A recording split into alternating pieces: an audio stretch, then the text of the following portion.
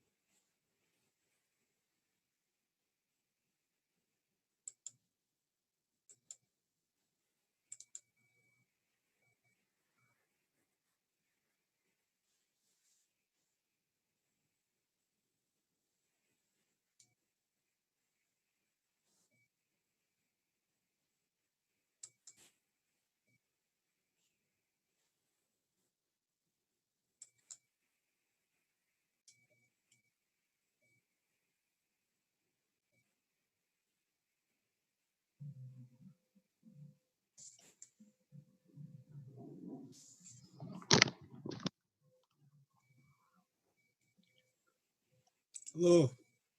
Всем здравствуйте.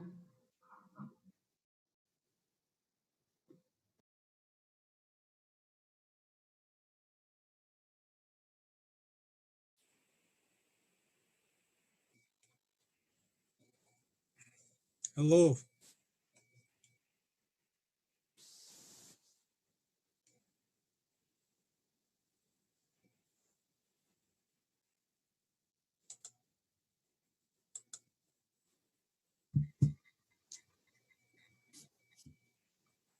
Professor Khatri, my best regards.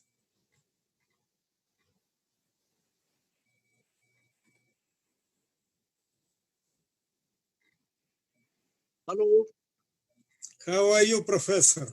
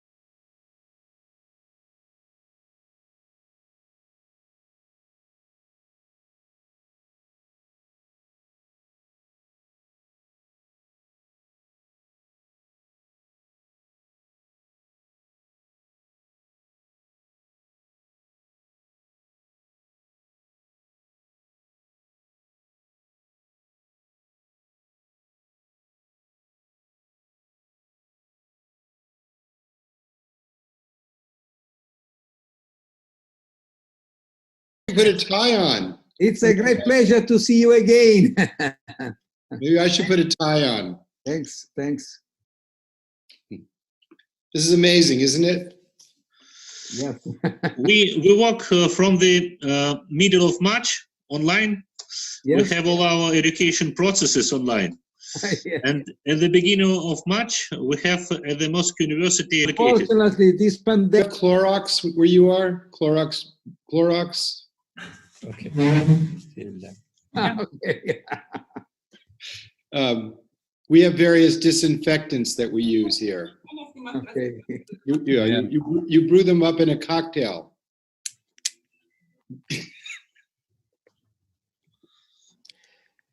And after you brew them up in a cocktail, you give to a particular person in DC. I wish it were that simple. Give it a try. Well, it would be just sort of like take your own advice, you know? I mean, there's nothing radical about that. Yeah.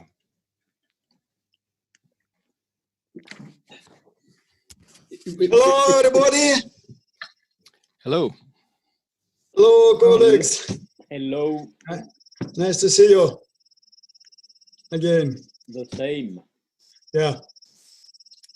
What a beautiful office, Alexander, you have.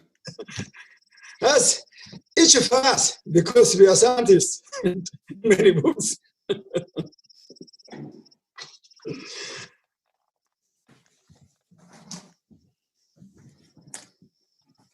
So does anyone know to whom we'll be speaking this morning? How many people? Where are they? Could somebody describe that a little bit? We have the plenary session tomorrow morning. We have organized it online, so everybody can see the video of this session. It's some videos from the director of Moscow University, from the deputy head of the United Nations. He's from Russian Federation, Vladimir Voronkov. It is our colleagues from the Club of Rome, the co-president of the Club of Rome, Professor Rampella Mamperi. It's also, and from Professor Gary Jacobs. You can see also his online video. And I will send in the chat the link for this online plenary session. In any time, in any convenient time, you can see it.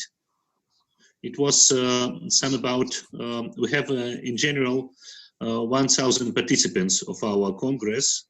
It starts already on Monday. We have the sessions on Monday on issues of global ecology. On Monday, we have the session on problems of YAS education. Tomorrow, we have this, yesterday, we have a special session with UNESCO about the MOST program and the social transformation issues. Yesterday, we have the Global Civilization Forum. It was some about 100 participants. It also, everything is available online on the Congress website, Globalistics.ru. And tomorrow we also we'll have some sessions. It will be on the global political issues, also some education issues.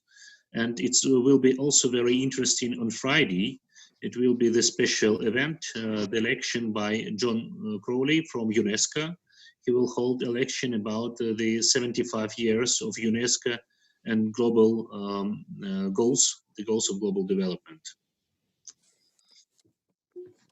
It sounds like an agenda that billions of people should be hearing.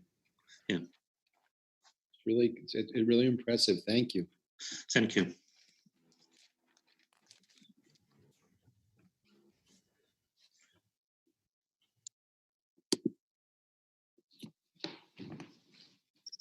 It's our first experience in such format to speak about some very important problems, and we hope that it is better than nothing.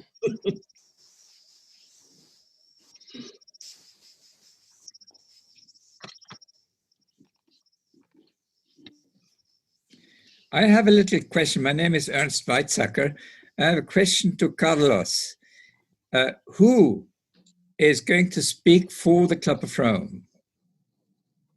I sent you an email a few minutes ago, in which I'm saying that I think both of us, I mean, I have prepared a short presentation. Excellent. So, but my intention was also to give you some minutes. So, I'm afraid answering your question, it's both of us, I'm afraid. Oh, that's fine. So Sandrine or Mampela will not be there. I don't think so. Sandrine was extremely busy. Mampela recorded a greeting, which was, I think, broadcasted this morning, right? Yes, right. Yeah. And we made for every video subtitles. You can see the original English speech of Professor Mampele, and you can see the Russian subtitles. The same, for example, by our rector, Professor Sadovnichi. It's the Russian language speech, but you can read in English translation. Good. Thank you. Okay, good. Please. Good. My Russian is very limited, so it's good to have the English subtitles. And our faculty, the host of the Congress is the Faculty of Global Studies. Tomorrow we will have the 15th anniversary of our faculty. It was established in 2005. It was the original idea of our rector, academician Sadovnichi. And in his presentation, he told about the history of global studies and the globalistics at the Moscow University. Already our founder, Professor Lomonosov, it was the middle of 18th century. He wrote some ideas about the possible study of global issues. Then it was another professor of Moscow University, Professor Vernadsky. It was at the beginning of the 20th century. He has a lot of works in the fields of global studies. And so in 2005, our faculty was established. We have now some about 100 professors at our faculty and lectures.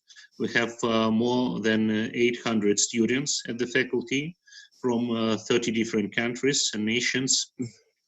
We have now 4 main programs at the faculty. It's global economy and management, global political issues, global international humanitarian cooperation. It's a very interesting program together with UNESCO, and a new program, global energy issues and international business.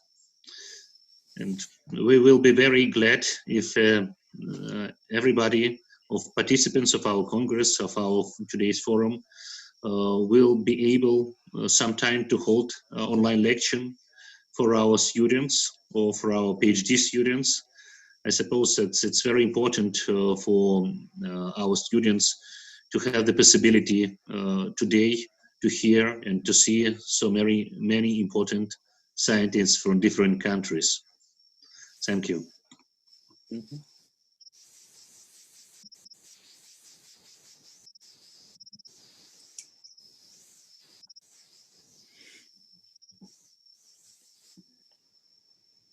Carlos, how are you? I'm fine, Nelly. How are you? I see. I'm fine, thank you. It's good to see you. Yeah, I saw Thomas as well. Hope you are all very fine. Excellent, excellent. And I see Gary now and Obiora as well. Thomas. Hi, Thomas. Hi, Gary. Alexander, nice to see you again. Many Alexanders here. There you are. Now I see you again. Many, fast. Gary, Jacobs. Hello to all. Hello. That's the opportunity to say hello. This is John Crowley. Hi, nice John. to be with you in this setting. Hello, John. Obiora. Obiora. Hi, greetings. Greetings. John, thank you for your opening remarks. That was very appropriate. Thank you very much. I'm glad you could catch them. Pre-recording was actually a good idea. It made everything go. It was. So, yes, best greetings from Austria as well, the neutral country in the center of Europe. Nice to see you. Hi, Jerome. Hi, Hello, Jerry. Gary.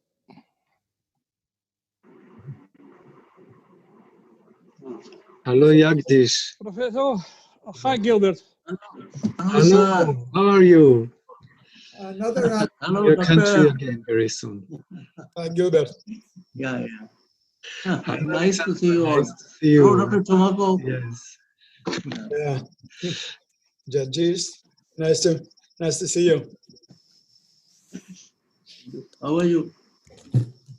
hello, good morning, everybody from Paris. Good morning. Good morning. Bonjour. Bonjour. Oui. Ça va, Good ça va afternoon, bien. ADG. Hi, John. It's a pleasure to share the platform with you. Yeah, that's great.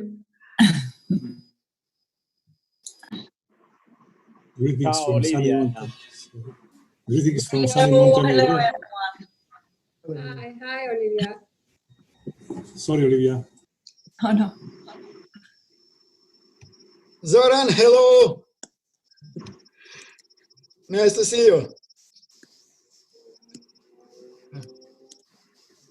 Switch on, please. It's your microphone, Zoran. Your microphone is closed. Please. It's now better. Yes. Okay. So good afternoon from Switzerland. Hello, brother. Hello, brother. How is weather in India? Do you have a storm? Great to see Dr. Joran.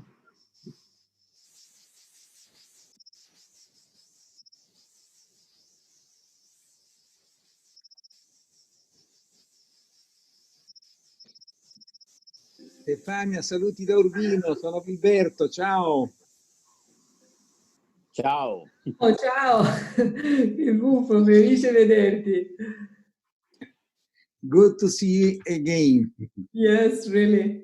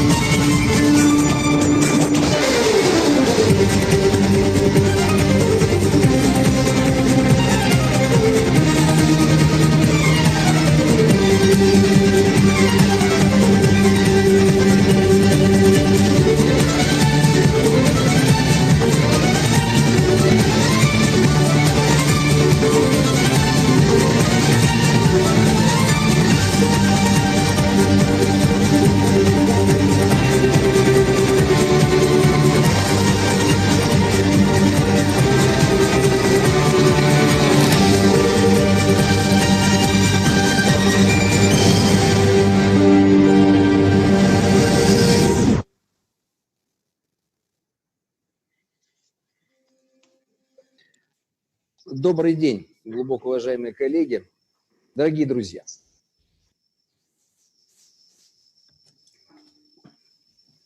Good day to you, dear colleagues, dear friends. Разрешите передать вам теплый привет из Москвы, из Московского университета. Please let me pass on my warmest greetings to you from Moscow, from the Moscow University. Сегодня на одной из многочисленных площадок Международного научного конгресса «Глобалистика» проходит беспрецедентно важное и очень интересное мероприятие. Today, on one of the sections of the Globalistics conference, there is an unprecedentedly important event going on today. Наверное, та ситуация, в которой оказалось все человечество благодаря пандемии нового коронавируса COVID-19, способствовала в определенном смысле виртуальному сближению, в том числе присутствующих сегодня на нашей площадке. The situation which occurred to mankind because of the COVID-19 pandemic in a way contributed to the degree of closeness of all the members of today's section. Уже 6-й конгресс «Глобалистика 2020» посвящен тематике «Глобальные проблемы и будущее человечества». It's the 6th Congress, Globalistics 2020, which is dedicated to the global future of mankind. Уже в 4-й раз наш конгресс проходит под эгидой солидной международной организации, которая называется ЮНЕСКО, и которая в этом году, как и он, исполняется 75 лет. It's the 4th time that our conference happens with the patronage of the respected organization UNESCO, which turns 70 this year. В целом наш конгресс объединяет фактически 1500 участников из почти более 50 стран мира. Our Congress brings together 1,500 participants from over 50 countries of the world. В настоящее время работает более 15 электронных площадок нашего мероприятия. Presently, over 15 electronic boards of our event are working. И я очень благодарен всем нашим партнерам, всем нашим коллегам из разных стран мира, представляющих солидные, серьезные международные структуры и организации, имеющих свою историю, имеющих свой значительный вклад в развитие науки и образования. I'm grateful to our partners, which represent very influential organizations in the world, which make their contribution to our sphere and dedication. Сегодня в рамках нашего форума собрались представители таких структур, как ЮНЕСКО, Римский клуб, Всемирная академия искусств и науки. Our event today has brought together representatives of such organizations as UNESCO, WAAS, and the Club of Rome. Ну, очень приятно, понятно, это некая условность, но все-таки 2020 год стал юбилейным и для Организации Объединенных Наций, и для ЮНЕСКО, и для Римского клуба, и для Всемирной академии. И, собственно говоря, это станет некими основными этапами нашей встречи во время 3 сессий нашего форума. The year 2020 is an anniversary for all those organizations, for the UN, for UNESCO, for the World Academy, for the Club of Rome, and it will condition the main stages of our meeting. Ну и в этом году исполнилось 265 лет Московскому университету, ну, организатору в данном случае основного организатора нашего мероприятия, Международного конгресса «Глобалистика». The chief organizer of this Congress is the Moscow State University, and it also turns 265 years old this year. А завтра один из факультетов Московского университета, наш факультет, которого я представляю, так же, как и других организаторов Конгресса, факультету глобальных процессов, исполнится ни много и ни мало 15 лет. I'm representing the Faculty of Global Studies, which will turn 15 years old tomorrow. Сегодня прошли мероприятия, связанные с торжественным открытием и пленарной сессией нашего Конгресса. So today saw the events dedicated to the plenary session of our Congress. Мне очень приятно, что на протяжении более чем 2,5 часов звучали приветствия и поздравления фактически со всех континентов нашего земного шара, нашей планеты, ну, кроме Антарктиды. It gives me great pleasure that during this session, over 2.5 hours, there were so many greetings from all continents of our world, bar maybe Antarctica. Мне было очень приятно и важно отметить, что среди тех, кто сегодня вышел на площадку открытия Конгресса, она была записана заранее, были очень серьезные, выдающиеся ученые, имена которых мы хорошо знаем. It's also very important and pleasing to me that among those who took part in this section today, there were so many prominent scholars whose names are very well known to us. А сейчас состоится очень приятный сюрприз для участников нашего форума, нашего саммита. And now you'll all see a very pleasant surprise for all the participants of our forum.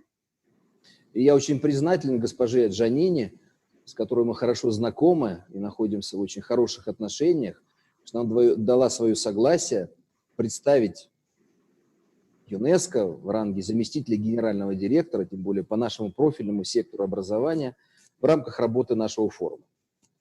I'm also very grateful to Stefania Giannini, who gave her consent to represent UNESCO as Deputy Director of the Education Branch. Стефания Джанини очень не только обаятельная женщина, но и действительно один из самых выдающихся руководителей нашей глобальной, самой любимой организации, Организации Объединенных Наций по вопросам науки, культуры и образования.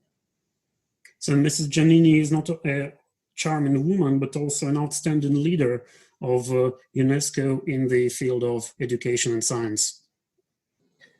Я всегда очень приятно вспоминаю наши встречи, которые проходили в рамках юбилейной 40-й сессии ЮНЕСКО в ноябре прошлого года, в работе которой мы принимали активное участие и добились в том числе поддержки руководства ЮНЕСКО в плане эгиды этой организации нашего Конгресса.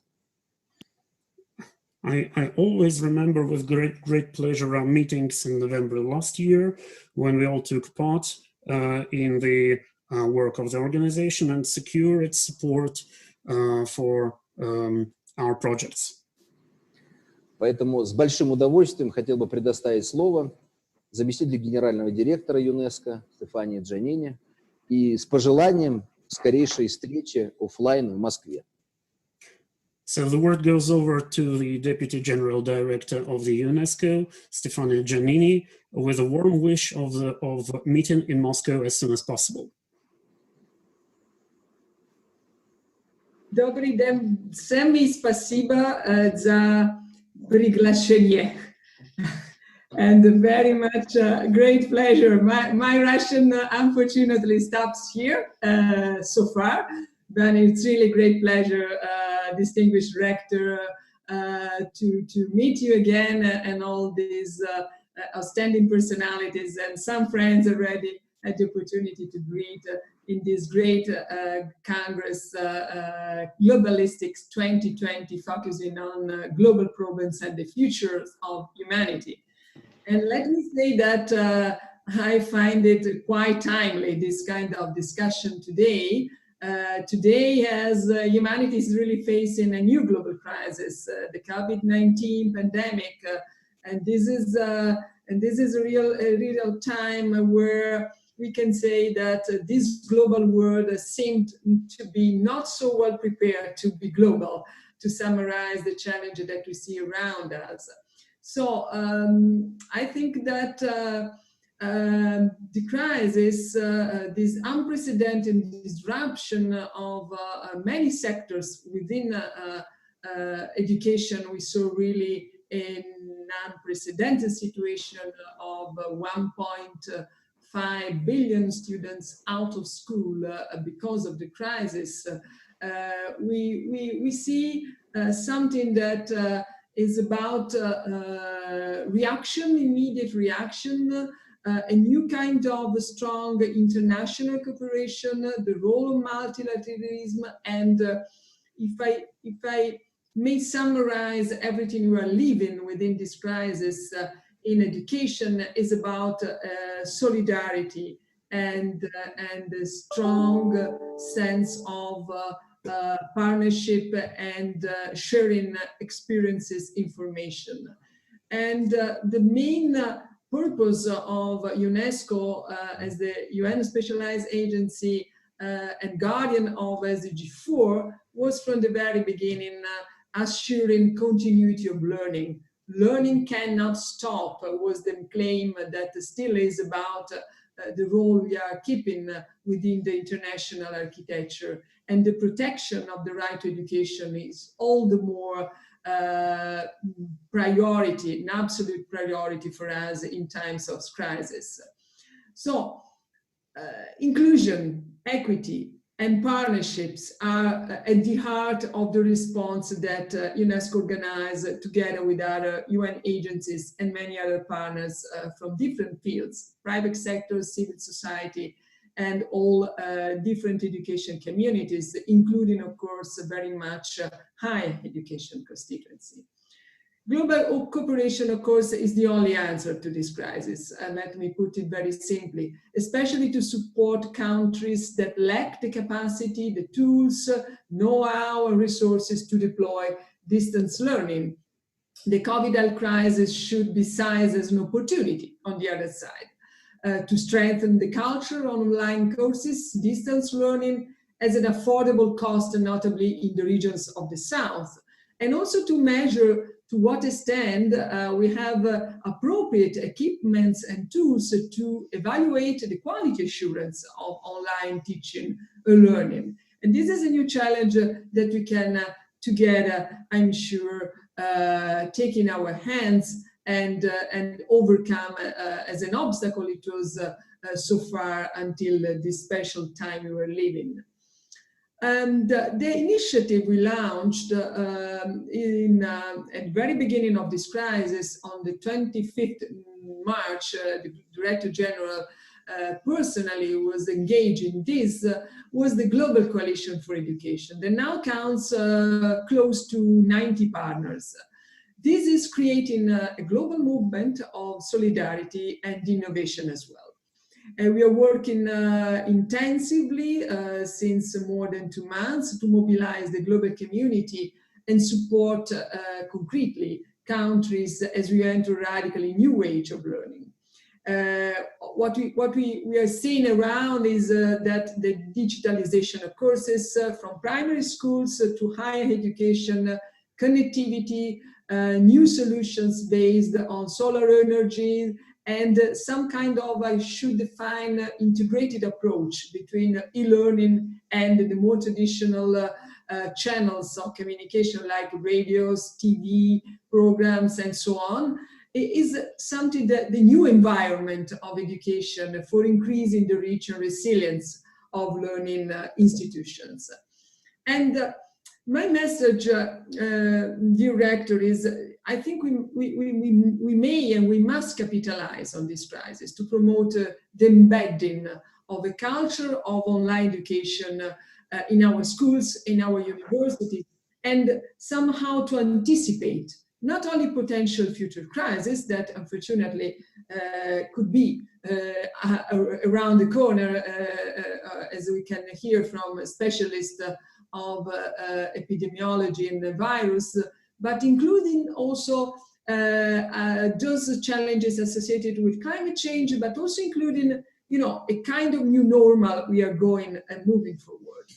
A recent survey of the UNESCO chairs found that interconnectivity, social isolation, general anxiety, and financial concerns were considered among the top challenges facing learners studying remotely.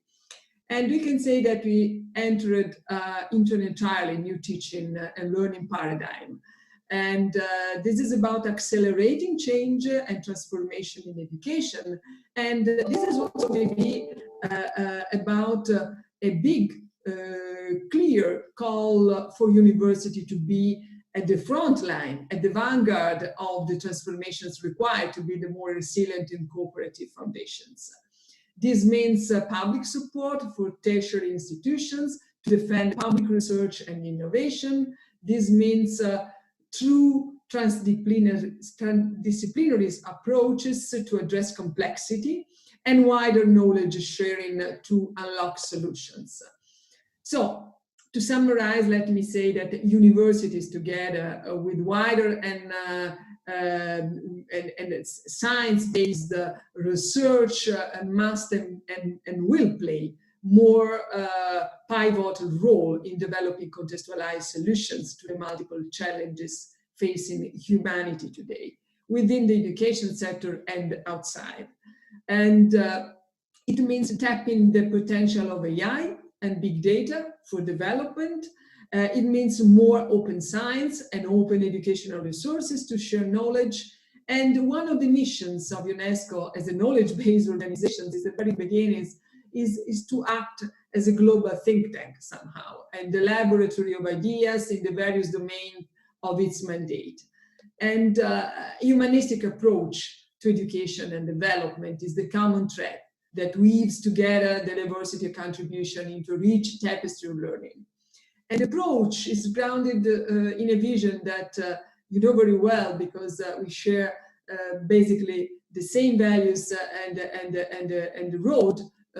roadmap to go ahead.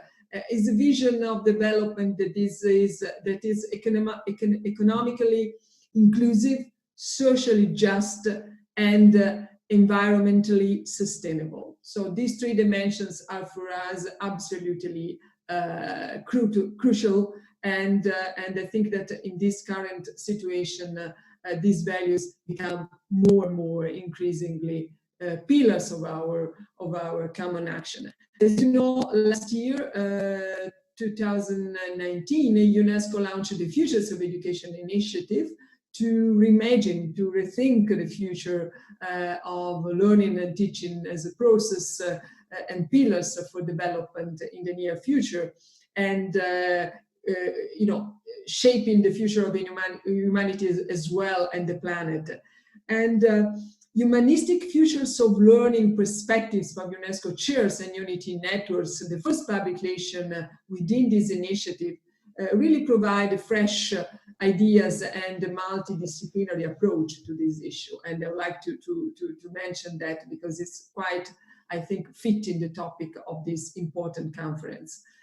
Peace is one of the major conditions to assure a sustainable future of humanity. We share for sure this principle, and we think that only a real multilateral approach to the governance of education and research will reap the results that we want for a more prosperous and inclusive future. And this is something that since the very beginning, our organization, UNESCO, within the UN system, promoted in terms of intellectual scientific cooperation and research. And this is very much also the principles which are being embedded from the very beginning of 2030 agenda within the SDG 4 roadmap. And it's on the basis then of knowledge, innovation, and professional training generated in universities that we can really find solutions to the defined challenges of our times. Also looking at this crisis, also looking at the importance of institutes of research, laboratories, and faculty of medicine, and between medicine and biochemistry, in order to find vaccine, in order to see how we can develop solutions in the sanitary and the health crisis. I'm confident, really very confident, that this Congress will contribute very much to this important discussion, and I'm sure that the exchanges that in the next section of the conference about global leaderships, international organization and think tanks role can really support the decision-making processes that are more than ever critical in these current times. And this is very much about bioethics, ethics of science, artificial intelligence, all the tools that now, where the future is the present, we can say like this, critical to empower our systems of education and make them able to find solutions and support governments.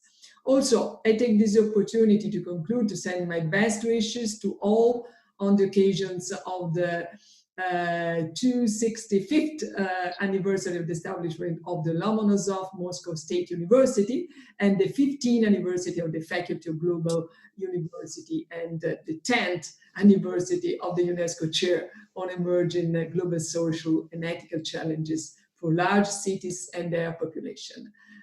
So I think it's really quite timely in time to discuss about globalization and the global, all the topics that the Globalistics 2020 can really address in an appropriate manner.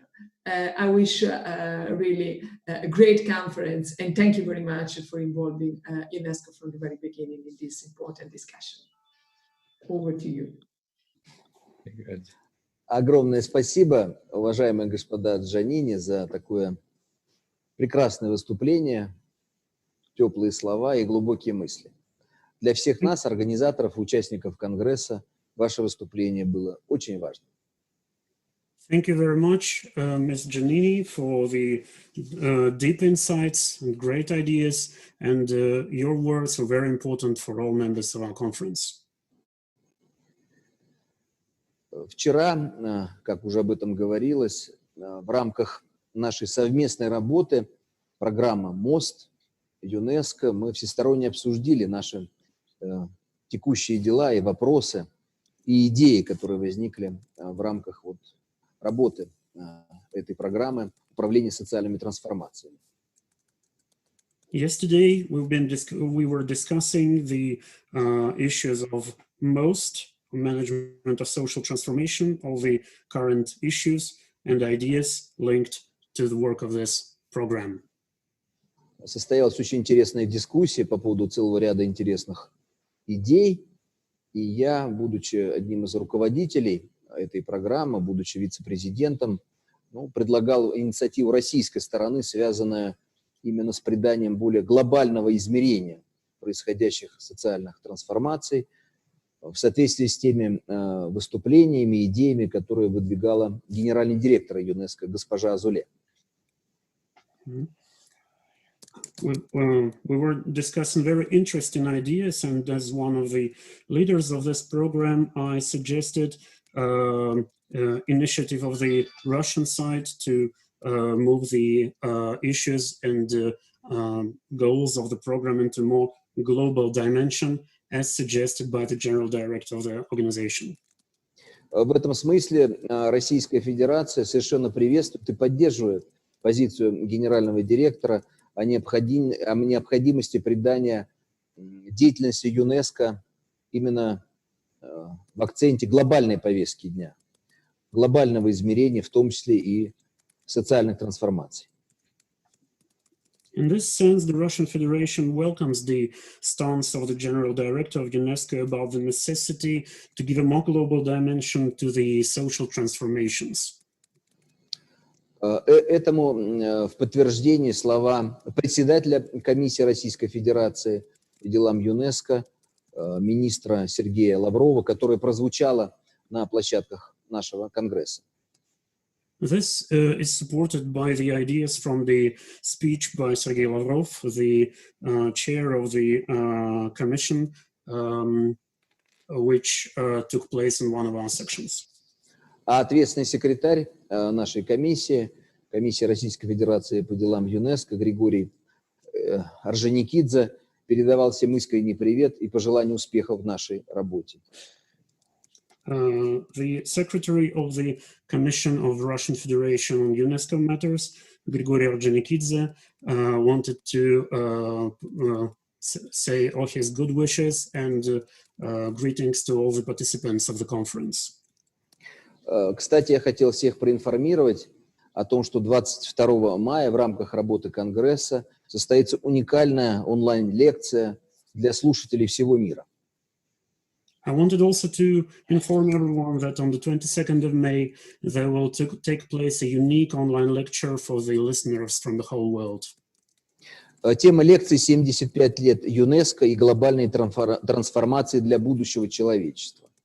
The topic of the lecture is 75 years of UNESCO and the global transformations for the future of mankind. На эту лекцию мы пригласили посредством секретариата ЮНЕСКО все кафедры ЮНЕСКО, которые работают в мире.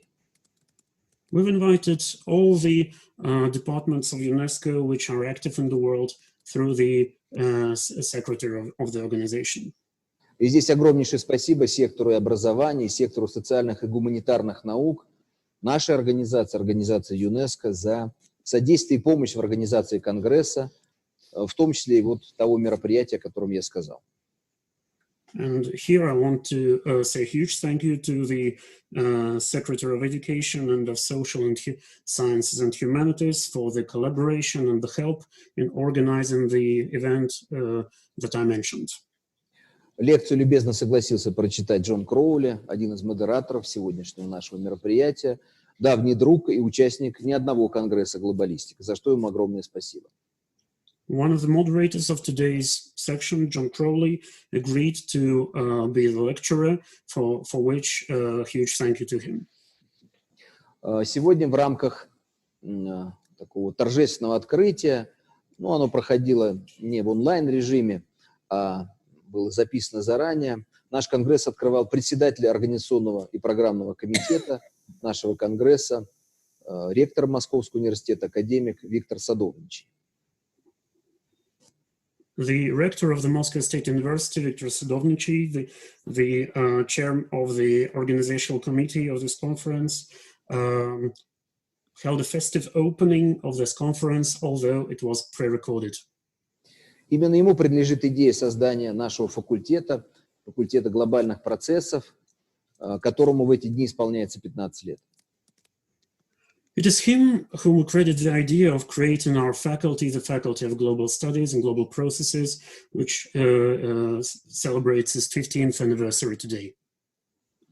Академик Садовничий, будучи выдающимся ученым, прекрасно знает и чувствует важность глобальных исследований, особенно в контексте тех событий, тех изменений, которые происходят в мире в начале 21 века. Mr. Sadovnichiy feels and knows very well the importance of global studies, especially against the background of the events which are going on now in the world. Именно он проводил первое и единственное пока заседание Римского клуба в Москве, которое прошло ровно 20 лет назад, в 2000 году. It was him who chaired the first and the only meeting of the Club of Rome, which took place in Moscow exactly 20 years ago. Я хотел бы предоставить слово для выступления проректору Московского университета, отвечающему за вопросы международного сотрудничества, Юрию Мазееву. So I'd like to give word to the Yuri Mazeev, responsible for the issues of international cooperation at Moscow State University. Dear colleagues, let me welcome you on behalf of the rector of Moscow State University, Viktor Sadovnichiy, in this global congress devoted to the globalistics problems. We are happy that since 2009 we host this very important meeting. As it was emphasized by our rector today in the morning, for Moscow State University, global studies are very important topic during all the history of the university. Even our founder, Mikhail Lomonosov, was actually very global thinking person. He was, from one side, he was poet and painter, and from another side, he was great philosopher and good scientist, who made very great progress in chemistry and in physics and organized science in Russia. And you certainly know another prominent professor who worked in Moscow State University, Vladimir Vernadsky, who proposed the concept of biosphere and noosphere. And actually it was in the first quarter of 20th century. It was one of the first global concept proposed by Russian scientists. And after that, even now our rector is, he's a mathematician, and he participated in many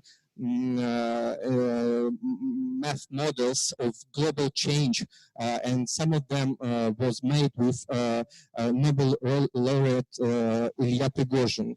So many different aspects of global studies are realized in Moscow State University. And it was 15 years ago when we decided to organize a special department, Faculty of Global Studies, who is specially devoted to the to prepare students and to do science in the field of global studies. And we're happy that almost more than 10 years, this department is organizing such huge international congress. And today, actually, it is very challenging for us to organize such big event in online regime. And when we started in 2009, it was one set of problems we discussed, but during 12 years, many new aspects of global studies problems are evolved. And today, during last months, we see that how world is changing. And I hope, and we hope as Moscow State University, that this event will be very fruitful and would produce some new ideas how our global planet will live in future. And let me wish you very fruitful discussions and very interesting idea to be proposed during this this Congress. And let me now show you a very brief presentation about Moscow State University, just to let you know our figures at glance. Thank you very much.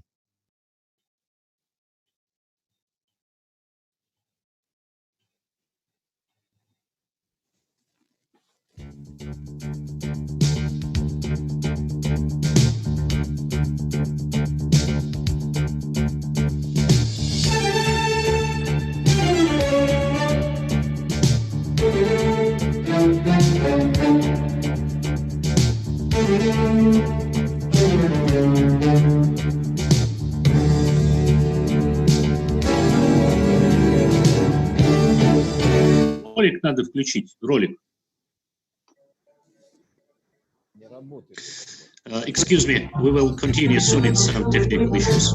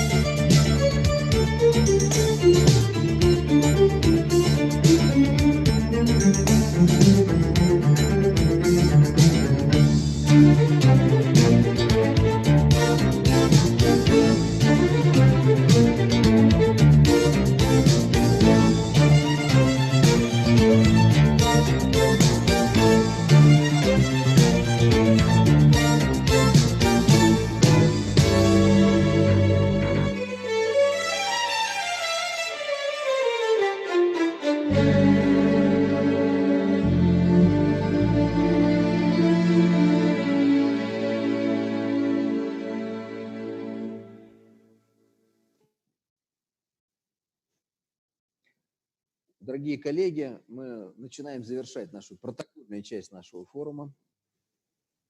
Dear colleagues, we are beginning to finish the official part of our forum. Еще раз позвольте выразить слова благодарности господину Джанини, который представляет руководство ЮНЕСКО. К Кстати, лично сама, может быть, кто-то не знает, она имеет непосредственное отношение к сфере образования. Once again, let me express my profound gratitude to Stefania Giannini, who is a representative of the education branch of UNESCO. And by the way, she is no stranger to education matters herself. Она возглавляла работу одного из старейших университетов Европы в городе Перуджа, прекрасный университетский город Апеннинского полуострова. She headed one of the oldest universities in Europe, that in the Italian city of Perugia. Кстати, среди участников нашего мероприятия Вильберто Сточчи, которого я хотел бы поприветствовать, он возглавляет университет города Урбино, всемирно известный университет, и он сегодня прекрасно выступил в рамках открытия нашего конгресса. Спасибо, Вильберто. Also thanks Umberto Stocci, who is also the rector of a huge and well-known University of Urbino, and he also gave a speech at the opening of our conference. Конечно, наше сегодняшнее событие и вообще работа нашей весенней онлайн-сессии на протяжении 5 дней была бы невозможна без вот тесной кооперации не только университетских людей, представителей различных университетов под эгидой ЮНЕСКО, но и наших партнеров Римского клуба и Всемирной академии. Of course, our spring session of this online conference would be impossible without the cooperation of representatives of various universities and also our partners from the Club of Rome and the World Academy. Я бы хотел сказать слова особой благодарности Гарри Джейкобсу, который сейчас возглавляет Всемирную академию, который блестяще сегодня выступил во время открытия на пленарной сессии нашего конгресса. Спасибо, Гарри, ты неоднократно участвовал, еще не будучи президентом, в работе нашего конгресса. Thank you, Garrett Jacobs. You've taken part several times in the work of our Congress, even when you even in the time when you were not yet the president, and thanks for the yesterday's speech at the plenary session. Также я особенно благодарен почетному президенту Римского клуба Эрнсту Вайтзекеру, который сегодня прекрасно выступил на площадках нашего конгресса. Это выдающийся ученый, мыслитель, которого мы все хорошо знаем, и почетный президент Римского клуба. Also, I'm very grateful to Ernst Weizsäcker, who spoke at the opening of our session today. He is the honorary president of the Club of Rome, a prominent scientist and thinker whom we know very well.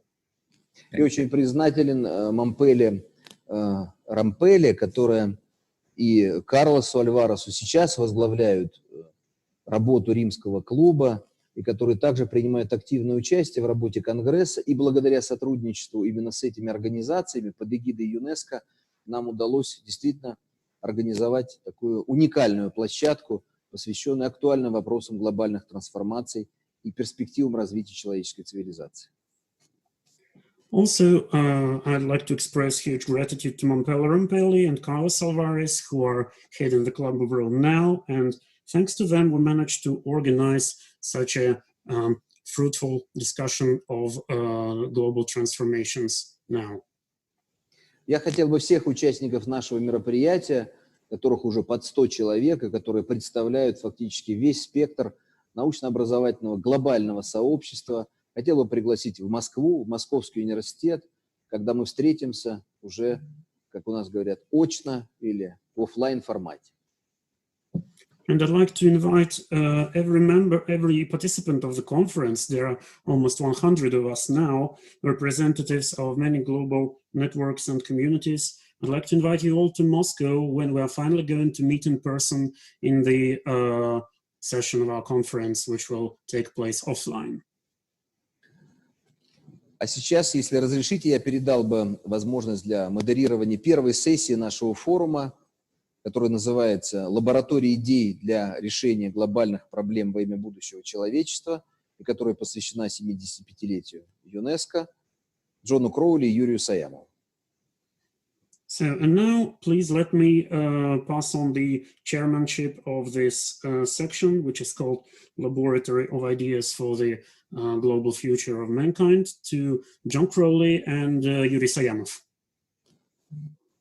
Thank you so much, for this possibility to continue the forum, which, as a matter of fact, is a historic event, because it has never happened before that the organizations UNESCO, World Academy of Art and Science, Club of Rome, and the Moscow State University came together in organizing one important scientific platform on challenges which the humanity is facing, especially at this moment when the pandemic attack has proved how fragile and how interdependent is our ever more globalizing world. It is really a pleasure and honor to be at this platform together with such prominent figures who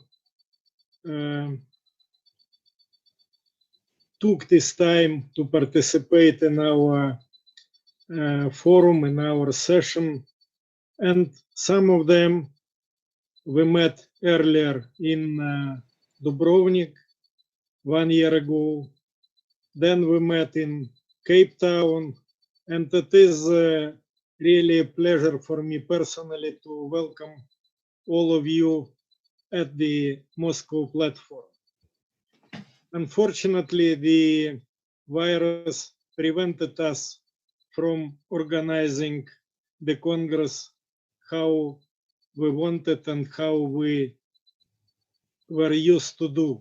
It means with the personal participation of delegates, scientists from all over the world,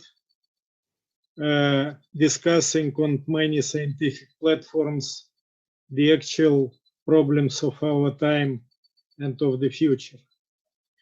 Just to mention that the previous Congress, Congress 5 in 2017, gathered 1,584 scientists from 62 countries of the world, and we still hope that we shall continue this Congress, which we opened in this online format, but we shall continue it till October, when we hope that the situation will permit us to have a full-fledged Congress with personal participation, and this will finally the possibility for all of us to welcome you to Moscow, to the Moscow State University, already not virtually online, but in person. We are very grateful to Mampela Rampele for her beautiful address, which was today in the opening session. We are very grateful to Gary Jacobs for his address. We are very grateful to John Crowley. All this will be not only, maybe it is also one of the, let us say, positive things of this very negative story with the virus, but we can put all this material, all the greetings, speeches, all proceedings to the site of the Congress Globalistics and make it available to the whole world. I think it is a very big achievement and possibility, because so many young people, so many students in our country and in many other countries are very well informed that there are such congresses, and they are very eager to know what it is about and what has been discussed and what has been proposed to make our world better and more able to survive. I am very happy and very grateful that the invitation to attend the Congress was followed by Professor Ernst von Weizsäcker. I even wrote him a letter in German, in Deutsch, and I am very happy that he has found time to join us in this discussion. We worked together to prepare this platform with Gary Jacobs and with Carlos Pereira. They both have invested together with John Crowley a lot of efforts to make it happen. And today we are starting a unique discussion with a large participation of scientists from all over the world. We have at our platform such important scientists and rector of the Urbino University, Professor Wilberto Stocchi, whom we welcome especially because we have a program of cooperation with this old and prestigious university. And I welcome everyone who is at the moment at this platform. There are many regions of Russia. There are Ukraine, Georgia, Belarus, Kazakhstan. There are many countries the world over. And I think we can start our discussion. And before I pass the floor to Dr. John Crowley, I would like to congratulate. First, of course, I would like to congratulate my own university and all who is now at this platform of the university with 265 years of its existence since 1755. Maybe you wonder why the password to our platform today was LMSU 1755. It was because LMSU, it is Lomonosov Moscow State University, and 1755, it is the year when the university was founded. And I would like to congratulate all of us that at the end of the Second World War, the most devastating and bloody war in the history of the humanity, the leaders of the anti-Hitlerite coalition were wise enough to commonly establish the UN system, which includes the United Nations Organization and its specialized agencies. And in this year, we are going to celebrate 75 years of United Nations and 75 years of UNESCO. And we shall try to organize the not online but offline final session of our Congress around the date of October 24, which is the date of the founding of United Nations, or if the situation permits us to do it a little later, around the day of UNESCO, November 16, when the statutes of UNESCO were signed. I also would like to congratulate the World Academy of Art and Science. It celebrates 60 years of its existence.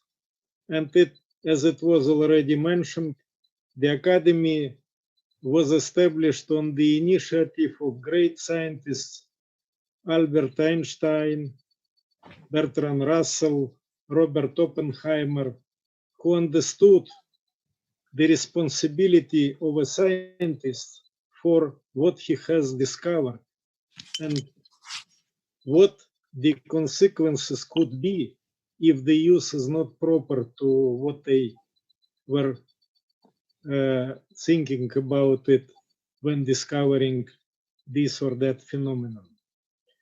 I think we shall have today our session in 3 parts. First part, about 1 hour, it will be devoted to UNESCO as the laboratory of ideas.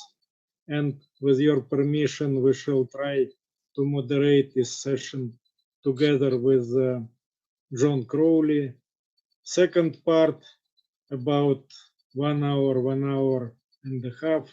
This will be a part devoted to continuation of the discussion which was started in Dubrovnik, which was initiated by the World Academy of Art and Science.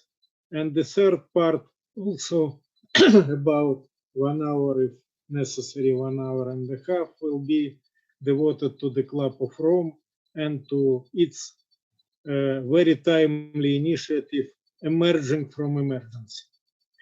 The second part, the moderators agreed to be president of the Academy, Dr. Gary Jacobs, together with our Professor Alexander Gasparishvili. And for the third part, this will be the co-president Mampela Rampelli, who was very, let us say, impressive in her African dress and with her brilliant speech, which we enjoyed this morning, together with our Professor Alexander Chumakov. I thank you for this attention. I hope that I did not take a lot of your time, and I would like to pass the floor to Dr. John Crowley, who is chairing one of the most important global programs of UNESCO, that of management of global social transformations. Everyone knows this is the MOST program, and he is also head of the UNESCO section on foresight and science policy. Dr. Crowley conducted yesterday a very important session of the Scientific Advisory Committee of UNESCO on the MOST program. It was a session for about 4 hours with the participation of 45 persons, together with members of Scientific Advisory Committee coming from all of the world to our platform.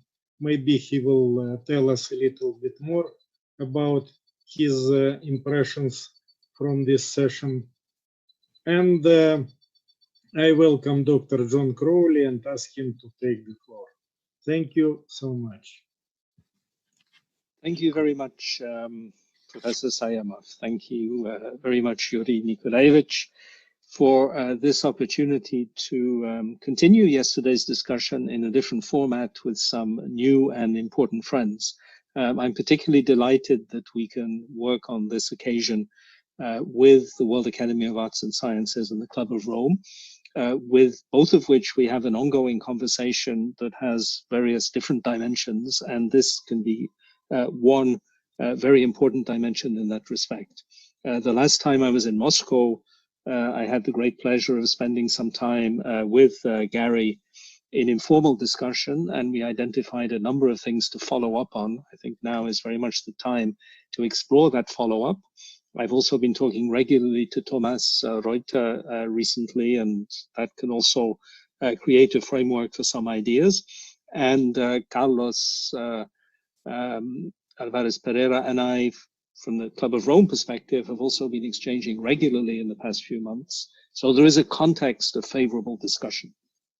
Let me, from the UNESCO perspective, say a couple of words about what the context that's of potential interest for us is, and how you could contribute to it, contribute to our thinking, insofar as you're generous enough to donate some ideas. But you know the old joke, if we both have an idea and you give me one and I give you one, we at the end both have two ideas. I think Yuri himself told this anecdote yesterday in the other meeting, so we have nothing to lose by being generous with our ideas.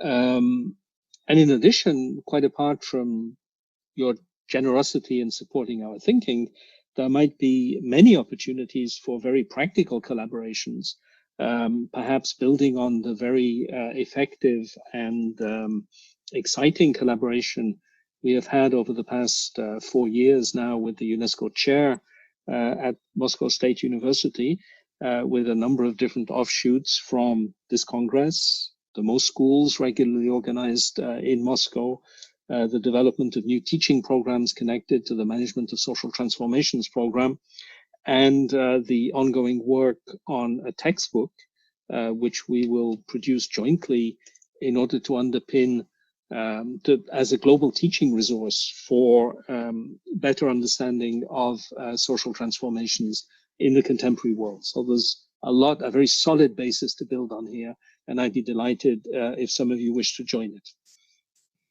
UNESCO has always defined itself as a laboratory of ideas. If you read UNESCO's past medium-term strategies, but then I immediately realized that suggesting that anyone would actually want to read the past medium-term strategies, unless you are a historian of public diplomacy, would be a rather pointless suggestion. But if you were, for unfathomable reasons, to look at UNESCO's medium-term strategies, you would note that for the past 25 years or so, UNESCO has consistently defined itself as a laboratory of ideas. The trouble is, we don't know exactly what that means. And in the past year, the Director General has been very struck by the fact that we claim something that we don't entirely live up to, and has asked us, very appropriately, to live up to it. And we have therefore launched a series of new processes within UNESCO to try to give a new dynamic to the laboratory of ideas function, taking the opportunity of the pandemic. Of course, to call the pandemic an opportunity sounds a bit crass and insensitive. But while the pandemic is an emergency for public health, while it is a tragedy for those directly affected by it, it is also, like any world historical event, an opportunity for thought to be stimulated in much the same way that famously Hegel completed the phenomenology of spirit at more or less precisely the moment, at least according to him, when the French army arrived in Jena in the context of a catastrophic defeat for the Kingdom of Prussia, in the same way that he saw, as he says, Napoleon galloping through the streets of Vienna like the world historical spirit on horseback. In the same way, this virus, though it's not literally galloping through the streets, is transmitting itself in such a way that it carries something like a part of our current world historical spirit, that it is our duty, intellectual duty, to interpret and understand at the same time, of course, as it is our practical duty to respond to it, including through appropriate and effective policies. In that context, therefore, the question is, how can UNESCO become a genuine laboratory of ideas, not simply an organization that bears the label? And I think there are several levels here, all of which I'd be interested in your comments on. First, ideas circulate constantly through UNESCO at the moment, but we're not very good at using the ideas that bubble up from our own activities. This is an internal dimension, but your advice on it would be very welcome. And of course, partnerships with institutions like the Club of Rome or the World Academy of Arts and Sciences, or our networks of UNESCO chairs, can be very helpful in ensuring that when we have substantive discussions on ideas and their significance with our stakeholders, we don't simply walk away and move on to the next activity. If there isn't a cumulative process of critical reflection on the ideas that are coming from everything UNESCO does, not just in my program areas, in the social and human sciences, but also in the areas referred to by the Assistant Director General earlier, in education, in culture, in communication and information, and in the natural sciences, then we will waste so much of the already available energy, the energy of our UNESCO centers, of our UNESCO chairs, of the international councils that are structural partners with UNESCO, of the civil society organizations with which we work. We have a duty to capitalize on that knowledge and therefore to create appropriate processes to do so. In asking the social and human sciences to play a leading role in developing UNESCO's new laboratory of ideas approach, the Director General has clearly reached the conclusion that we have both some assets and some particular responsibilities in this regard. My job, of course, is to mobilize the assets and rise to the responsibilities. And this is connected to an important point, again, for internal purposes, which is that the challenge is not to invent new activities called laboratory of ideas activities. The challenge is to make sure UNESCO as such is a laboratory of ideas, so that all of our activities have that dimension and feed into the collective intelligence. You may have noted that in a number of her speeches in high-profile events, the Director General has used this phrase collective intelligence as corresponding to her ambition for UNESCO in the future, to make UNESCO more relevant. That's the internal dimension. The second dimension of this discussion is that once we've identified these ideas, we need to bring them to the attention of the world, both through academic channels, the channels of our publications and of our partnerships, and through intergovernmental channels, but it's a challenge to create the channels. UNESCO is an intergovernmental organization. It is expected to support the development by its member states of agendas to respond to key global challenges. And it can only do so if we rise to the intellectual level of those challenges. Otherwise, you know how it works. All of you are very experienced in international diplomacy. If you have no real idea of what to do, you just cut and paste from the previous document. And that produces outcome documents that look good, particularly in this day and age. If you read the old archives, when cut and paste was literally with scissors and paste, the outcome documents look very strange because they're not always even typed with the same font, because they were literally put together like that. We can hide the stitches, if that's the right phrase today, and make any document look good, however devoid of content it is. But of course, flip the question on its head. Do we not have a responsibility to ensure that the content of the outcomes we produce is at the level of the challenges that created the pretext for the meetings to take place in the first place? And the answer obviously is yes. So give us some ideas on how we can rise to this challenge. Tell us how you would wish to help us rise to this challenge. Let me mention just a couple of areas which are not necessarily my program areas, just to show how broadly ambitious this context is. Education systems, particularly higher education, perhaps, have been profoundly shaken up by the current pandemic. A university as prestigious and internationally connected as Cambridge in the UK announced just yesterday or today, I saw it on Twitter this morning, that all lectures would be online in the 2020-2021 academic year, so stretching to next June. Is that choice sustainable? I don't know. Will it be changed by circumstances? I have no idea. But announcing it now for the whole of the coming academic year is a very powerful statement of an entirely new kind of university, which has advantages and has disadvantages.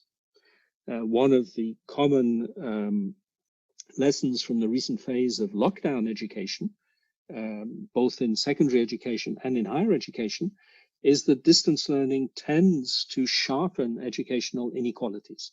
Not just because students and pupils from underprivileged backgrounds may have less good access to technology, not just because they may have less supportive home environments, but because the cognitive capacity, the learning capacity to make use of distance education calls upon forms of training and experience that not everyone has equally. those best placed to benefit from distance education are probably those who don't need it so much. Those who most desperately need the support that formal education can provide are those who are perhaps less well placed to benefit from the advantages of distance education. And there are many advantages, of course, in terms of the ability to share knowledge in more flexible and more dynamic ways. Similarly, the press, particularly the written press, has been destroyed during this pandemic to an extent that many journalists and people who think critically about journalism fear might be irreversible. Will local newspapers survive? Probably yes, in some way, with a lot of public money. But the question needs to be asked because there is no guarantee that what has conventionally been known as a local newspaper will survive, particularly because local newspapers in many parts of the world were already extremely fragile. Again, I picked this up from social media the other day. It was about some significant Midwestern US city. Significant, but not globally significant. I don't know if it was Des Moines or Butte, Montana or whatever. But there was reference to the fact that the local daily newspaper in 1970 had over 100 journalists. Today, it has 4. And of course, they're all threatened with losing their jobs. A newspaper that's gone from 100 journalists to 4 has already, in some sense, ceased to be a newspaper on the traditional model. And even the new model, which was an adaptation to circumstances, is probably not sustainable. What do we do about it? And does it matter? Strategic question for UNESCO, and one to which a laboratory of ideas needs to contribute. If we are simply accompanying the pain, by offering nice statements about how important journalists are, but still promoting a model of journalism without journalists, then we're not really doing anything very useful. If we didn't do it at all, no one would tell the difference. Third example, science. Science institutions have some of the same problems that afflict journalism, but in different ways. But the model of science without scientists has some similarities to the model of journalism without journalists. And science without scientists means not literally that no one is a scientist, but that there is no stable pattern of institutional organization called science that offers careers, jobs, prospects, training, career progression, and social recognition to scientists. Science can still get done in some ways outside the formal institutions. But if no one is actually paid to be a scientist, what's science going to look like?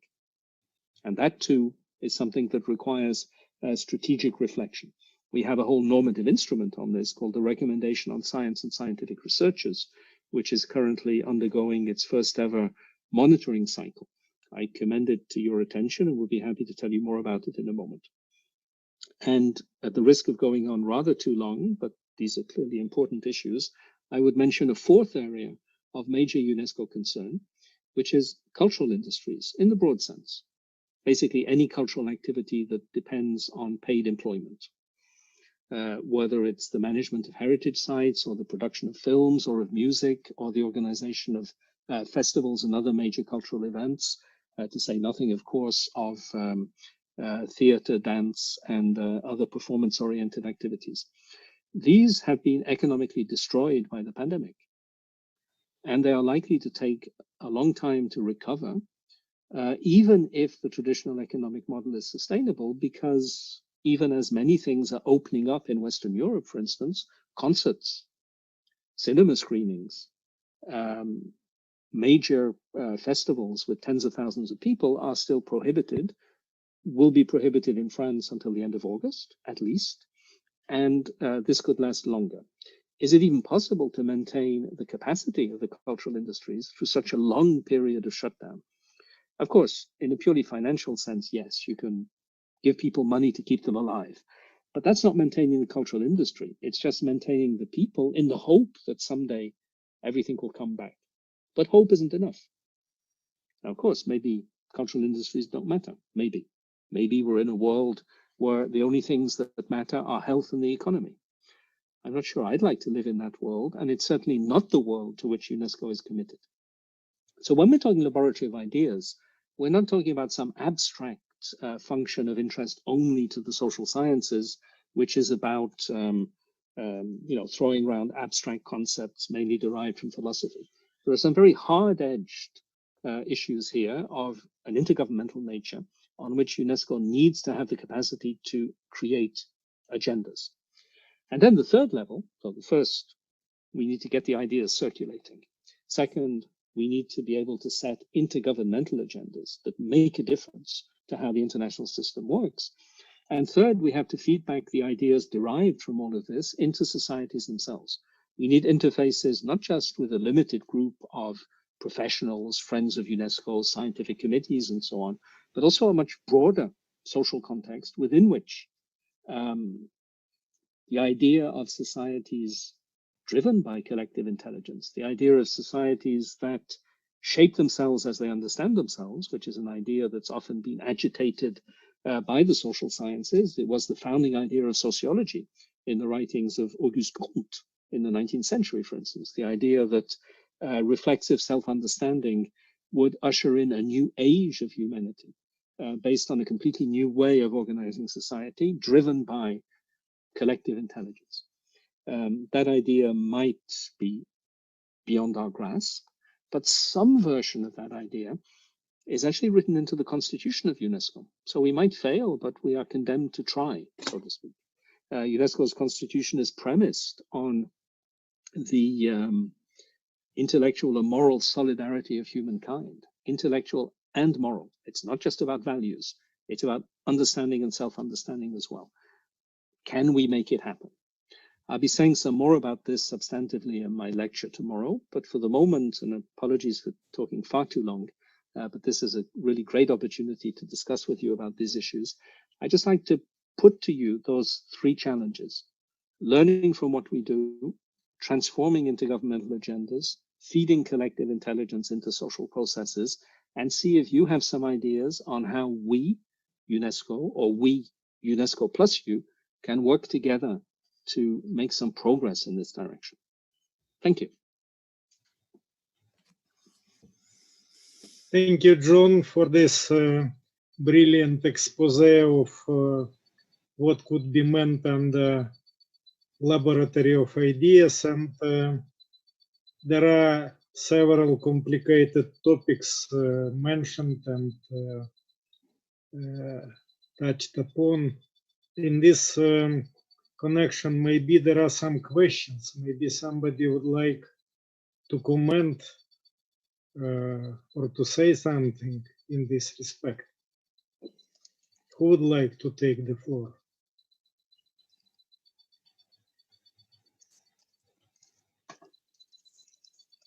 Yes, Zoran, please. Good afternoon once more, all dear colleagues and participants.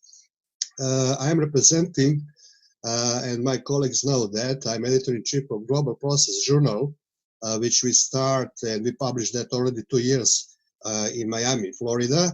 And that journal is something very specific. Why?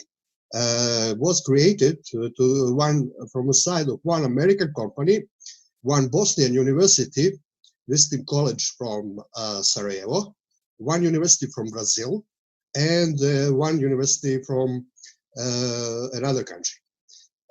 Why I'm mentioning this? Because I think right now we are all witnessing, Mr. Crowley, one moment of truth, which is that in reality, maybe today we need more informal education platforms, not only classical one, but informal. Because what Professor Klaus Schwab, founder of World Economic Forum, says many times, obviously is true.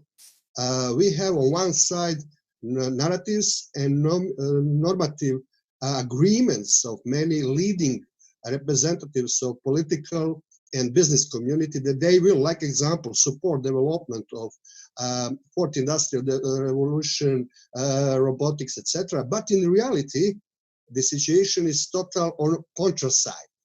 And I'm also visiting professor of this Wistim College in Bosnia, and we have there established informal university platform which I think could be very useful for all of our colleagues, that they learn about our experience there, especially in Bosnia after wars and crisis and everything else. And of course, our dean, Professor Dr. Marijana Šećibović, has wrote one book with name Academic Skills and how to use, what does it mean and how to use it.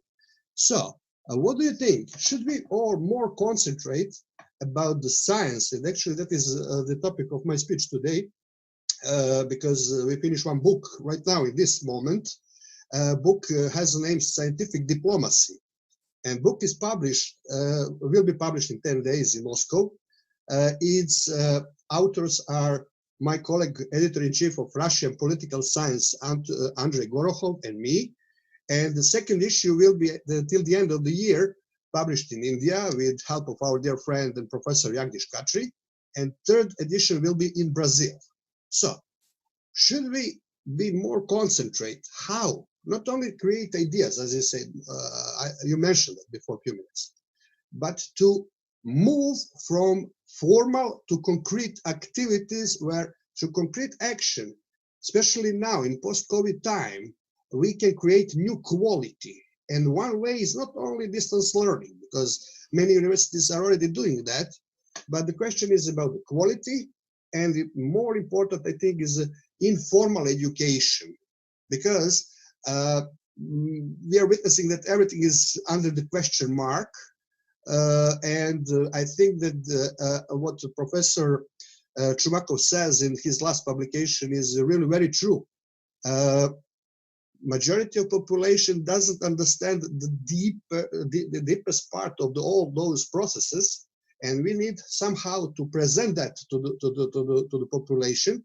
Otherwise, we will have what Professor Schwab says, another clash, another problem, which will be actually clash of two generations of millennials who are concentrate on very formal things, speed information, etc., without to understand what's really going on, and all others who really are afraid and feel them very insecure right now, because also UNESCO, you know that Dr. Crowley more better than me. I was just 10 years observer in United Nations in Vienna. The whole UNESCO is depending of the finance sources from member states and private foundation. But in reality, this is again reflection of geostrategical fights, and we see now many lacks in all of this worldwide. So how to avoid this confusion and to bring somehow the global processes, let's say so, in direction that science can more help with concrete things. And I think in that point, maybe informal education is much important than formal. So sorry for a little bit longer comment and the question, but I think this is actually a question for our friend Professor Chumakov, Sayamov, Professor Jagdish Khatri, Dr. Ernst von Weizsäcker, and all others, that we should maybe think in that context. Thank you very much. Thank you, Dr. Vitorovich.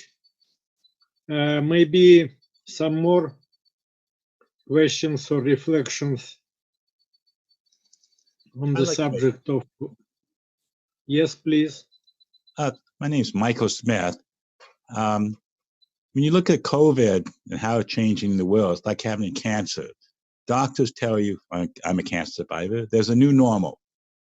And some people react irrationally to the new normal, such as hoarding toilet paper in the COVID crisis. Your perspective of life changes. Perspective of society changes. So there's great opportunities to change society. We just don't know yet what the new normal will be and what the opportunities will be. But this is something we should pay great attention to, this opportunity for changes, but we do not know yet what they will be. That's my comment. Absolutely.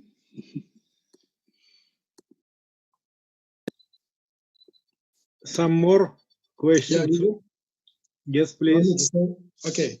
I'm grateful for this conversation.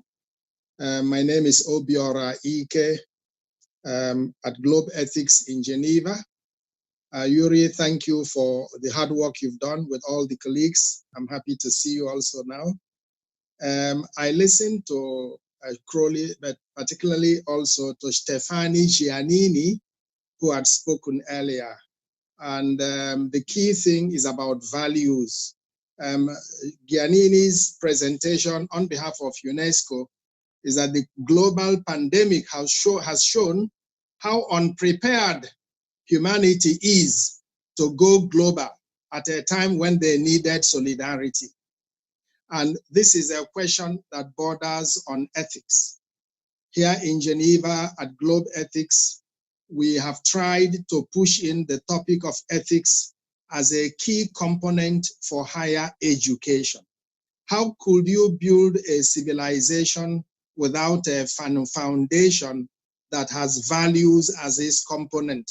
So when Giannini was speaking, she spoke about those ethical values of solidarity, of sharing experiences, of protection of rights, of inclusion, of equity and partnerships. My question is essentially to find out how, by virtue of 75 years of the United Nations, the UNESCO celebrating, Lomonosov University celebrating, World Academy having an event, Club of Rome, how couldn't we all agree that the central issue probably surrounds our understanding of values and such values that are global, in the sense that ethics makes it not only rational, but compelling to build higher education going forward. And here UNESCO, that is a laboratory of ideas, will now have those ideas founded on pillars. So a question to Groli, but also leading from what Stefani has said, taking ethics as that moment for humanity towards the transformation which we are talking about. We cannot transform without from to. Transform from something to something. It is that ethical moment that gives us that foundation of orientation. And my contribution, and therefore a question, if one wants to continue from there, is to find out how we, as educationists and people involved in training another generation, how we could build a consensus around ethics as key to sustainable development. Thank you very much. Question. Yeah, John, would you like to respond? Yes, I'd be happy to do so, because it raises some really important issues which are about substance and also about process. Of course, one immediate possible answer to your question is global consensus on ethical principles. Forget it, that's never going to happen. We might be able to agree on practical mechanisms, but ethics are by their very nature divisive. And you can see why people would say that. And indeed, many basic principles are deeply divisive, as we've seen in this current pandemic crisis in national political debates, where the question of what to give most value to in deciding on an optimal policy trade-off has become very, very heated. There are people walking around with machine guns in the streets of major American cities in the name of objections to one way of establishing a hierarchy of values. And while there are fewer machine guns in Europe, there's just as much anger, if you follow social media, in terms of the suggestion built into policy responses in many countries that health has to come first. But, and this is what's interesting about the institutional life of UNESCO, in fact, it has proved possible, including in very controversial areas, to adopt consensual declarations of ethical principles. A very good example is bioethics, part of the subject matter of the UNESCO chair, a subject that is close to Yuri's heart, as I know. You might think that the very possibility of a universal declaration on bioethics and human rights would immediately be blocked by fundamental philosophical and religious disagreements about the nature and value of life. And bioethics is something about life, right? Well, UNESCO's General Conference adopted such a declaration in 2005 by consensus of 195 member states. Interestingly, one of the conditions for that consensus to be achieved was to drop in the text of the declaration any attempt to define the scope of bioethics. So there's a price to pay for reaching consensus, but the price isn't simply to eliminate all general language. There are things that it's possible to agree on, but not in one meeting, or two, or three. If you track back, again, if any of you are historians of diplomacy, this will be of interest to you. Others might find it boring. But if you track back to how bioethics developed as an institutional agenda in UNESCO, it was launched in an address by the then Director General to the Executive Board in 1993, bioethics as a UNESCO strategic priority. The then Director General was Federico Mayor, who was himself by training a biomedical scientist. It took 12 years from the announcement of the priority by the then Director General to the adoption of a universal declaration, by which time he had left office and been succeeded by someone else. 12 years is, at one level, a very, very long time. But it shows that things can be achieved. Similarly, on the status of scientists, the recommendation on science and scientific researchers was adopted in 2017 on the basis of a pre-existing instrument that had become de facto obsolete because it hadn't been adequately followed up through the intergovernmental process. It took 8 years to create the conditions where member states could sign off on a revised, updated text of the recommendation and commit themselves to a 4-yearly cycle of monitoring, which is a commitment. It's not a binding commitment in the sense of treaty-based law, for instance, but still, it's a commitment to report and to be judged on the basis of what one reports. 8 years is a long time, or it's a short time, depending on how you look at these things. But the condition for the achievement is patient, complex, multidimensional diplomacy. What UNESCO cannot do is simply declare certain values and invite the world to sign up. It doesn't work that way. What UNESCO can do through its accumulated experience and specific channels of intergovernmental cooperation is create the conditions where over time, through careful drafting, good preparation, wide-ranging consultation, you can create the conditions for certain principles to be recognized as a global consensus. And once they're recognized, you can use them as a lever for action. So one of the questions, and I would throw this back, I think, as part of my response to the very interesting comment made, is do we have the principles we need in existing documents, from the Universal Declaration of Human Rights all the way to the recommendation on science and scientific researchers and everything in between? Or do we have some gaps? Are there some areas where the global community does not have the basic ethical principles it needs?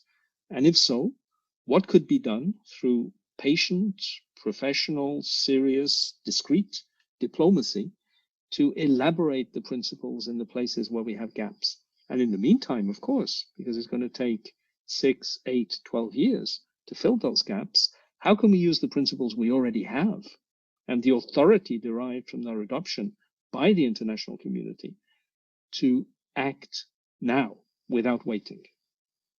Those are the two dimensions of the question. Because we do not have an ethical tabula rasa. We have a very well-populated ethical universe which carries considerable weight and authority. Let's use it. Thank you, John. Maybe somebody else would like to take the floor. Yes, please. Are you recognizing me? Yes, yes, of course. Right, thank you very much. Jonathan, of course, welcome to Moscow State University, at least virtually, Spasiba, spasiba.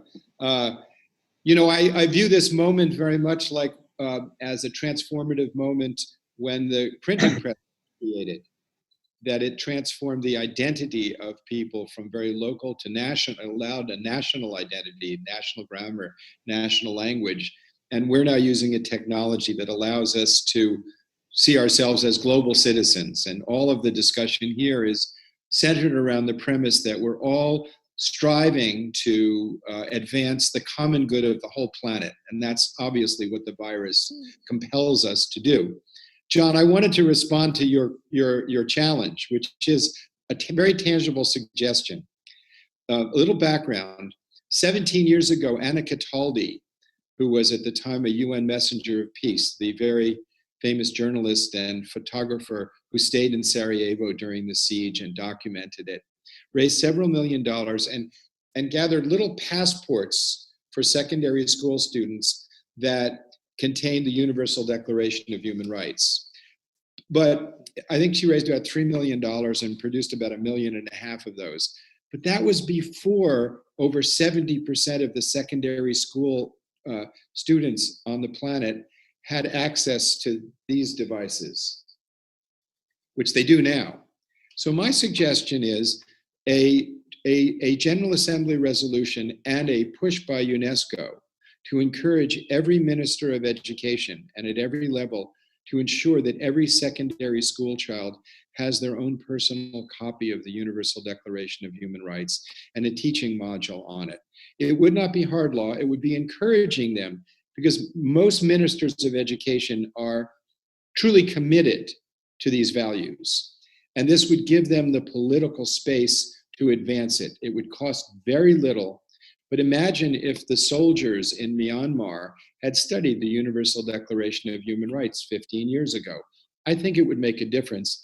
And I think that would help enhance the dialogue on at least a baseline of universal ethical principles and norms.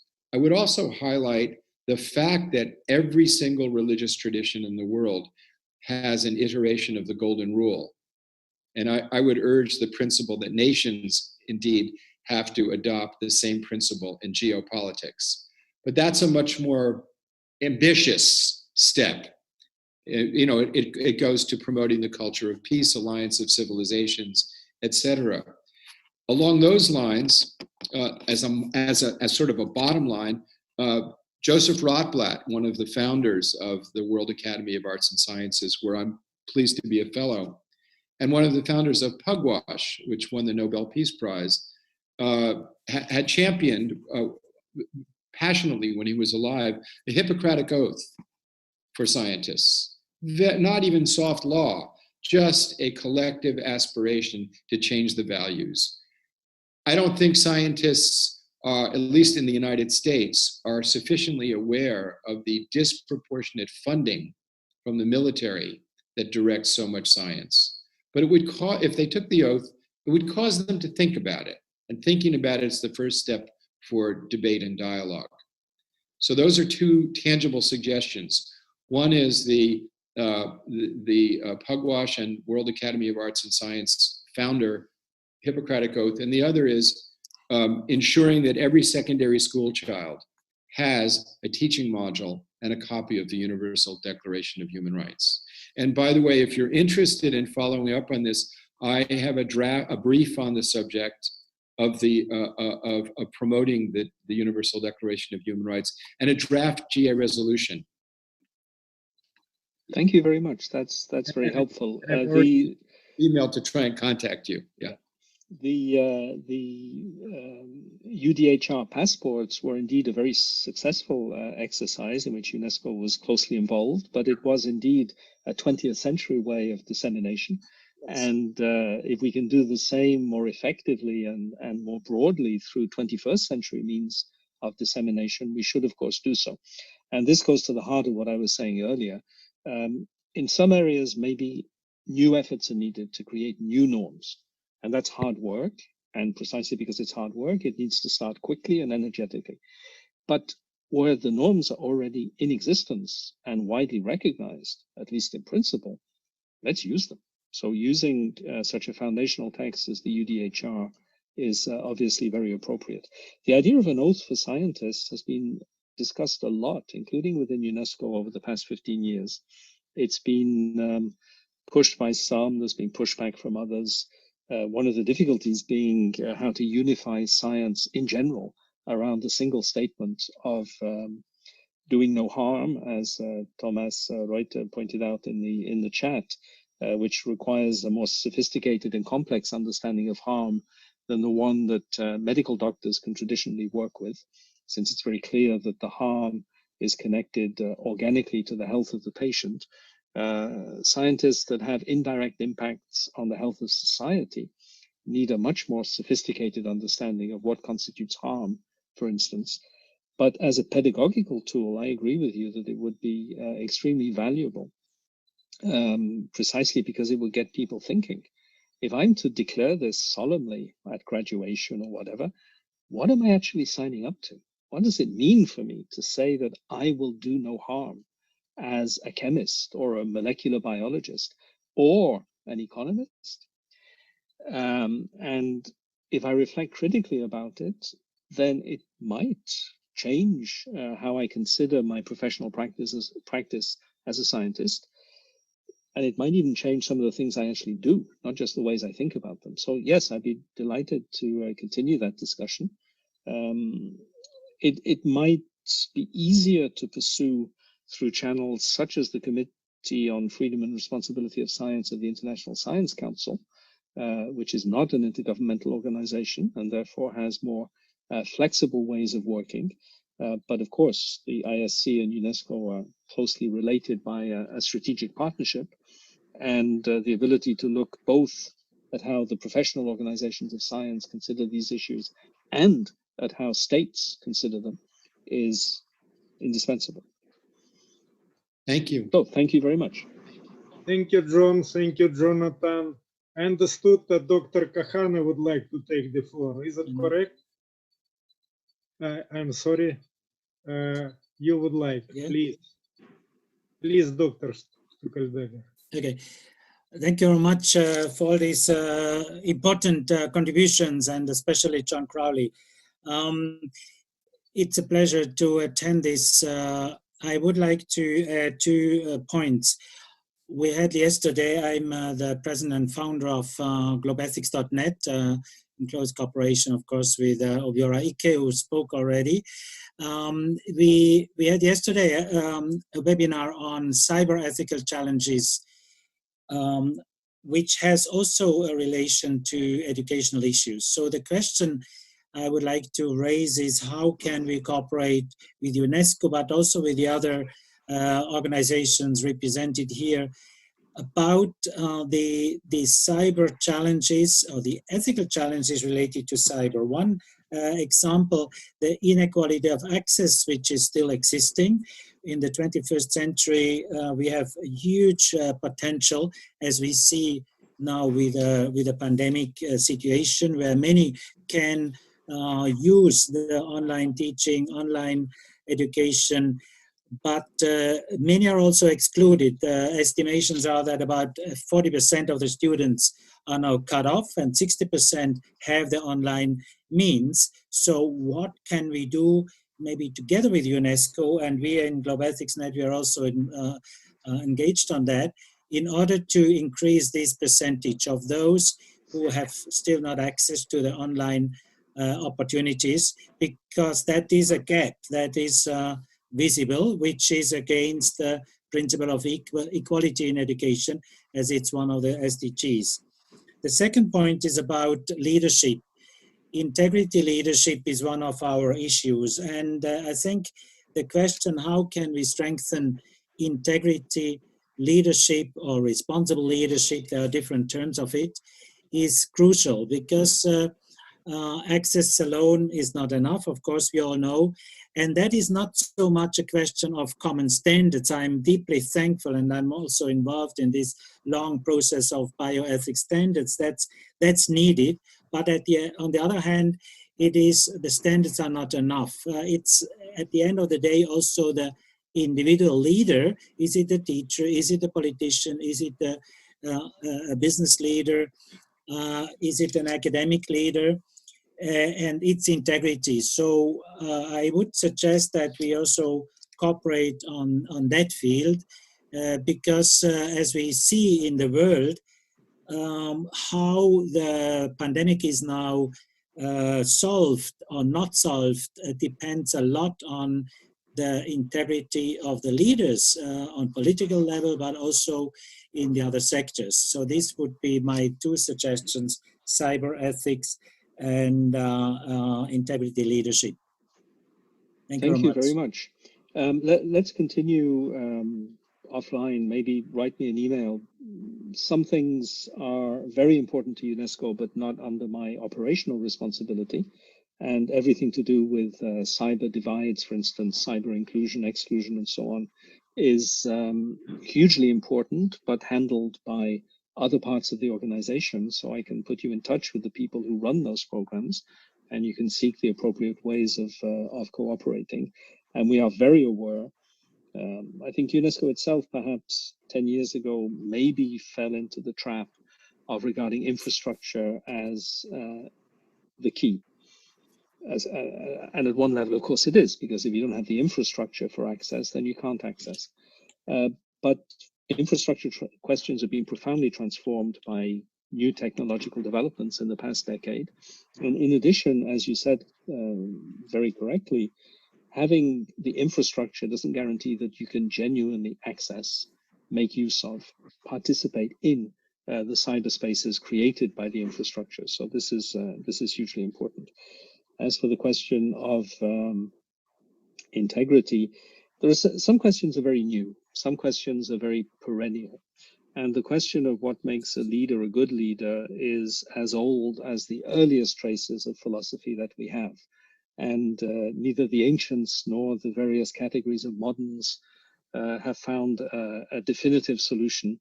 I'm not sure we can either, but we need to keep raising the question: what makes a leader a good leader? We will go around in the same kinds of circles that Plato did, but those are the circles we have to go around.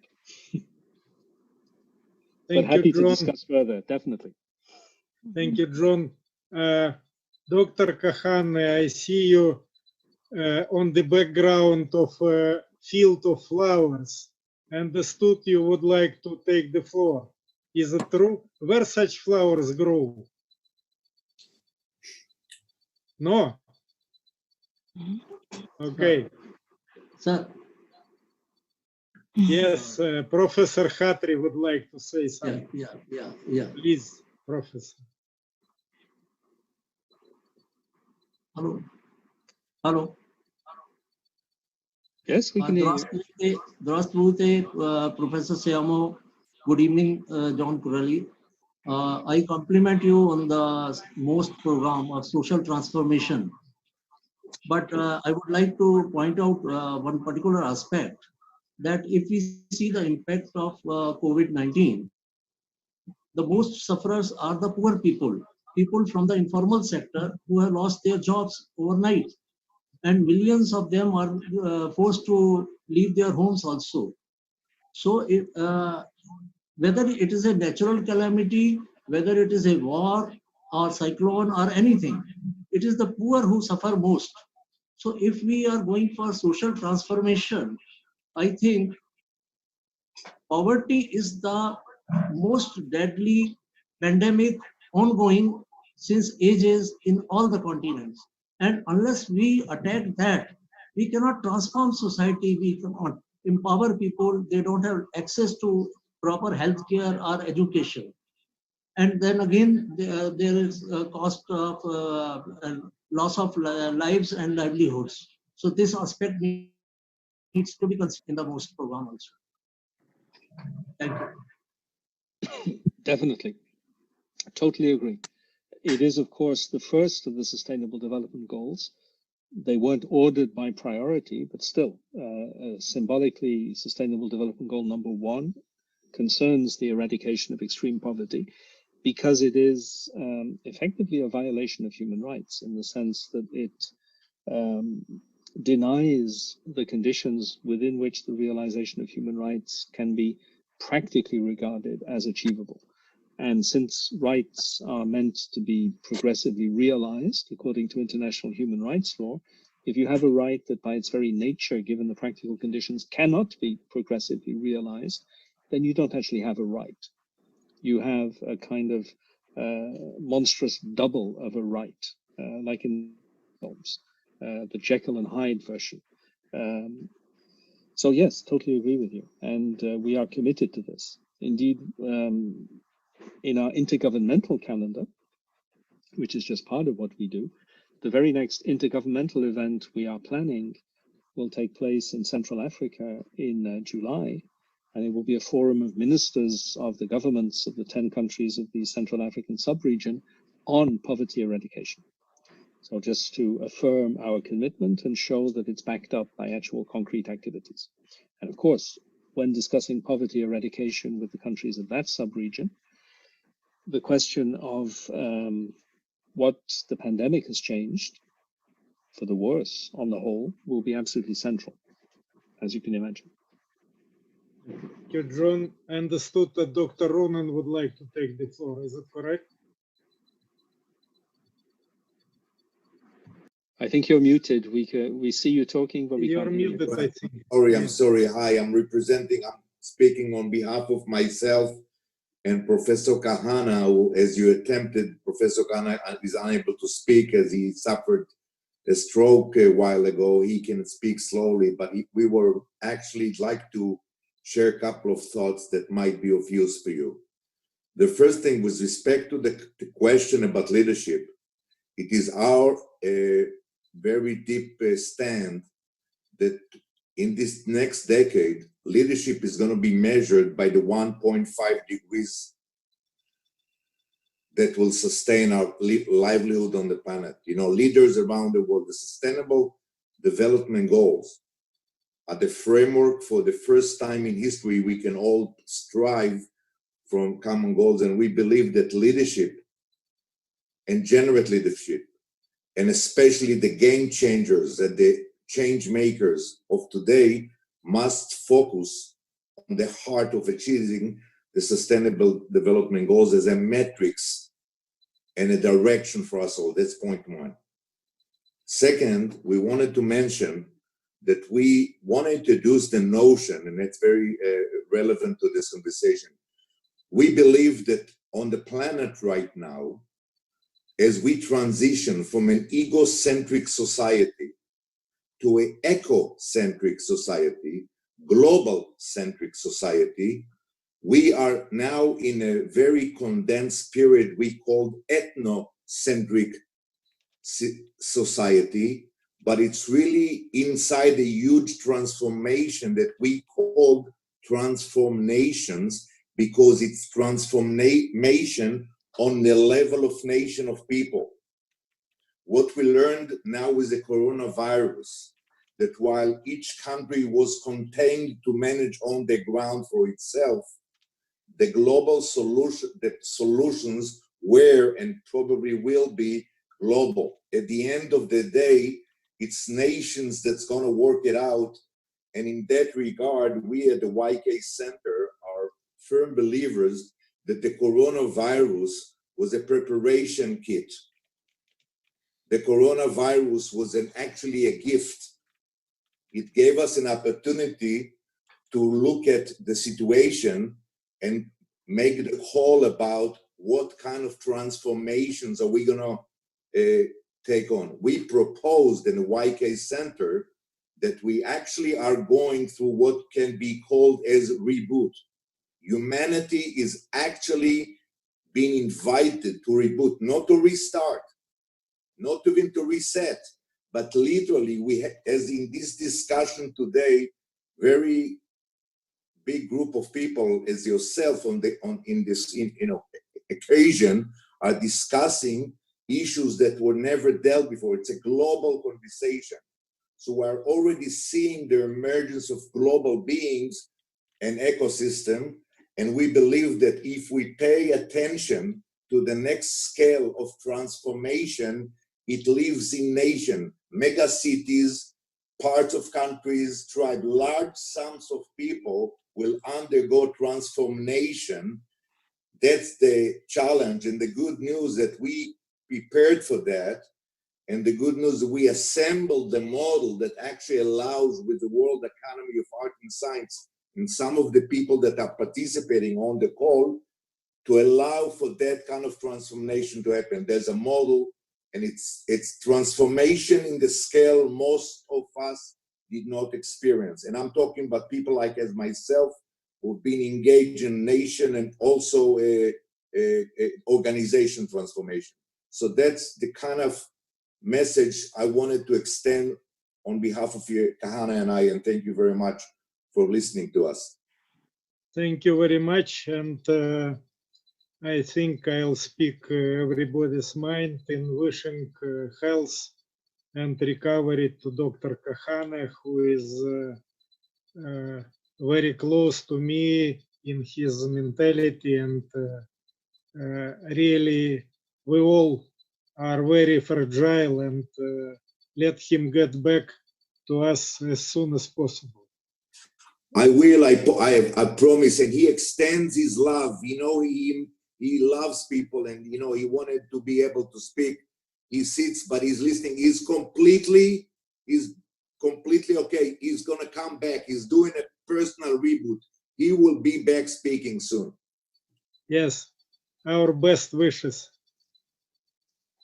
John, would you like to comment, or it's okay? Yes, thank you. I'll try to control myself against length, because it was an extremely interesting comment, which I very much agree with.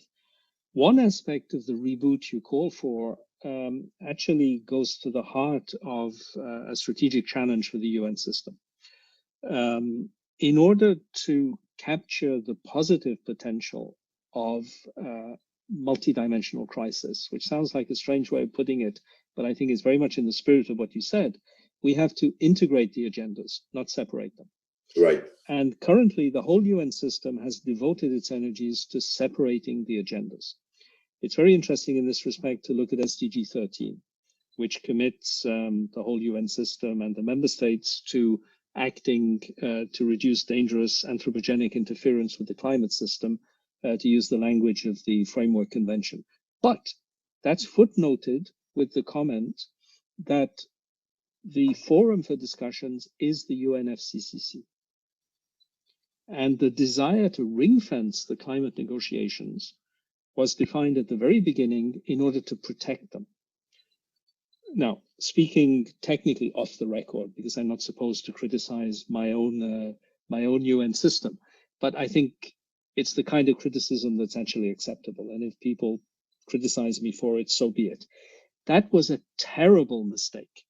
Ring-fencing climate change has been one of the reasons, only one, there are many others, of course, why no effective action has been taken at the global level since 1997, the adoption of the Kyoto Protocol. Because if you ring-fence climate change, you make it a cost to be borne. It's only by de-ring-fencing it and integrating it with other issues, such as social inequalities, such as livable cities, such as protecting the oceans, such as biosphere regeneration, that you can see the effort to meet globally agreed climate targets, such as the 1.5 degree target you referred to, as opportunities, not costs. Because if we're talking about a cost that has to be shared, then there will never be agreement on how to share the cost.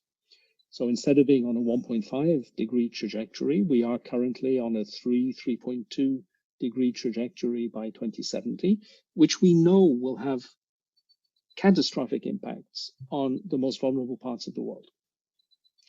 As if we were sort of in a bus, like in the film Speed. You remember the film Speed, where Sandra Bullock playing the lead character can't slow down or the bus will explode.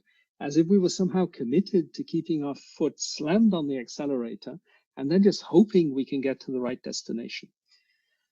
One of the good aspects of the pandemic is that it has forced us to slow down. If we waste the time opened by that slowing down, we won't get it back. Right.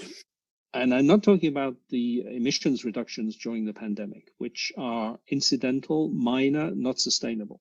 I'm talking about the space it opens for rethinking. In other words, precisely the subject matter of this discussion. So I really thoroughly agree with you, but you put your finger on something that the UN system is not currently equipped to deal with, because it's chosen a completely different political approach. Segment the agendas to protect the integrity of each.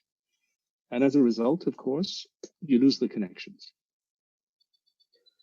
Thank you, John. And I have a proposal that maybe we give the floor if there are people who would like to comment on the first part of our agenda within some 10 minutes time more, because we have to share our session with the next one. It means we agreed to have about 1 hour, 1 hour 15, 1 hour and a half, so that let us see if there are some more comments, or if there are those who would like to take the floor. We can do it now, or we can pass to the next point of agenda. I see that Professor Leonova would like to say something. Is that correct? Yeah, please. Thank you very much. I would like to make a very little contribution to the discussion. Once UNESCO has made and still doing a lot to practice soft power policy. Nowadays, one of the tasks of UNESCO as a laboratory of ideas may be to work out the concept of smart power, and I'll try to explain why. Today, in the time of social transformations, traditional methods of public diplomacy and the policy of soft power are not very effective. Its very essence, content, methods of promotion, as well as ways, tools, and technologies of influence have changed a lot. And there is a concept of smart power created by Joseph Knife. And he defines smart power as a reasonable combination of hard and soft power. We at our faculty have made a research of this concept, and there are some of our results. There are differences between the policy of soft power and the policy of smart power.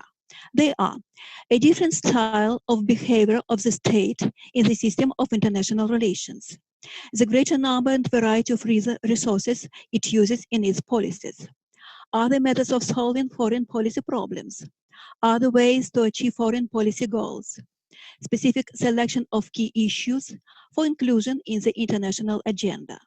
Thus, if soft power is more a philosophy of state behavior in foreign policy, the smart power is an effective technology and a set of tools to achieve the goals. The resources of soft power, as you know, culture, political values, and foreign policy.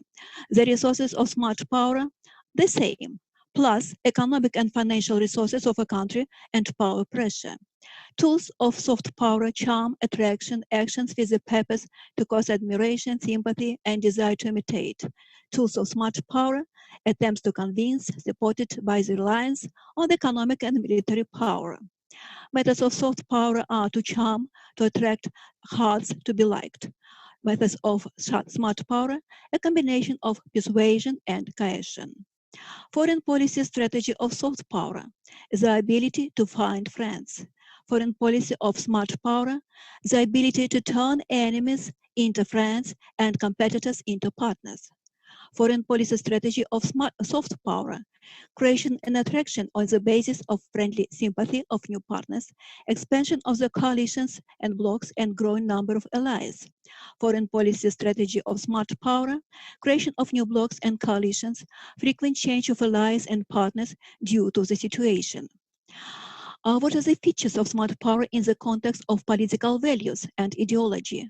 They are: smart power means the ability to determine a global universal values, to create and disseminate new ideas and concepts, to make them super actual and demanded in the conditions of the global world. So, unfortunately, international political practice shows that today there is a violation of the balance of soft and hard components in favor of the latter. Some countries violate this balance in favor of hard power. So we think it is high time to work out the concept of smart power. Thank you for your attention.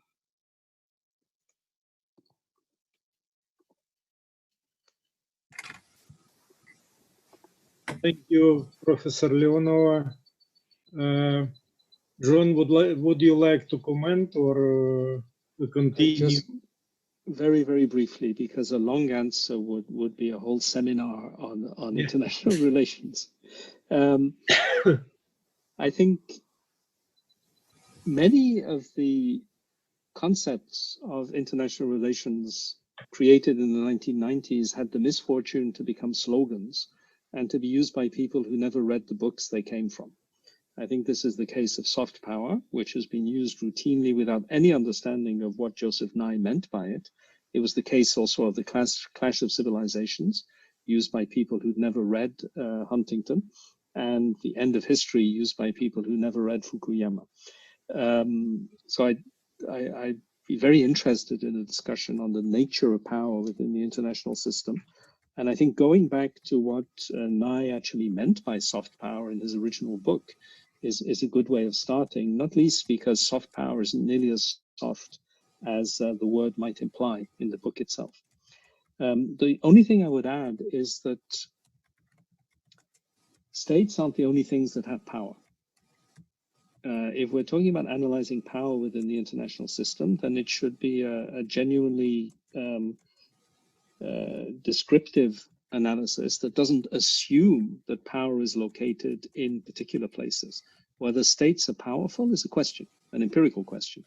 And for instance, whether corporations or civil society organizations or transnational organizations like the Catholic Church or whatever are powerful should also be empirical questions. And we should be careful not to tailor our concepts in ways that prejudge the answers to those empirical questions. That would be the one point I would make. And in that respect, one of the most interesting questions for a UN insider, does the UN have any power? Soft, smart, or of any other nature? I'm not going to even attempt to answer that question, but it's one that deserves reflection. And I would close just in referring to a very classic reference in sociology, which is Max Weber's distinction between two kinds of power. He distinguishes in Economy and Society between Macht in German and Herrschaft. Herrschaft he is usually translated into English as domination.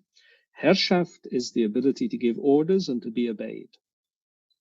Macht is the ability to get what you want. And Weber's point, which I find still very, very productive, and I remember I think I used this in a lecture in one of the most schools we organized together, Yuri, is that giving orders isn't always the most effective way of getting what you want. It's ultimately that simple. But understanding exactly the dynamics of domination, Herrschaft, versus power, Macht, and how the possession of one leads or does not lead to the ability to use the other is a largely unresolved question that would really deserve much more discussion. I see that people are putting comments in the chat on precisely that issue. I should stop there. Thank you, John. I got communication from Thomas Reuter. He has sent to us a position paper. We have placed it in our website, Globalistics. And as for the participation in the discussion, dear Thomas, it is up to you. You can take the floor right now, or you can do it later, or you can do it as many times as you want. It's absolutely up to you to decide. Anyway, you are welcome to comment on the topic under discussion, or you are welcome to join the points which will come under the agenda of Academy or of the Club of Rome. Just briefly for now, I was going to say, because my presentation was going to be about the role of civil society and youth actors in achieving a transformation to a sustainable and more just world. And talking of soft power, that kind of fits the bill. And John sort of put the question in the room about whether or not the UN actually holds power. It depends, of course, how you define it. And certainly in Weber's sense, I think the UN does have power, so does civil society. But there are some major obstacles that prevent civil society and also multilateral organizations from having the impact that they could have. And I think it's, in some ways, I think overall, if you look at society as a whole and you don't worry about power holders or those who are moved by powerful forces, I think overall, I think it's clear that we failed to address the social and ecological challenges that now are in front of us, and that raise the prospect of a catastrophic collapse. And it's not surprising. It's really very, very challenging to change the whole way of life of entire populations, and in advance of actually people experiencing the full consequences of those unsustainable practices.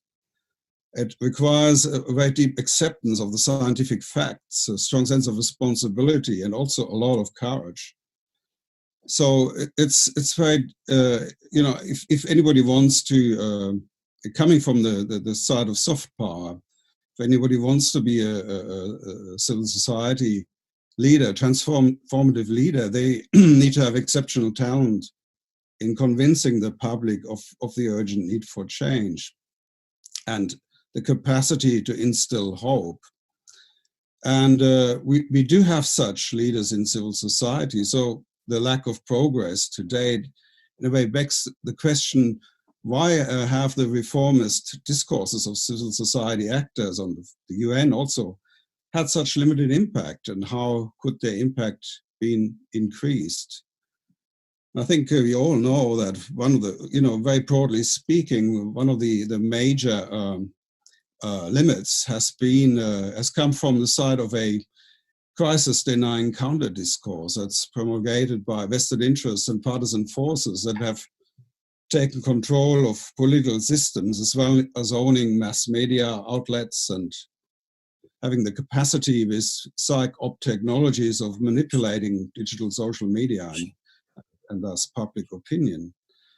And we also have seen that this counter-discourse has exploited rising sentiments of fear, distrust, and resentment, and also unconscious change resistance.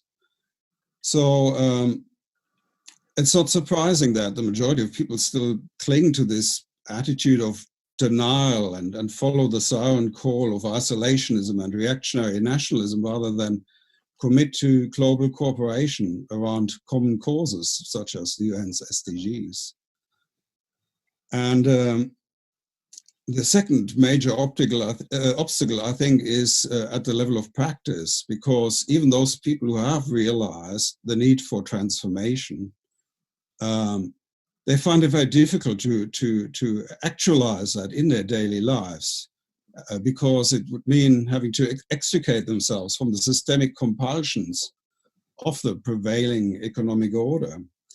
So in short, there's this general lag between the rapid uptake of sustainability discourse in public debate and the slow pace of change at the level of practice within a still very much neoliberal, laissez-faire economic system in most countries. So many civil society and multilateral organizations now focus on achieving transformation at the practical level, and you know, we have witnessed calls for a Green New Deal, for example, which would require a lot of basic solidarity and unprecedented cooperation between sectors. So I guess from my long-term engagement with these problems, I feel that it's a matter of getting the conversation happening between those sectors and ending the cultural war between those conflicting discourses, and the best way to do that is to work across sectors on a plan of action that gives hope to people, and that to some extent accommodates interests. The only other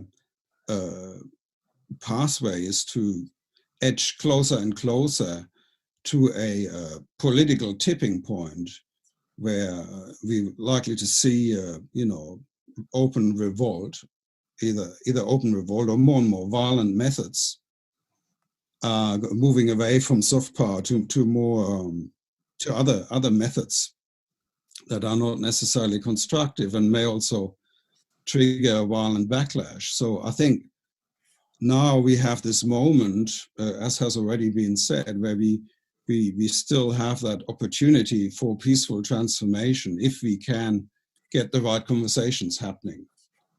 John mentioned earlier that some of us have been involved with an initiative to try and make that happen. The initiative is by the Catharsis Association, which involves some members of the Club of Rome and the World Academy and UNESCO.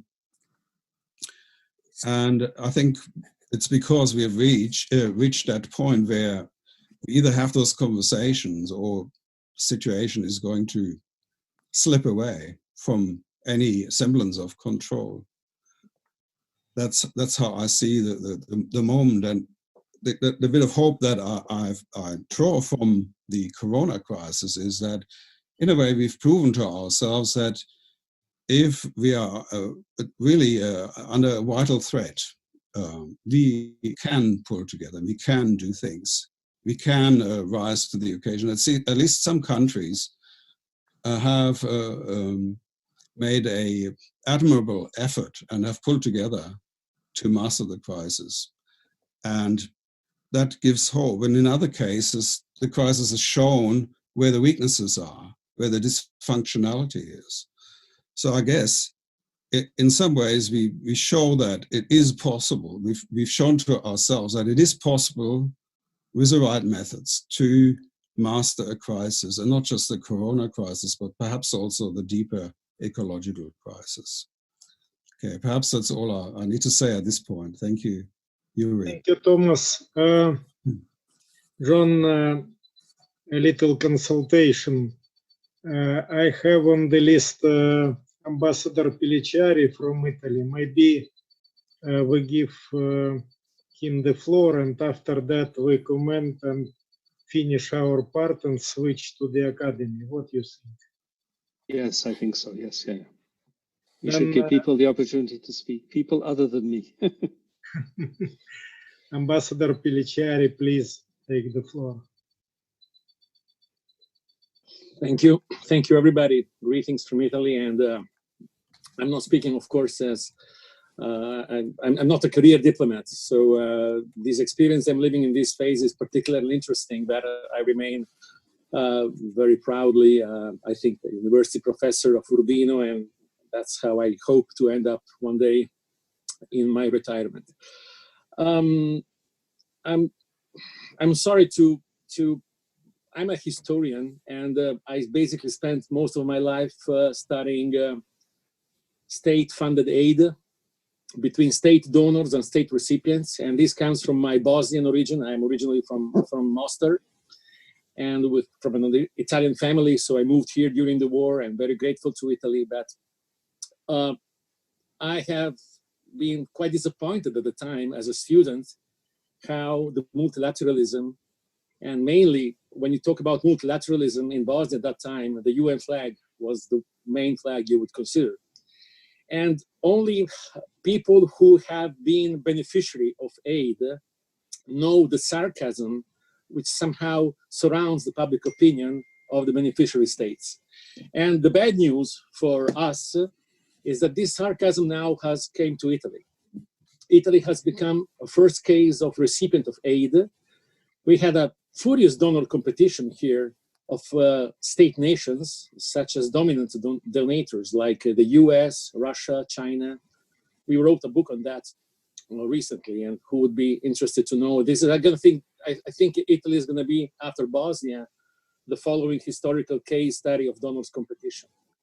And also, unfortunately, of donors' ineffectiveness, not because donors move so much to cover a need, as their narrative tells us, but as much as for a political motivation. So multilateralism, unfortunately, has been absent with this historical appointment, again, like in Bosnia here, in Italy.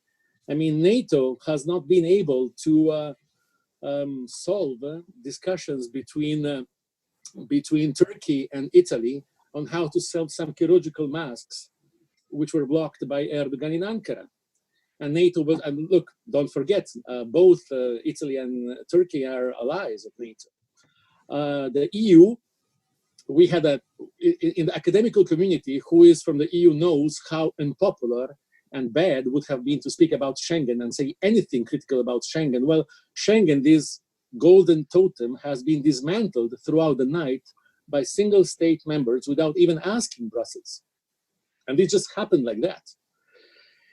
And well, the UN, look, I mean, I always ask myself in the past, provocatively, of course, can an organization which was unable to stop war in Bosnia, can it change the climate of the world? Well, I don't know. Of course, I hope it can, but somehow I think all the reconversial, which I see it was more an administrative reconversial of the UN keywords toward the climate change, made it totally unfit to manage the pandemic. And one of the most iconic, at least for somebody who sees the world through donors' eyes and aid, and who thinks that donors have greater interest than recipients, but one of the iconic images of this crisis will be the UN building in New York discussing about global ceasefire, while a few hundred meters in Central Park, they don't know where to put bodies of the people died from the coronavirus in the same town. I mean, then the WHO, which seemed to be the only organization which was saved from this criticism. Then now here we go again. A couple of days ago, 100 countries have been voting to open an investigation on the virus. China opposes it, gives 2 billion euros to the WHO, and at the end of the story, you ask yourself,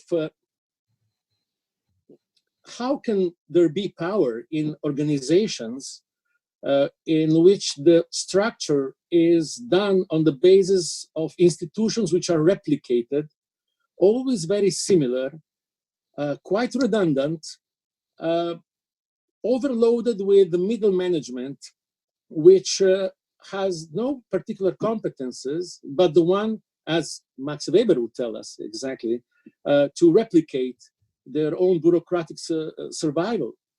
And I think that if we keep using this kind of multilateralism, well, intellectuals as we are, as you are, we will keep on having a wishful thinking, talking about multilateralism as a very abstract category. There is no way, and whoever has been dealing with politics, and now as an ambassador, I'm surprised how better my status has become, but I'm also surprised how zero impact political I have on my daily life. I basically I can buy tax-free, and that's cool, and I have a diplomatic passport, and that's great. But if I want to change the policy, the realistic policy of my government, there is no way I can do that. So let's be very clear about that. And so until we will have multilateral organizations where the stakeholders are actually shareholders, and where the leaders are just appointed in order not to obfuscate the charismatic level of the state nations who appointed them there. I think we're going to have this discussion again and again. I'm sorry to tell you, I'm a pessimist, because after the war in Bosnia, where 300,000 people died, and there were European innocent people, we all thought this would reboot, made the world better, the bipolar system was over, the Soviet Union, the bad guys were gone, and so on. And still, it did not. So I strongly doubt that if we hope that with the current ceteris paribus, with the current system of institutions in place, that we will be able to hope that there will be a self-managed reboot of the system. But of course, I hope I am wrong. Thank you so much for your attention. Thank you, Professor Pellicciari. I think we can, John, if you agree, finalize this part. And I got a question from Carlos, how we are going to, do you hear me? Yeah? Yes, yes, absolutely. How we are going to proceed. I don't know, maybe we, if Gary, Carlos, and Mompelli agree, we can combine 2 sessions into one in the spirit of cooperation of 2 organizations. Or as they like to do it, I am absolutely open to any suggestion. Anyway, we can not limit ourselves with the time preliminary fixed. We can prolong a little bit the discussion if necessary. And I think, John, we briefly draw the results of this first part and switch to the next session. I think if I start drawing results, they're not going to be brief enough. I think actually what Professor Pedicari just said is extremely relevant and gives us a very brief summary, not of everything, but of the key point. Hope isn't enough. In fact, hope might be the opposite of what is needed in the current climate. There is indeed a tendency to express hope that things will get better and to use that as an excuse to do absolutely nothing about it. And that's just not acceptable. The world historical spirit may ride on horseback or may be embedded in the RNA of a virus, but its direction is not something that we have any control over simply by observing it. And this is ultimately the challenge. A laboratory of ideas, if it's just about ideas, will not get us very far. It has to be a laboratory too. And this is extremely challenging because it goes against the structural principles on which the world order is established. But at the same time, if we take seriously the principles, not the structural ones, but the normative ones on which that world order is established, we have a duty not simply to participate in the reduction over time, which means the gradual weakening of the mechanisms that were created 75 years ago, but a duty to ensure their continued prospering, which means their fundamental renewal and perhaps, as was said earlier, their rebooting. And that's not a task of hope. When your computer crashes, you shouldn't, well, I was going to say you don't simply press buttons and hope. Many people do actually, which is why people like me who are a bit tech oriented spend a lot of time explaining to people, no, don't just press the button. Think about the diagnosis, then act. Well, we have to do the same with regard to our current reboot. Hope is not the right entry point. The right entry point is understanding. Let's see if we can work on that together. Thank you, John. I think with the hope in our soul, we finish this part and we pass the floor to Academy, and if they agree with the club to have a joint session, then to Academy and the club. If they prefer to have sessions in the sequence we originally have planned, absolutely support for it. We're sorry that we are a little bit late. Yes, Harry, please. Yeah. Tell us how much more time we have for the total program. That would be helpful. I think we can count with another 2 hours. Okay. So originally you had told us we could plan for an hour and a half. That's obviously not possible. I think it will be with no time for us to coordinate. I think it's better we take the 2 sessions because they're not, though we are partners and I belong to both organizations. I don't want to create a confusion of trying to talk two different things at the same time. So if Mamfella and Carlos agree, I think it may be just simpler if we take an hour for the WAS discussion and an hour for Club of Rome, and it just may, but well, Mamfella, if we are very strict in the timing, because I know that Mampela has to leave at 6, so she would be only able to attend half of the Club of Rome part. I guess it makes sense to have still 2 sessions, because we are very close, but we are not the same organization. So we have different things to say. So yes, if we do this one session in an hour and then another hour for the club, that should work. we will do that for sure. Okay, then do we just start now, Yuri? Yes, yes. The floor is yours.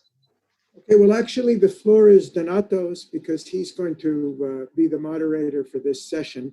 And we have our panel of speakers, and obviously we'll have to be concise and to the point to keep within the hour's time. Donato, please.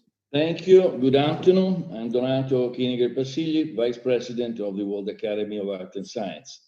Thank you. Thank you all. Thank you, Yuri, for the opportunity, the Moscow State University. I think that our session that will be animated by several speakers, fellows of the Academy, is by all means a continuation of the previous one, and certainly will link into the second part of this afternoon, of this late afternoon, with Carlos Pereira that I see here, that probably wants even to interact with us as many others.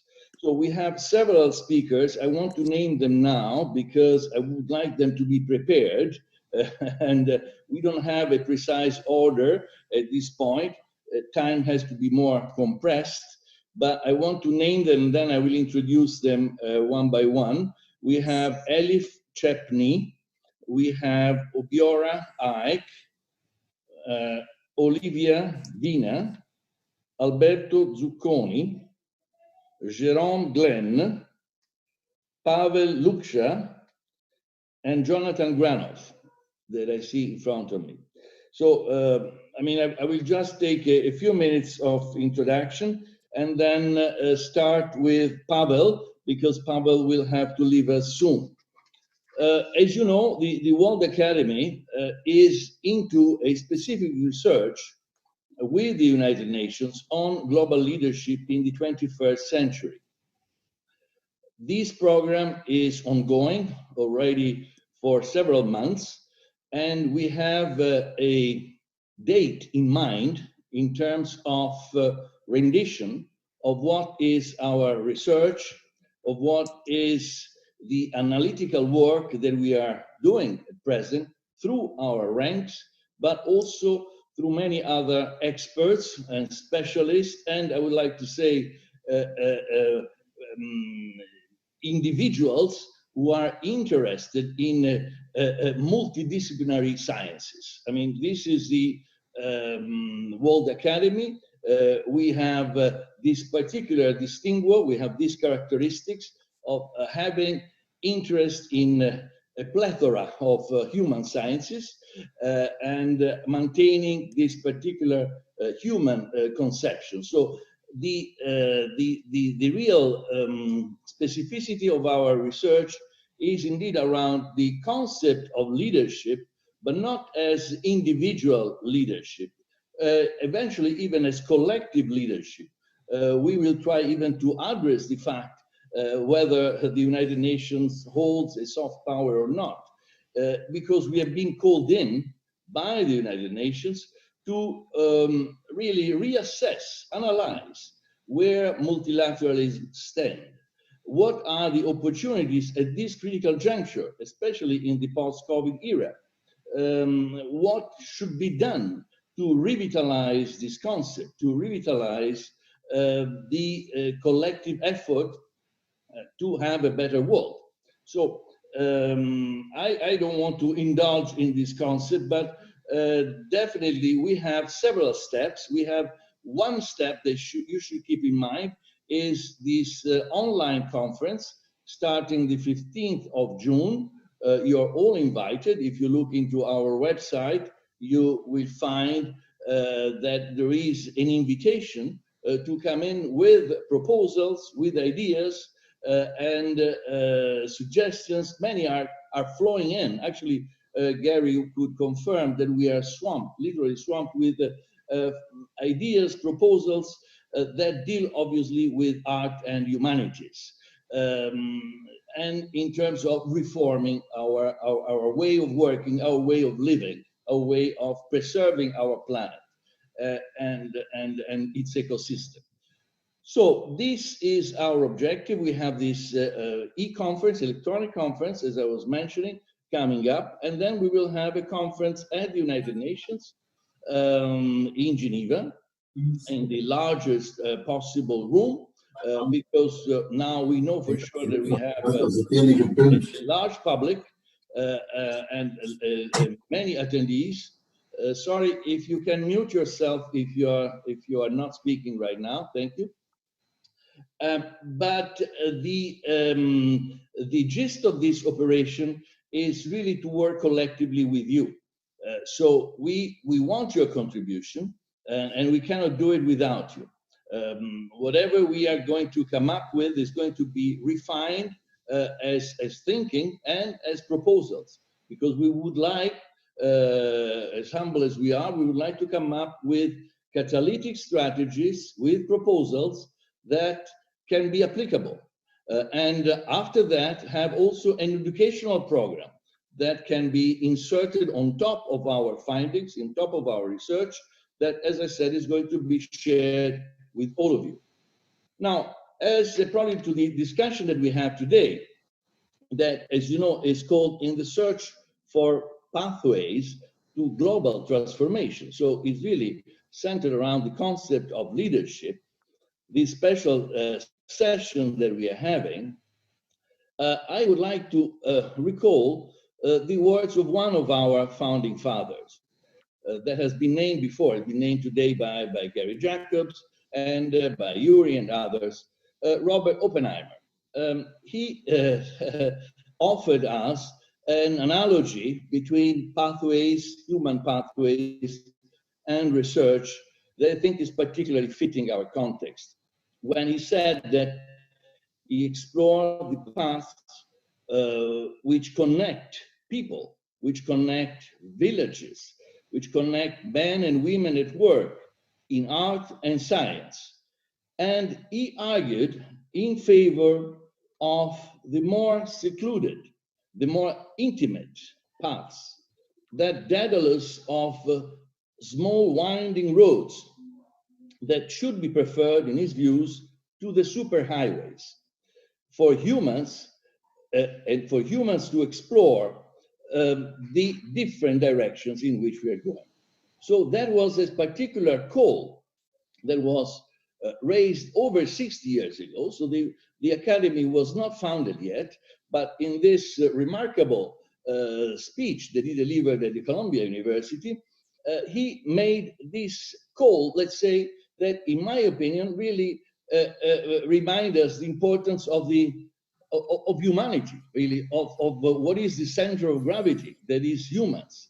Is also talking about diversities, talking about interdependencies. So these are the old concepts that Oppenheimer was raising, as he was a physicist, but he was also a humanist. He also offered us a wonderful syllogism that I want to use to kickstart our discussion, and I read it. He said, if a prospect is not a prophecy, it is a view. I find this syllogism, this short sentence, fabulous. And I'm sure you also find it fabulous, as I do, because it says it all. It says the fact that, of course, we cannot predict the future, but we can offer our views. And we at the Academy offer our views. We want to offer our views with you to build a better future for humanity. I want to start now with the discussion and call the first speaker. I hope that Pavel is with us. Pavel, can you raise your hands? Yes, I'm here. Pavel, are you there? Yes, I'm here. Fantastic. Pavel, Pavel Luksha is professor at the Moscow School of Management, and he is a leader in innovation and educational program. He's also founder of the Global Educational Futures Institute. Pavel, a quick question for you. What pathways do you prefer? Do you prefer the highways or you prefer the small winding up roads?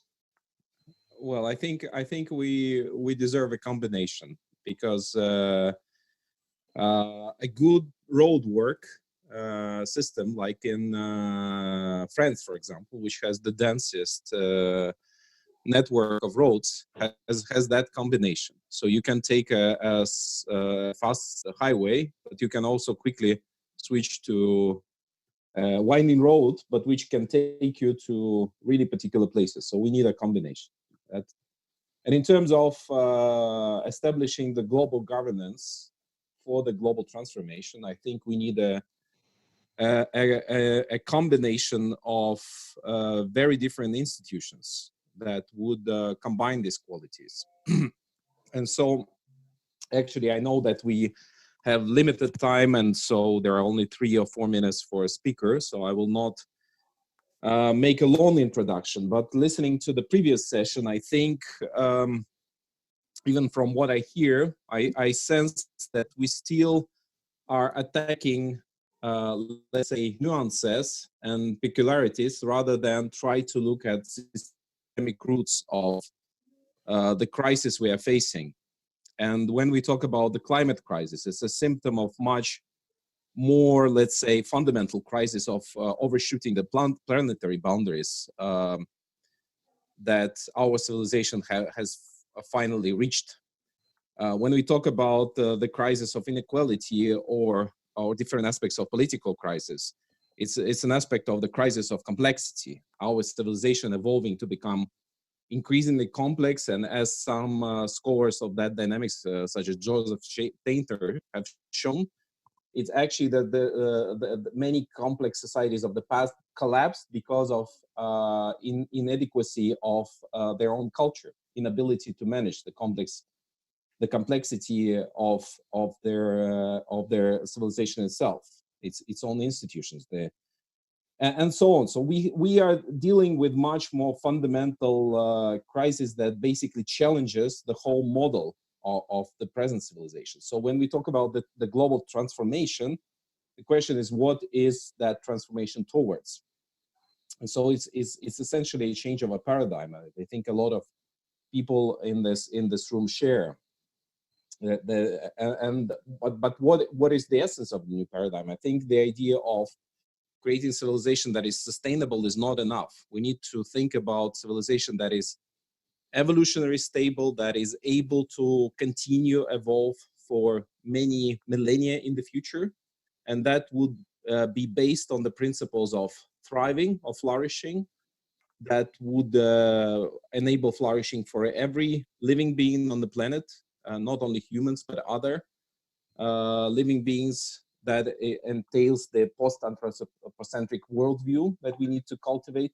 So it's a very multidimensional process that we are entering into, that is not just the matter of changing the governance institutions such as UN. It's much more fundamental, and it's a transition that may take decades at least, or maybe even hundreds of years. And so in that regard, the question is, how do we establish that?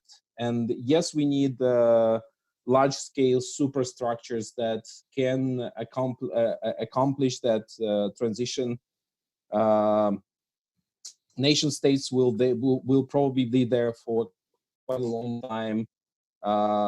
Superstructures of 20th century will remain and will play their role, but we need to establish new governance systems. We need to establish new pathways. For example, the idea is that there are a lot of people that try to operate in the grassroots level as movements, as local initiatives, and the number of people and institutions that try to operate in the, let's say, higher ground. There is a lack of institutions that actually connect these two, well, let's say meso level, something that would be able to connect those, let's say, little roads and those highways, those small scale initiatives, localized initiatives, and global initiatives. That's one thing that we need to focus on. We need to focus on creating. In order to create those things, we need to establish a new models of leadership. We are working with that a lot in education. We call it ecosystemic leadership in education. This is leadership based on, let's say, organic and complexity premises. But we see the same type of leadership emerging in many, many other sectors of economy and society, from urban development to transportation, ICT, many other sectors. It's a different premise, the idea of holding the complexity and enabling many players, multi-stakeholder systems to evolve as a whole, evolve and not be directed and governed. So that's a different, let's say, level of complexity that is put into the governance systems. In order to hold these processes, we need at least three types of social institutions to work together. We need education to focus on skills of the future and new ways of thinking. We need academia to actually focus on new ways of knowing and cultivating the knowledge and modeling the knowledge that is actionable, that is practical, that is brought into prototypes, into new forms of acting. We need also to start experimenting with new models of governance, political structures, business structures, and so on. And last but not least, maybe that's what I want to conclude with. I think when we talk about all of these things, the most essential thing is that we model the change that we talk about. We, unless we, people who think about it, become not just sensors, not just sense makers of the change that is needed, but we become the model of the change. We prototype the system that needs to come into being in the world. Unless we do it by ourselves, this change will not come. So in the end, the pathway to transition or the global transformation, in my opinion, is us, the communities of global change leaders that are sensing the need, that are establishing the need, and that are bringing communities of change leaders together. Thank you. Thank you, Pavel. You answered, not only you answered the question, you expanded over the whole issue, but you remarked fundamentally that we need both. We need the superstructures and we need the human dimension all together in order to transform society. Please stay with us, and I would like to ask the following speakers to keep their time, 5 minutes maximum, please, because we are really exceeding the time allotted to us altogether, not us, but because of the delay previously accumulated. So please, let's be short, and I will eventually send you a chat to say the time is over. So please look at that. The next speaker, and again, the question is a bit the same. Do we need superstructures, or do we need more intimate paths in order to reform our society in terms of the leadership we want to cultivate? The question is, this time, is addressed to Elif Chepney. Are you there, please? Elif? Yes. Hi, Donata. I am here. Elif, oh, nice to see you, Elif.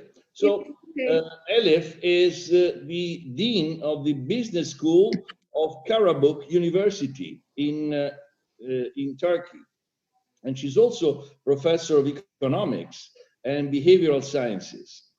So, well, as I said, the lingering question is the one that comes from our own history, from Oppenheimer. But the more precise question is, what are the values that we think we should embody?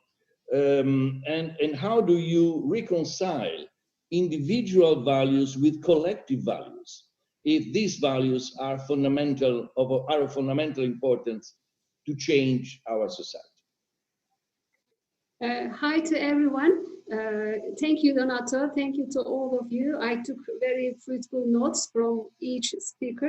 My speech will be on in this post-normal time, how we can redefine value. What is value? Some companies are creating value, some of them are extracting value, some of them are transforming values, but we just measure their values with some commercial values. So as we all know, individual and collective interests, generally they don't overlap.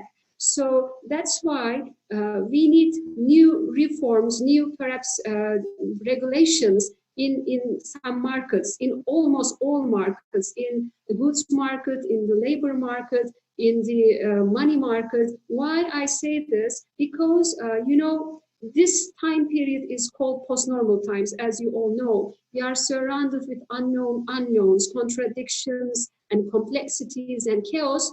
Complexity means what? When small parts, agents, are coming together, the whole picture is bigger than these parts. So we are surrounded with these complex markets. And that's why it is not easy to make predictions. We need to change, as previous speakers said, the ways of our thinking, but it is easier said than done. We need, I think, independence of independent authorities. We have UN, wonderful officials, experts, scientists, but as you all know, countries, they try to be involved in the decision-making process of these independent institutions with their financial contributions. So perhaps this pandemic showed us what? For our common problems, perhaps we need to assign bigger independence to these authorities, because I don't want to blame politicians, but experts, scientists, they know more than politicians, and they can come together, they can work together, and they can offer better solutions to our, I think, common problems. So to redefine value, what is value? And because there are some important sayings, some scientists, they improve the quality of our life, but sometimes they destroy our life. These modernity brings lots of problems with it. So we need to perhaps develop new curricula for not only for students, for everyone, lifelong learning. And we need to stop teaching predictability, because the future cannot be known.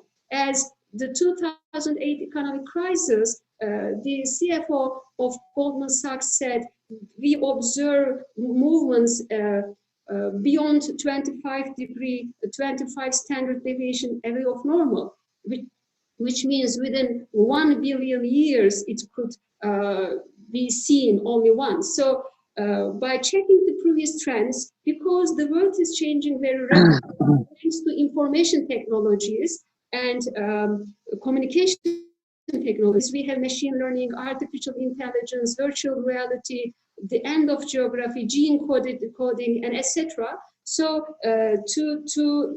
not to alienate people, we need to create new GDP calculation, new metrics, happiness. And when we are creating a value, we are destroying some other values. So we can put a soft pressure on companies, their goodwill. For example, what is the brand value of Microsoft? But if they are not paying respect to our common interest, they are sending their waste disposal to the environment, they are causing pollution and etc. Altogether, perception management, you know, value is a perception. If we disrespect their activities altogether, we can decrease their value, so they can be more respectful to how they create value. We can do this. We can measure their goodwill through their social contributions to the society, or we can develop some other metrics. Experts, scientists, officials like you working in these international organizations, if we could be more independent, I am sure we can produce much productive, effective metrics to value what they create value, how they create value. Elif, thank you very much. You've been succinct and precise and give concrete suggestions on how to also change the metrics and change the system that education should be shaped around. Now let's continue in this vein with Obiora. Obiora, are you with us? Hello? I'm there. Okay, Obiora, yes, you are a theologist, a scholar, an author, and you have intervened also in the previous session today. So we heard from you already as director of Global Ethics Net, but maybe you can give us some sense of what are the values also from a theological point of view that you think humanity should not only preserve, but should really put forward as the main reference for our own civilization. So what are the ethics that you think should be purported in higher education, and what action do you propose? Thank you very much, Donato, and to all the colleagues from around the world. The point is very clear that in a situation of uncertainty, human beings need to be stable about a few things. We need to be assured about specific values. We need to know what it is we can hold on to. On the platform of ethics, on the platform of values, we know that life is something every human being desires. Animals desire to live, not even those things that are plants. So life is a principle that each wants to have, wants to guard, wants to preserve.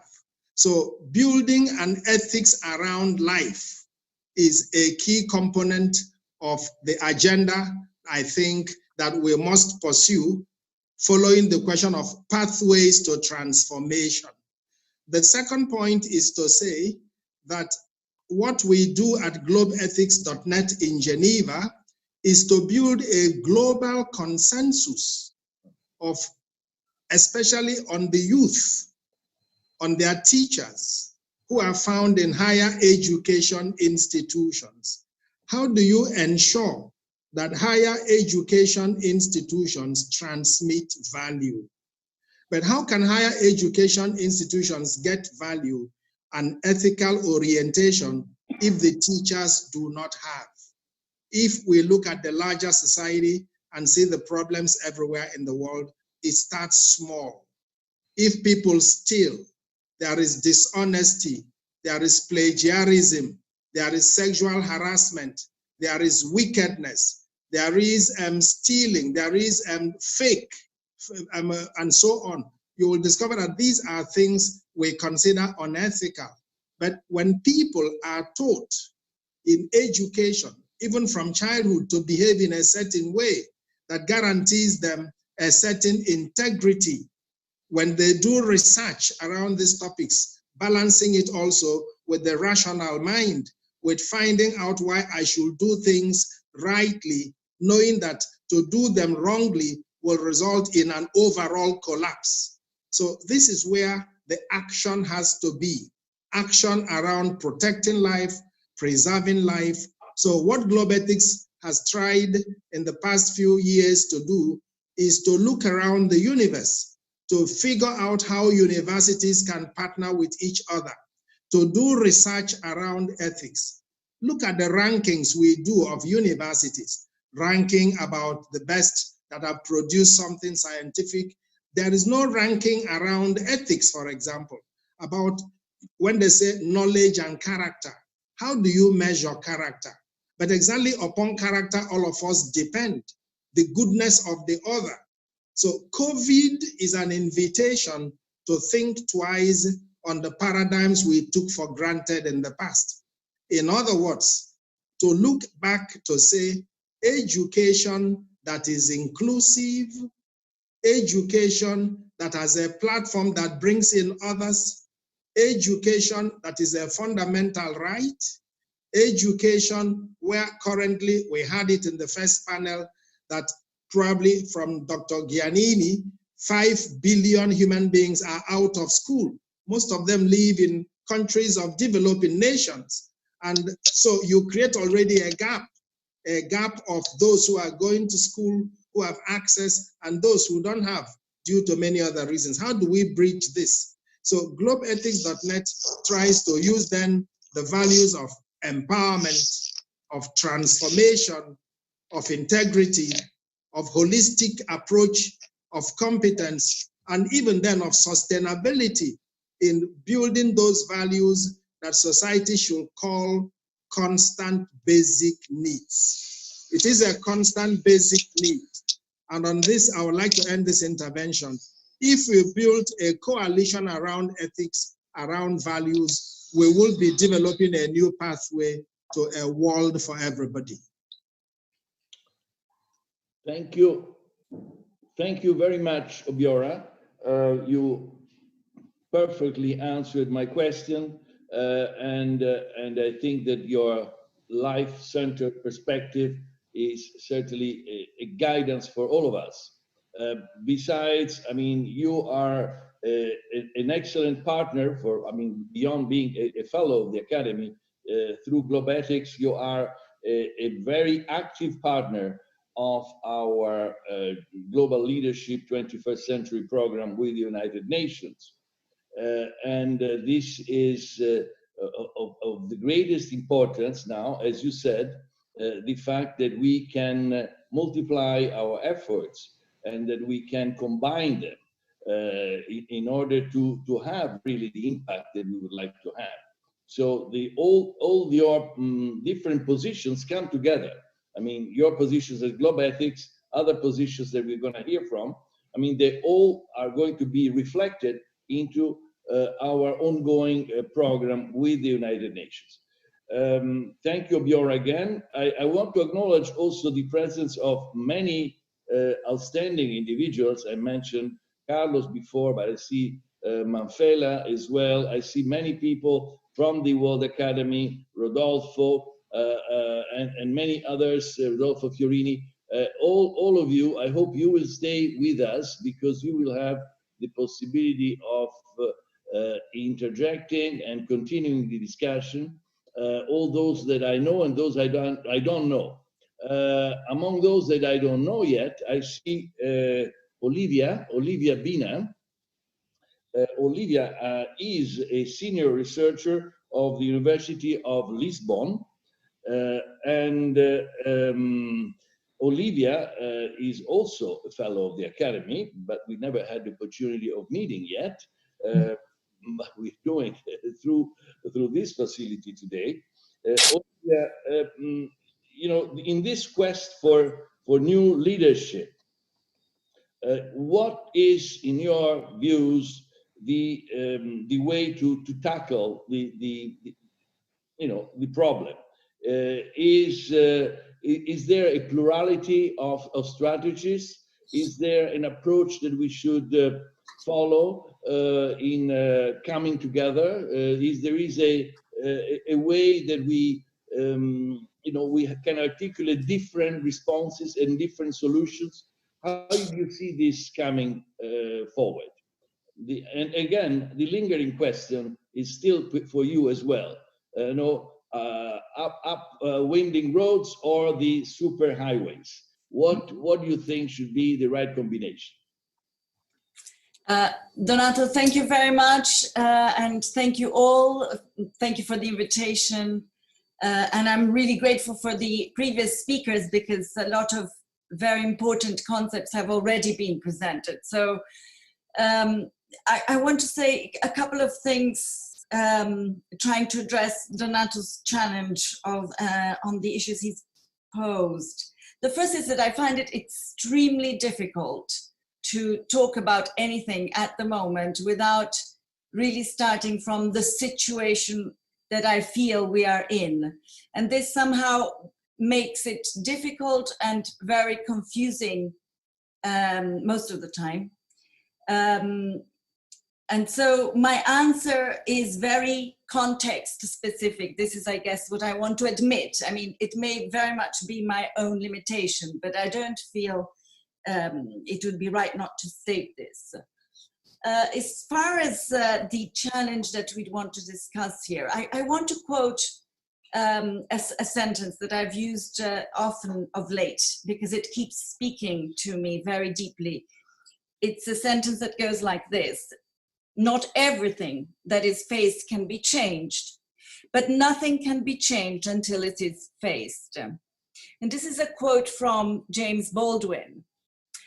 It's a sentence that I keep hearing in my head. And as I witnessed the way we have responded to this crisis, I could not but go back to 10 years ago when I followed in great depth the crisis of the so-called financial crisis we had. And then I was surrounded by these enthusiastic words of, from a crisis there will be an opportunity, and the wonderful things that can arise from us all being locked into our homes. And this is the tension that I think is interesting, perhaps, to offer for us to think about, because I have found myself totally torn between two worlds. I sit in a beautiful flat in the middle of Lisbon, and sure, this is a fabulous opportunity. First, I don't have to travel. I have time to think, do meditation, reflect on the meaning of life and the sense and purpose of it all. But I have friends who live in very different places, and it is agonizing to think what they are living. And so every day I wake up and I think, am I going to look at the opportunities of this crisis, or shall I collapse to the pain of what is happening? So I think that it is a time first to address some of the difficulties before we look for the beauty of the opportunities and the solutions. So forgive me if I'm not going to give wonderful solutions here. I don't feel it is the time for me to give them. I've done it in the past, and I'm sure I can do it again in the future. But I feel that before we leap to that,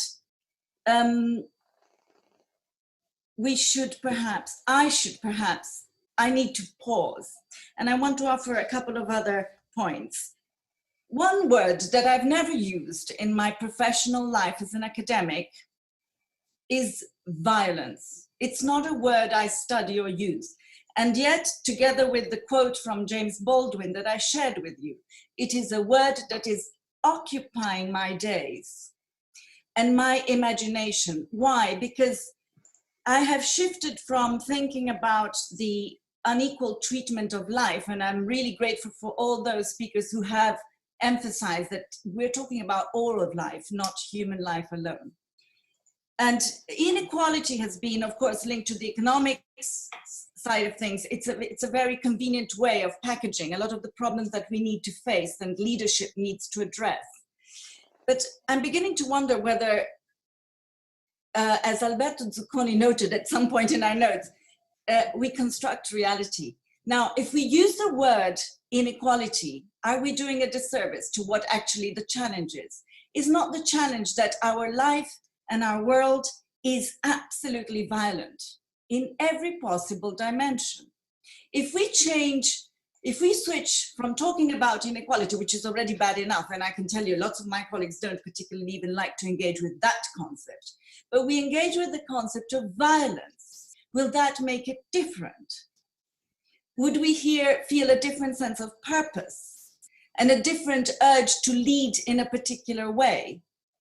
So these are questions that I have, and I don't have an answer. But to close, so if we can see the problem and we can face the problem and we can define the problem as that our systems are violent, cause violence and suffering, yeah, can we then look at diversity and plurality as one possible route?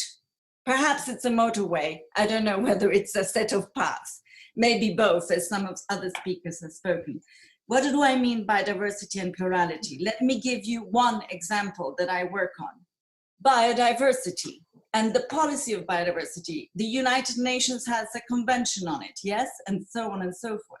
We know that we are facing the sixth extinction, but it doesn't seem to matter very much. Even with this crisis, in theory, we could be talking a lot about life other than human, but we don't really do that very much.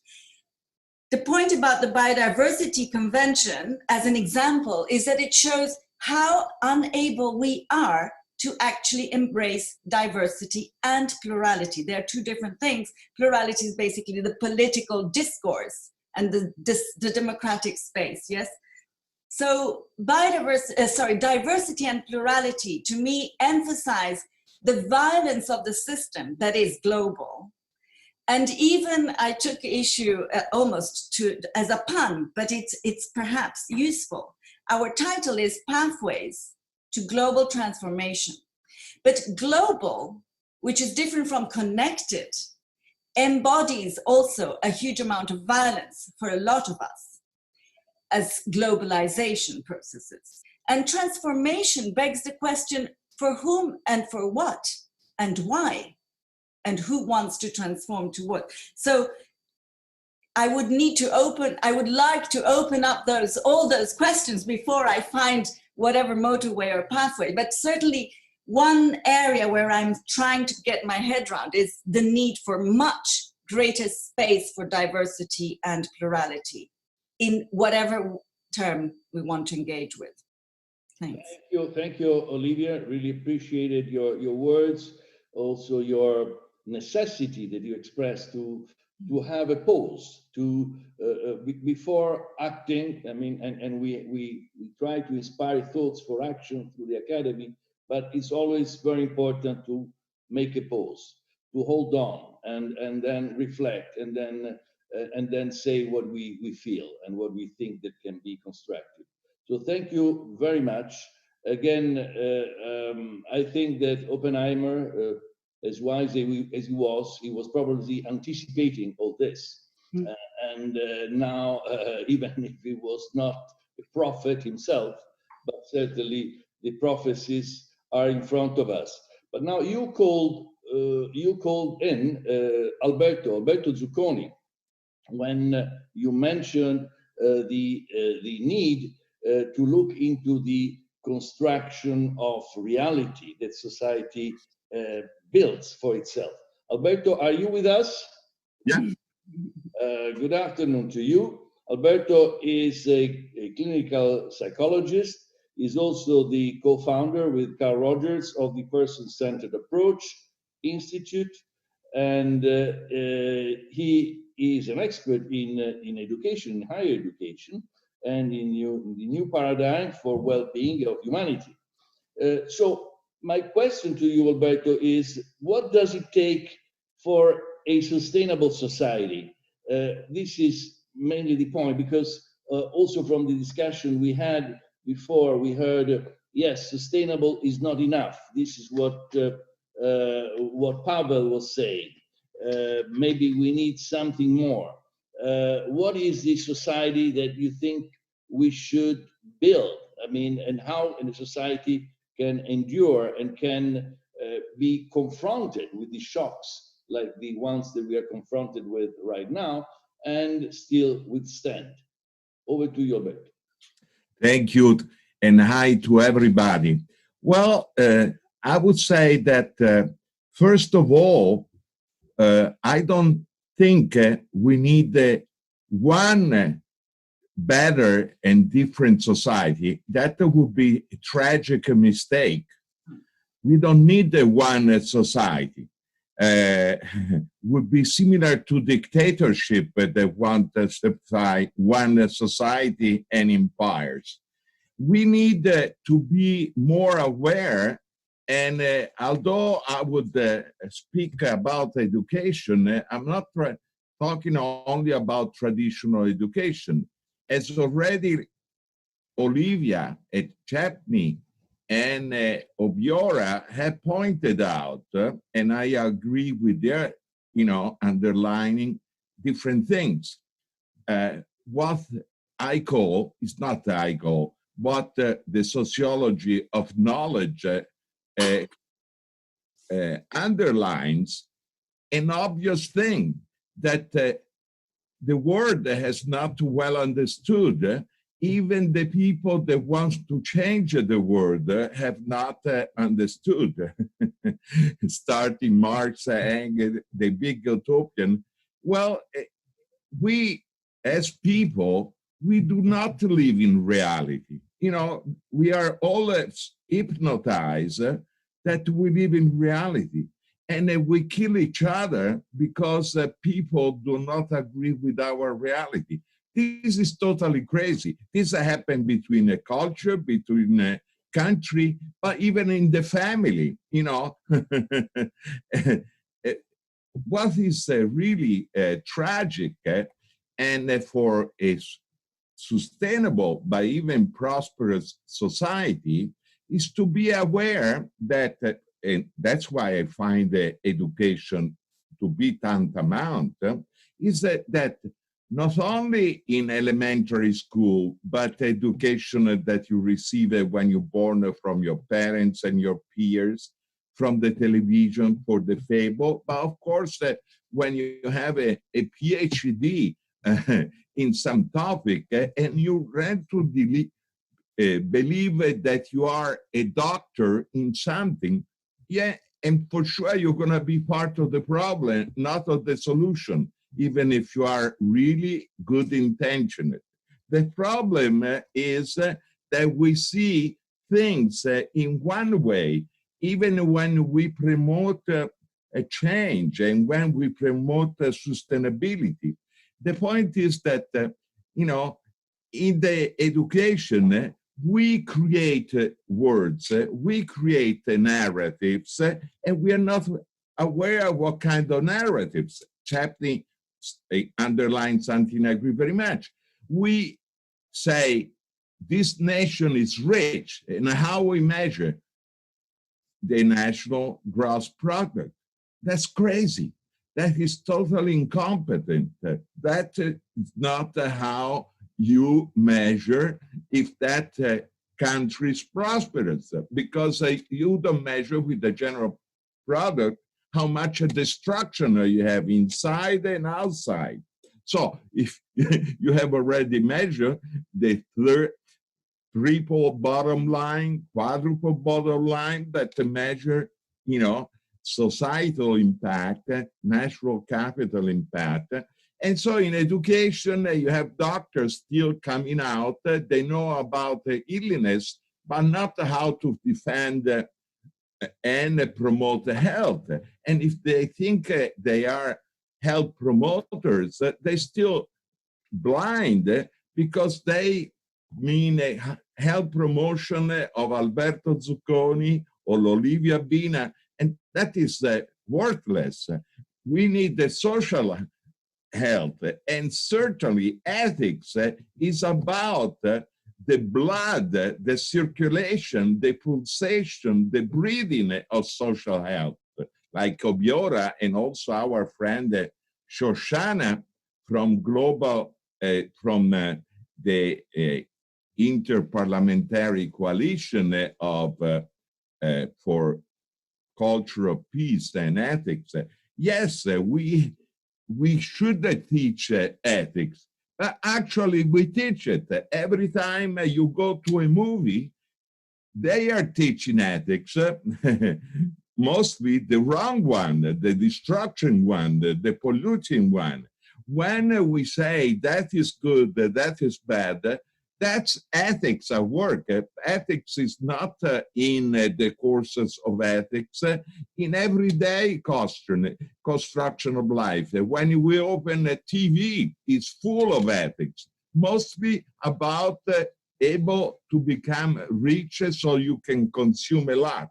So I think education is really tantamount, but not only in the social construction of a medical doctor, of an economist, of an architect, is how we build the reality, how we talk and speak and indicate value. And I think it must really, be tantamount for the people that want to promote change. But change, again, should be not one way, should be about a common denominator, an interculture. So it should be a polysymphony of stakeholders, everybody with the same respect, right to be understood empathically, and that unite, not becoming the same of the others, but unite on some basic value, like the dignity of life, and not only human life. And so I suggest that if we educate each other by listening to each other with more understanding and respect and empathy, we could go a little bit ahead, and also a lot understanding not what is reality, but how reality is construed, so you can understand how to use energy with a good relationship cost-benefit to promote change that is not only sustainable, is also valuable to every living thing. That's it. Thank you, Alberto. Thank you very much for this explanation, for your deep analysis, and for also putting a lot of emphasis on the role of education for all of us, and for, I would say, the importance of listening. Listening, you said, is so important, listening to others. And this construction of reality that somehow echoes the same issues that Olivia was mentioning before when she spoke about perceptions. I mean, the importance of capturing those perceptions that in the end become reality. Now, we have other two speakers in this panel before opening up to the discussion. I see many other friendly faces that I know, Marcel and many others. Gary, you want to say something? Just because I don't think we're going to have any time for discussion, because we promised within 12 minutes we should give the floor to the club. Otherwise, Memfella will miss it, and we just have to. It's fine. It's fine. All tighten our. Okay. I know we'd love more, but let's have the next speaker, Jerome. Jerome Glenn, are you with us? Yes, I can see. Jerome is a futurist. For those who don't know him, he is the executive director of the Millennium Project. Jerome, from what we heard, we are moving towards different scenarios in terms of the future of humanity, in terms also of the leadership that we want to generate. What is your understanding? In which direction are we moving? And again, the question is also for you.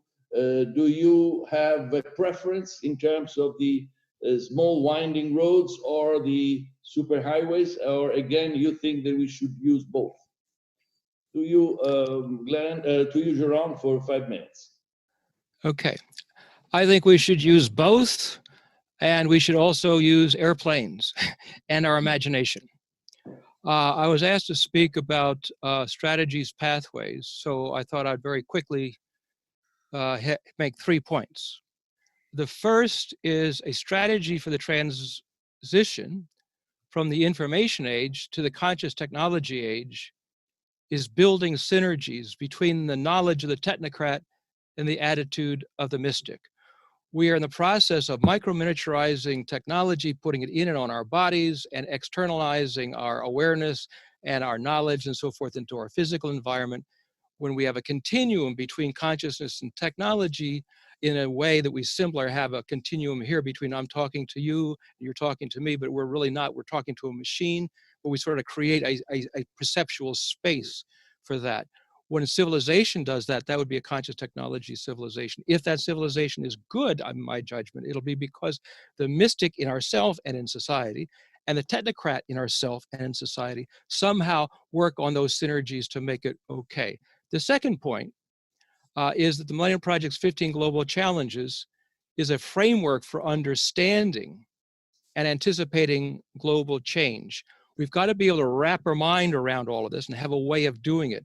In biology, with the body, we have it. We have the respiratory system, the skeletal system, all these systems.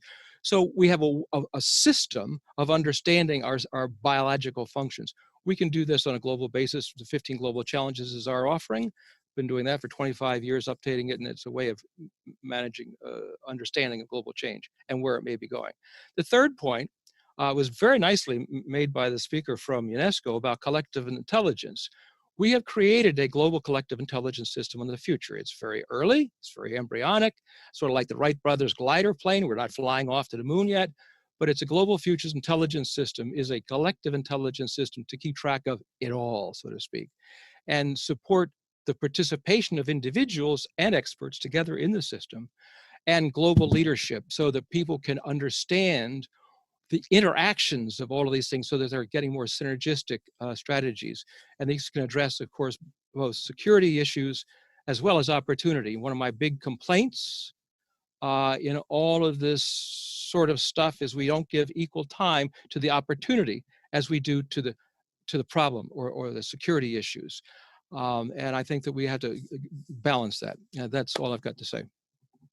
Thank you, Jerome. Thank you. You very sharp and brief. You know, we all would like to use airplanes, as you said, but right now that's the only way to communicate. We cannot travel. I hope we will be traveling more. Now we continue traveling with our thoughts and fantasy. And the next speaker is Jonathan Granoff. Jonathan, good afternoon to you. You are the president of the Global Security Institute. You are a lawyer, an accomplished writer, and you are also a great supporter and a great theorist of human security. So my question to you is really around how do you see the world shaping up, and what are the principles of human security that a new leadership should take into account? What are the most important principles of human security in an era that, of course, will still remain dependent and from many variables, but we know for sure that it's not disarmament only that makes us more secure. It's not fighting poverty only that makes them more secure. It's not only education makes them more secure. It's really coming together with a multiplicity of strategies and multiple approaches that can probably benefit can be to the benefit of all. So to you, the question also, the lingering question, what is your preference, the winding up road or the big highways? Jonathan. Thank you very much. This is a meeting with a lot of scientists. I think that science is a far better approach to addressing security than mythology. Presently, the vast amounts of money, intellectual resources, and focus of the major institutions that pursue security states is based on a series of myths. The major myth were the nuclear arsenals, the most central, pronounced threat to us all of the activities of states, is based on two principles. One is the pursuit of strategic stability. Strategic stability can never be measured. It can never be articulated very clearly. It changes each season.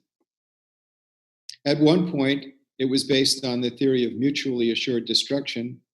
We now know that if less than 1% of the 14,000 nuclear weapons in the world were to go explode, it would throw millions of tons of soot into the stratosphere. And thus, less than 150 of them would destroy the agricultural base of the planet.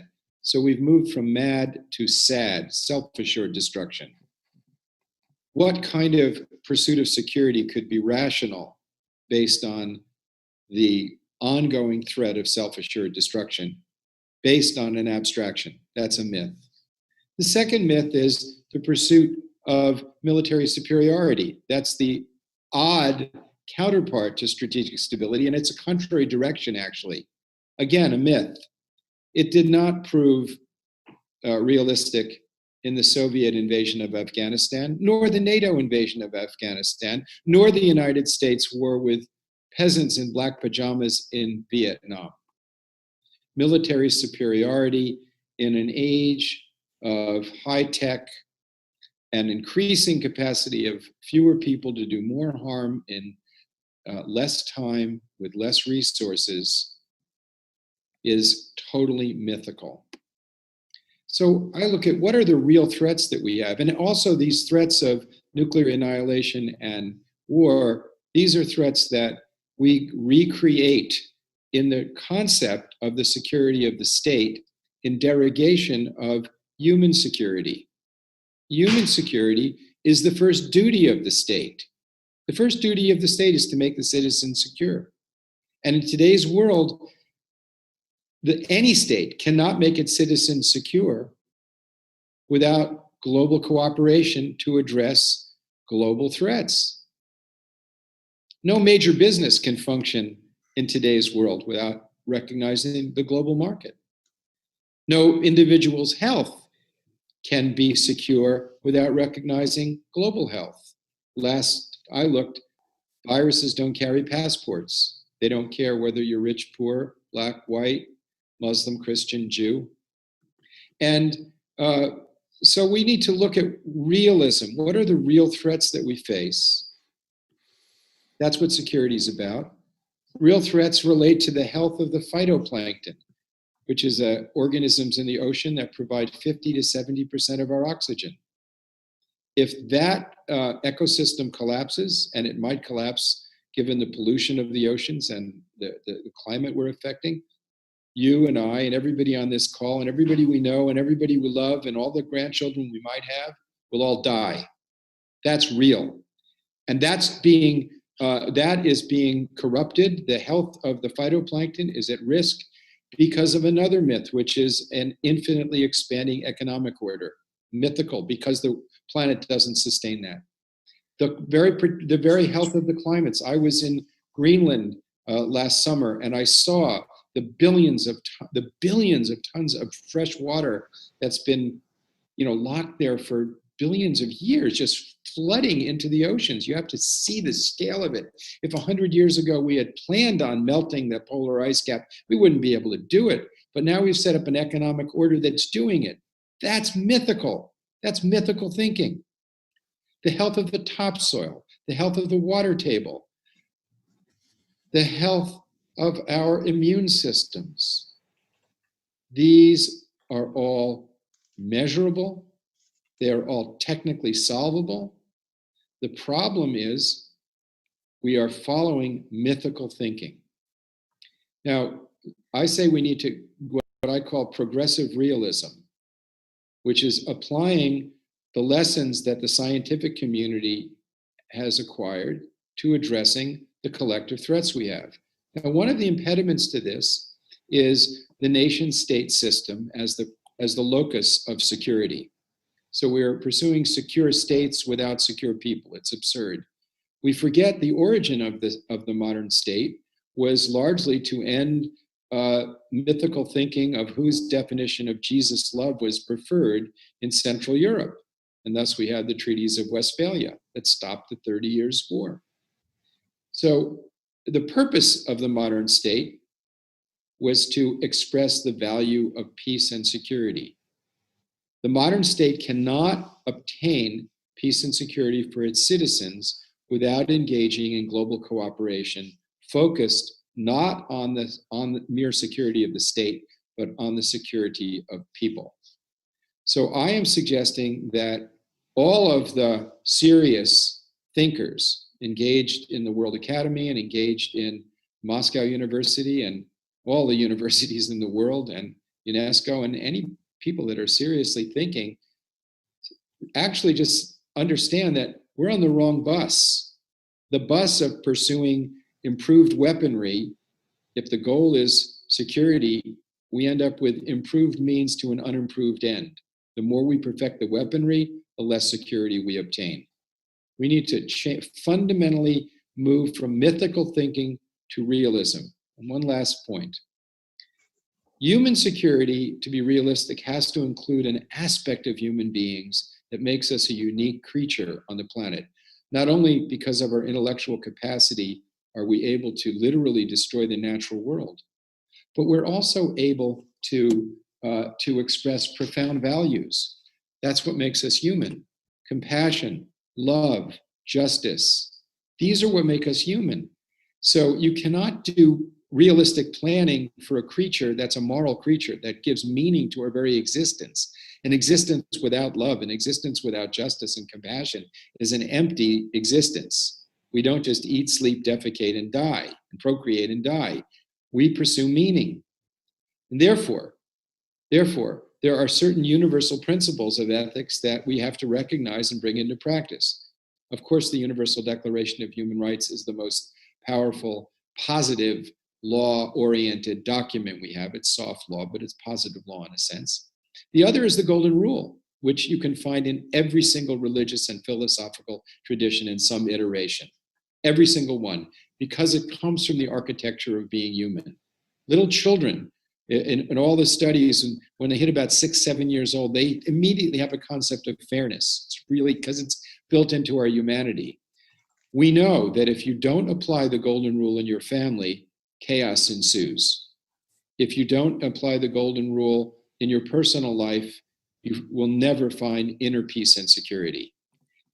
We need to apply the Golden Rule to the relations of nations.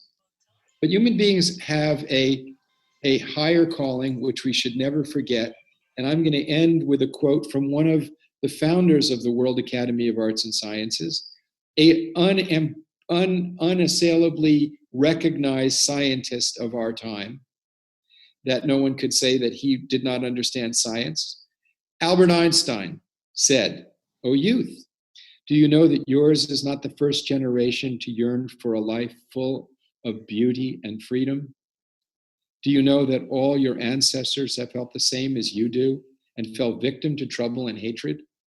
Do you know also that your fervent wishes can only find fulfillment if you succeed in attaining a love and understanding of people and animals and plants and stars, so that every joy becomes your joy and every pain becomes your pain?" So I know I have the honor of speaking to people in Russia, and I'm in the United States, and we saw the light of our common humanity when the Cold War ended, and we are now seeing the darkness of the pursuit of insane myths of pursuing security by expanding and modernizing nuclear arsenals, existential weapons of horror and terror. It's for us to not allow these walls of fear and hatred to be rebuilt. It's for us to affirm our common humanity, use the tools of science, and get on with being human beings. Thank you very much. Thank you, John. Hey, I would like to say some words on behalf of the Moscow University. A few words. I would like to say about our competition, Kondratiev Foundation, and we would like to invite all participants of our session and of members of Club of Rome and World Academy of Art of Sciences to send your applications for the 10th international competitions of Kondratiev Foundation. You can find information on the slide, and I would like say a few words about our research that we made for the World Academy of Arts and Sciences. You can find it in one of new editions of the Journal of Academy. It's about a new paradigm of global society development and the era of global transformations. We have examined global values in relations to ultimate development goals. We have identified 3 models of development. The idea of these models you can see on this slide. It's I'm sorry to interrupt, but Professor Mambela Rampele has to leave. I will finish in 1 minute, if it's possible. Thank you very much. So you can see here the 3 models. It's the first, second, and the third. And the idea of our research that it's very important in the post-COVID world to have the conditions for providing the new model of development of the world. And you can find more information about our research we'll send this information to you. Thank you very much. Sophie, I have so it was my you hijacked us a bit, but although you said something very relevant, thank you very much. I wanted to conclude this panel discussion. Unfortunately, we do not have time for other interventions. We would have liked to have many. I just acknowledged only a few of the present individuals, high-level individuals who are here today with us. Thomas, Marcel, many others I can see, but it will be maybe for the next session to continue the discussion. So thank you again for the high-level participation. Back to Gary. To Carlos, please. Let's go ahead to that. Thank you, Donato. But let's go ahead and give a chance to. Yeah. Carlos, it's your session now. Thank you, Carlos. Thank you. Well, it will be a short session, I'm afraid.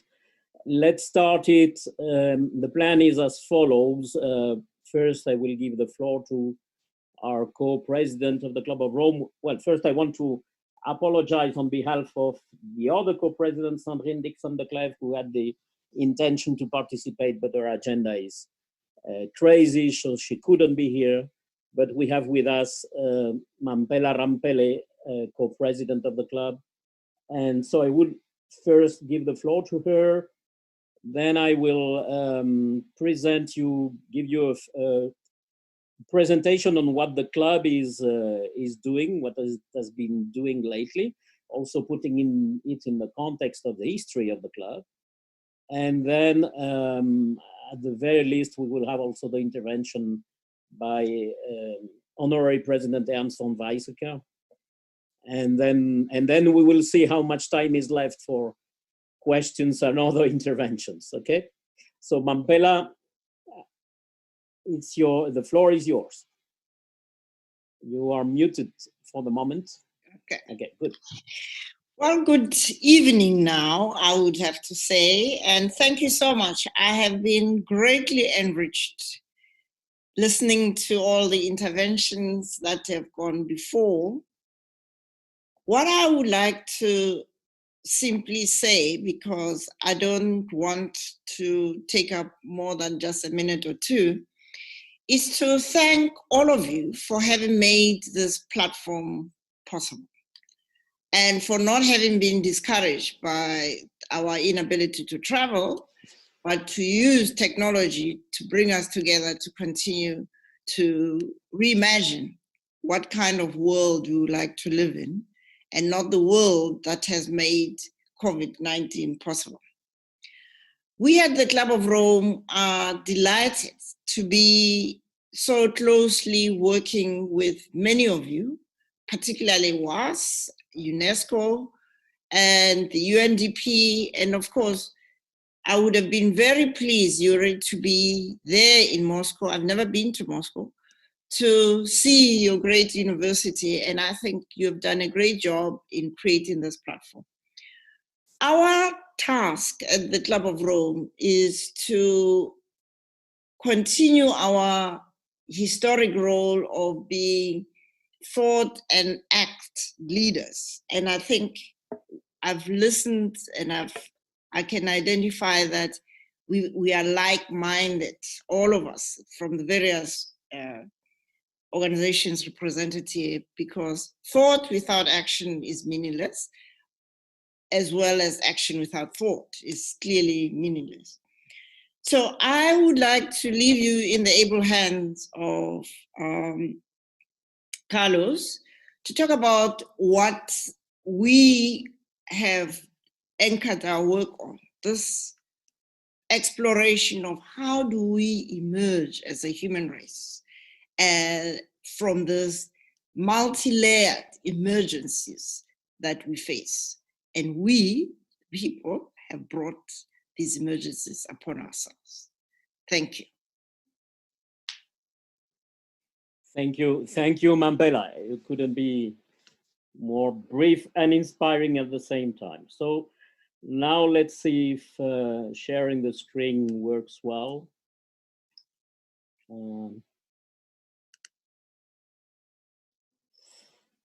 Yeah, it looks like it works. So as I said, I wanted to give you an overview of what the Club of Rome is doing, but in the context of its history, which is already a long one. We are not 75 as the UN, but we are 52. So that's a time. And by the way, being in the context in which we are, let's just remind that the Club of Rome exists because of the convergence of a short number of people with really open minds who shared concerns and decided at a time where it was not so easy to talk about that, decided that the fate of humanity would need a place for debate. Of course, the main promoter was Aurelio Peccei, Italian industrialist, but German Visciani, Soviet sociologist and public servant, played a fundamental role in the creation of the Club of Rome, because he actually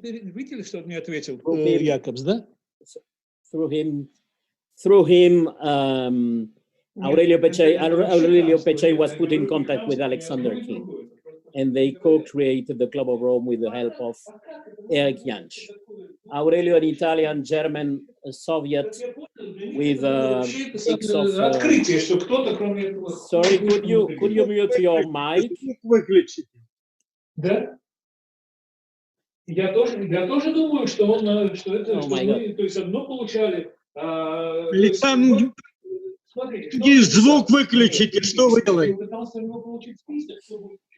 That's the problem of Zoom teleconferencing, right?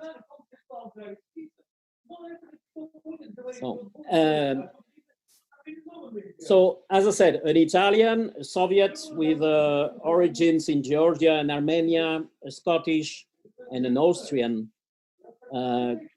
created with a few others, created a conference, a little bit like this one, but of course on site in Rome on 7th April 1968 to discuss the future of humanity.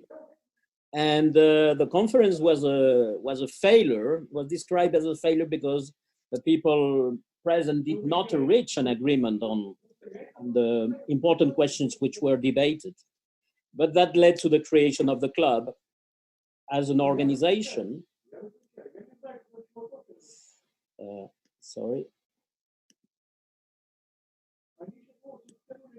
As an organization, as a quite unique organization, opening space for debate among scientists, politicians, people from business and from public administrations, sharing big concerns on the future of humanity and adopting a perspective which is still unique today, which is a perspective systemic, global, and long-term, and coining an expression which is still valid today, which is the word problematique. This is not only about the environment or only about climate warming. It's about everything which is really relevant for humanity, which of course includes the biosphere.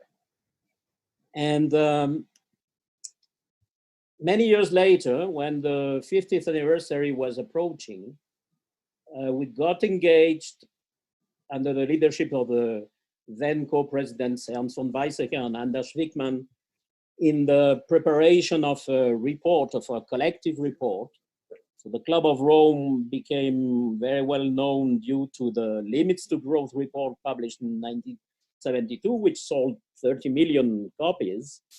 In common, what we did was to review what has happened, of course, to conclude that the unsustainable trends which were present in most of the scenarios in the Limits to Growth report have been continuing until now and are continuing. And second, analyzing how these unsustainability, these unsustainable trends are related to our understanding or lack of understanding of reality, in the line that Alberto Zucconi was mentioning before. We just interpret reality. We do not have access to that. And because of using outdated philosophies, we are still in the situation in which we are. And the third part of the book is about what are the elements, the seeds of a better future, of a sustainable world in the future. This book and the process around the book was part of the conversations which were ongoing in the club since 2016 until 2018, when we had our 50th anniversary, and which were very much framed by the fact that, as this graph shows, the fact that sustainable development is still an oxymoron. The concept has more than 30 years of existence. And as you can see in this graph, which is based on the work of our colleagues of the club, Bill Rees and Matthijs Wackernagel in the Global Footprint Network, if you draw the Human Development Index versus our impact on Earth, our ecological footprint, there is no country, the box of where sustainable development can happen is basically empty. And the countries which are closer are not the countries in which we think as models, although they are more balanced than any other in terms of the combination of high human development and low ecological footprint. So we have a big issue which is synthesized in this graph. And this issue was already there 50 years ago, but now it has become emergencies, and what we did 2 years ago was to renew the leadership of the club. So now we have the co-presidents Mampela Rampele from South Africa and Sandrine Dixon de Clève from Belgium, working together. Also, first time that women were elected to the presidency of the club, working together in a program under the message of emergence from emergency, and the idea that we face now emergencies. What was in the origins of the club was. Could you mute your phone? Sorry. Юля, помоги, пожалуйста. Юля. Звук выключите, звук. Иван Андреевич, звук выключите. Помоги, пожалуйста, быстрее. Звук выключите, Иван Андреевич. Я не знаю, как его включить. Теперь они все пишут. Carlos, I am very sorry. It is just a little technical mistake. Yeah, so if I can continue. Ivan is searching how to switch off and did not find without our assistance. Sorry, we are very sorry. So please continue. Слушайте, нет, не надо уходить. Я не знаю, они мне все пишут, я не знаю. Ничего страшного, не нервничайте. Давай сейчас.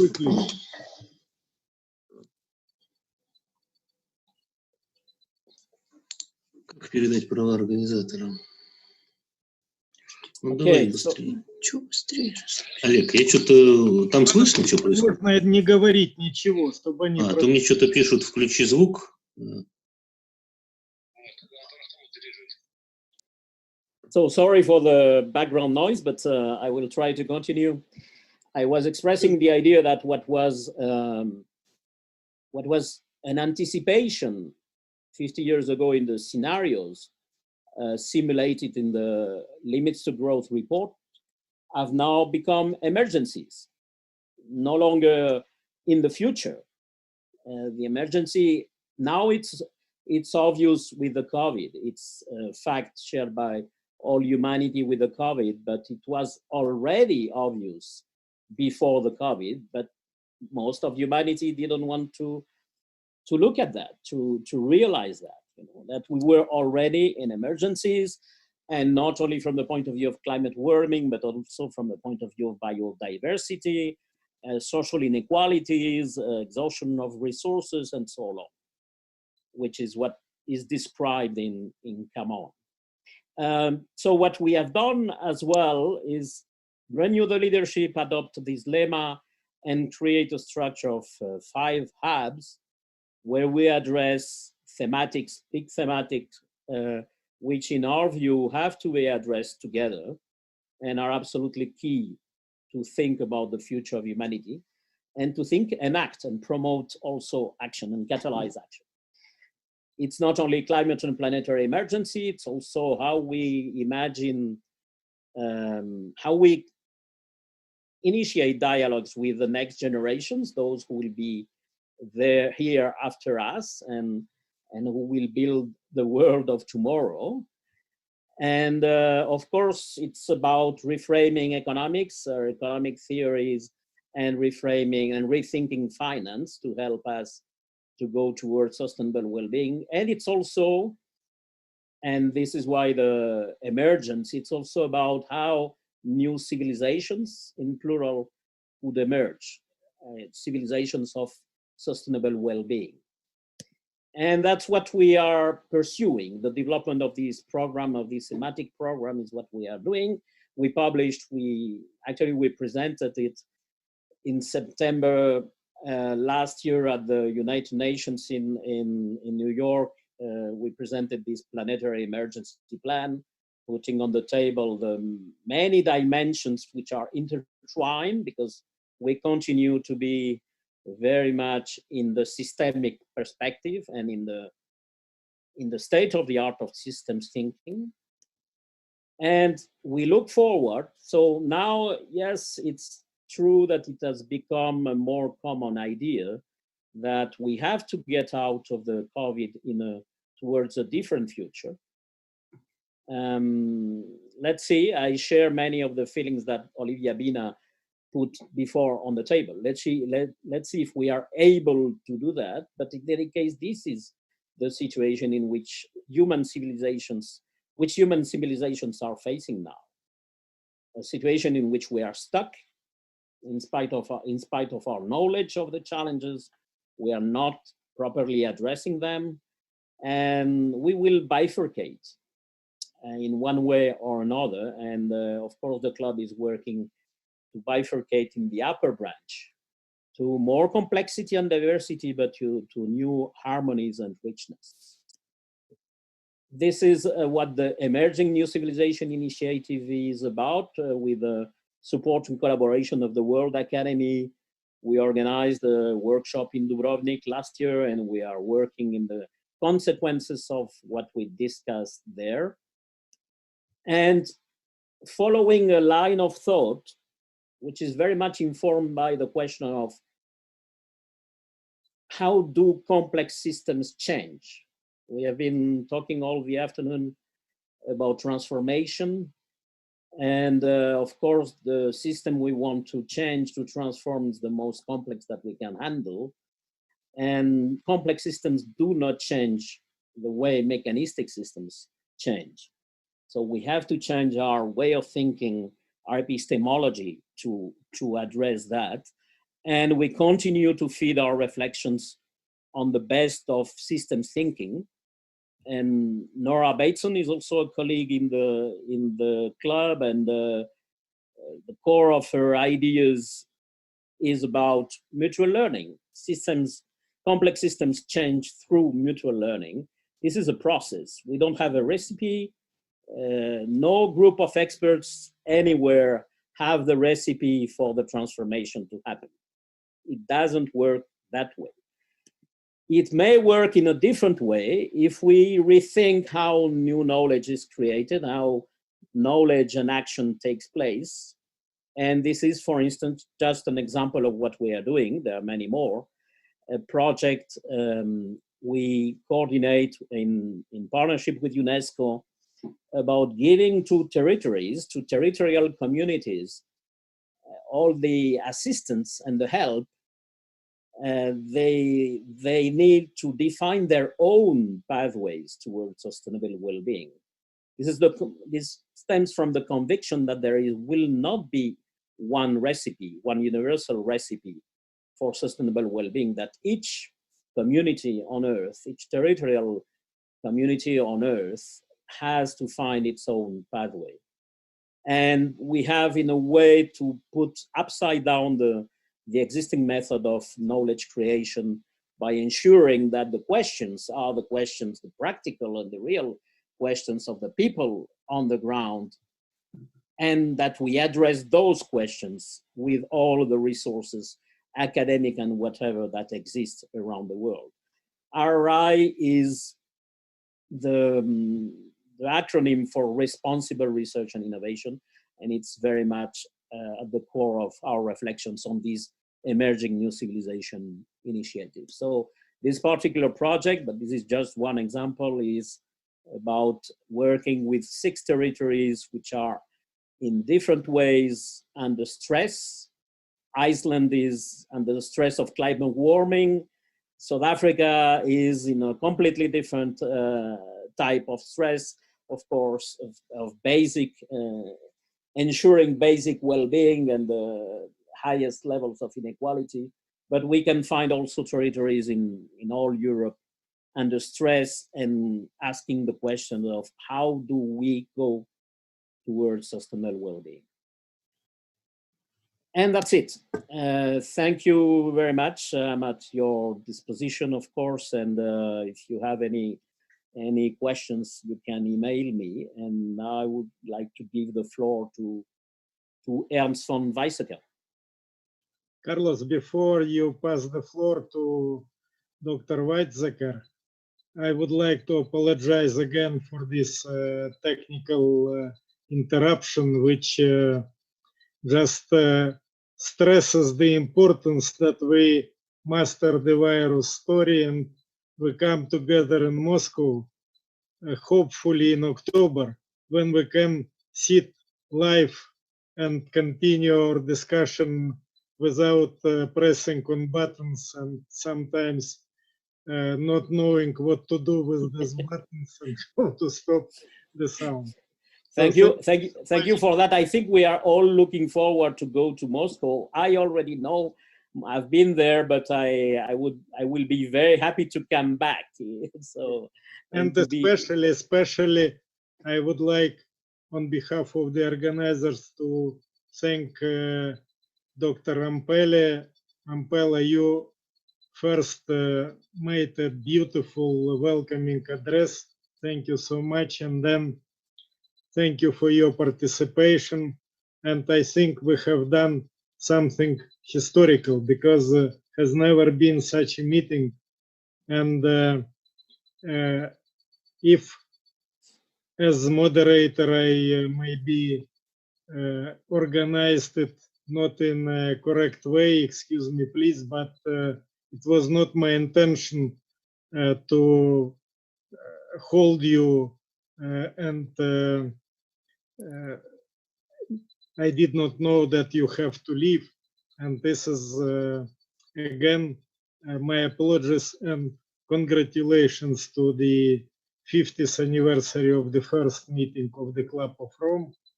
Thank you for your coming and for your participation and for your nice address. Thank you. Thank you to you. Mampela, you are still here. Yuri, I apologize very much for interrupting you. I'd like to say some words. Yuri, do you suggest finish now our session? No. The session is not, because Mampela has to go. This is why. Okay, I hope we will continue our communication not only in this way, but also maybe by publications. For example, I'm chief editor of the journal Age of Globalization, and maybe you publish some similar journals, and maybe we will change our articles and maybe interview, and we'll continue our communication in another way too.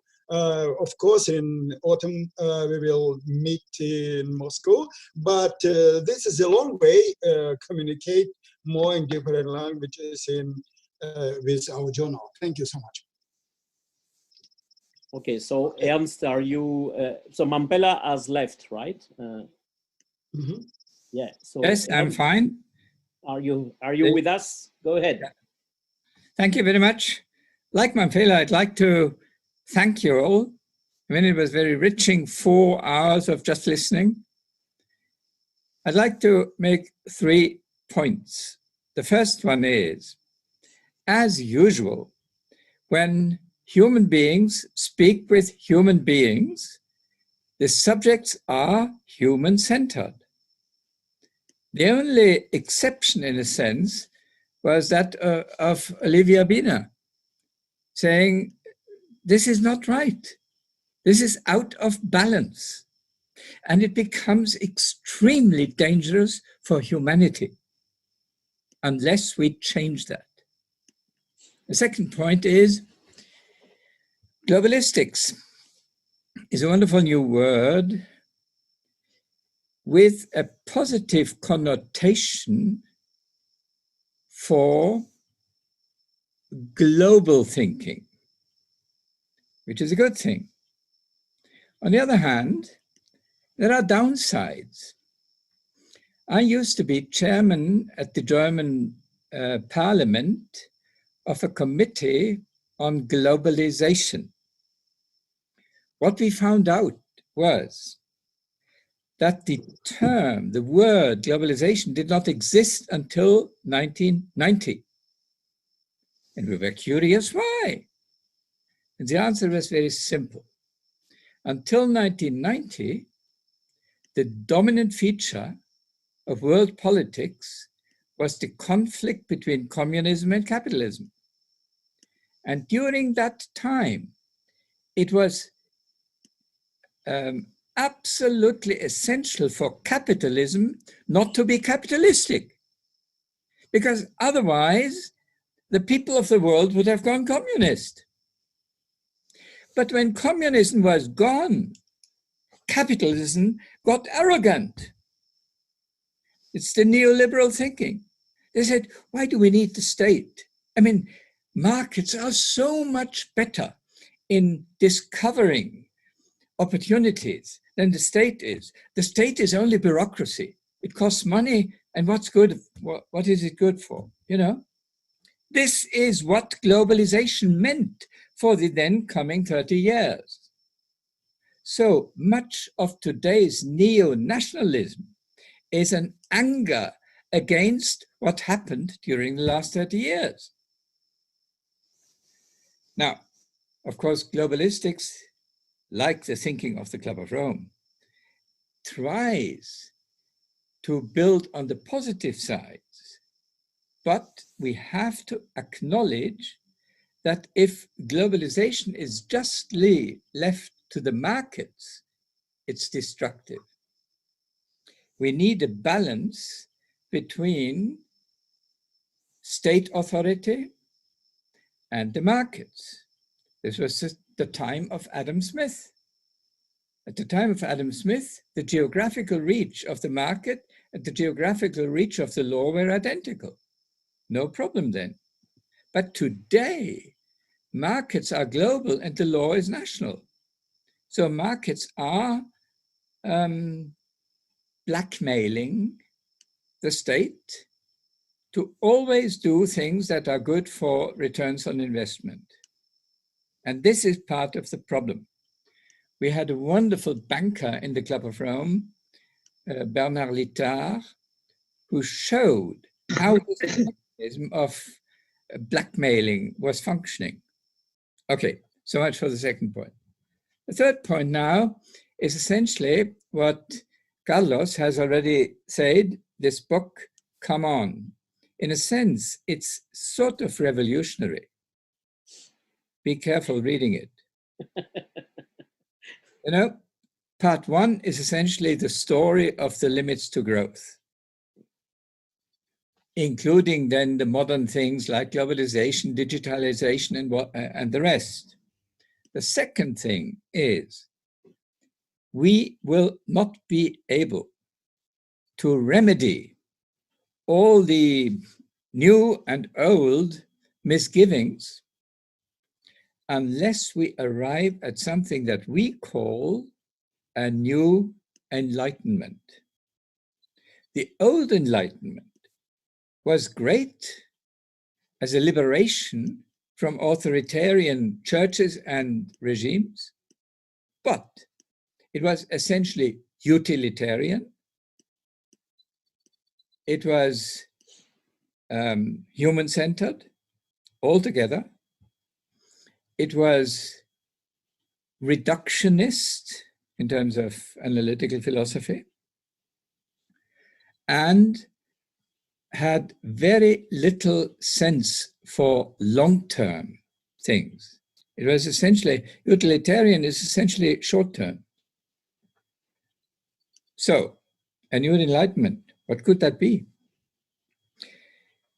One of our ideas is to switch from dogmatism to balance. And that also means from Europe or Western-centered to more global-centered, in particular Asian. You know, in Asia, the yin and yang symbol means essentially balance. This is part, as we see it, for a new enlightenment that would help resurrection of biodiversity, stabilizing climate, and all the other things that we address in the emergency discussion, as Carlos has explained. But then the third part of the book is, as the title, come on, join us on an exciting journey towards a sustainable world. And this is all essentially political things that we can do now. In my time as Member of Parliament, I was one of the initiators of the feed-in tariffs law, which made solar energy all of a sudden competitive with nuclear and coal. So this is politics. We have to set the frame such that the good things can win and the bad things would rather lose. For that, it is essential eventually to have prices more or less tell the ecological truth. Today, they are lying. They do as if destruction was good for all. You know, this is a completely crazy kind of economics. And it's anthropocentric, of course.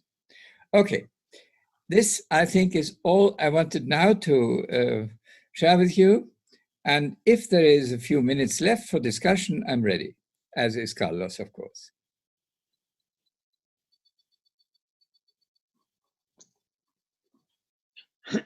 I think there are some minutes left, right, Yuri? Yes, of course. And I would like to thank Dr. Weizsäcker for his participation and for his very interesting contribution, making us think about the nature of the crisis we're in, about the nature of many things, because as a matter of fact, it is maybe a kind of unusual crisis, because first it started not as usual from the economic reason, but it started, or the trigger was a medical factor. It means a social factor.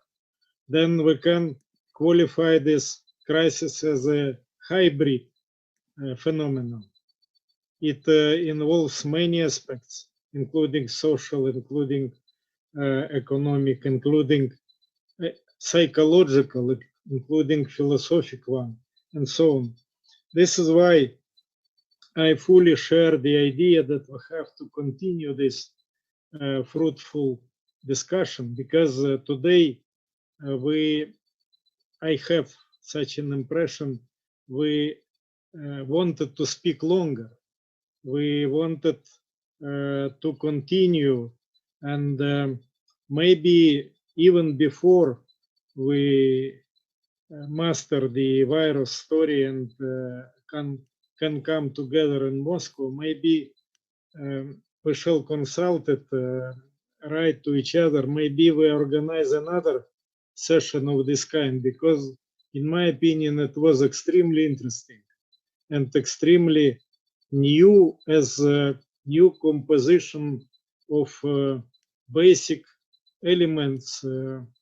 Let us say there is such a saying, I don't like it very much, think tanks, but I don't like, think I like, but tanks not so much. But in my opinion, there are so many ideas just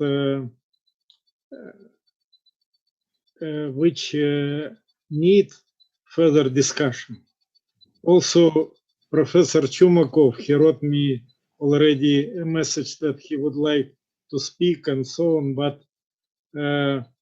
I think really maybe it is worth to continue this discussion in the future and to come together again.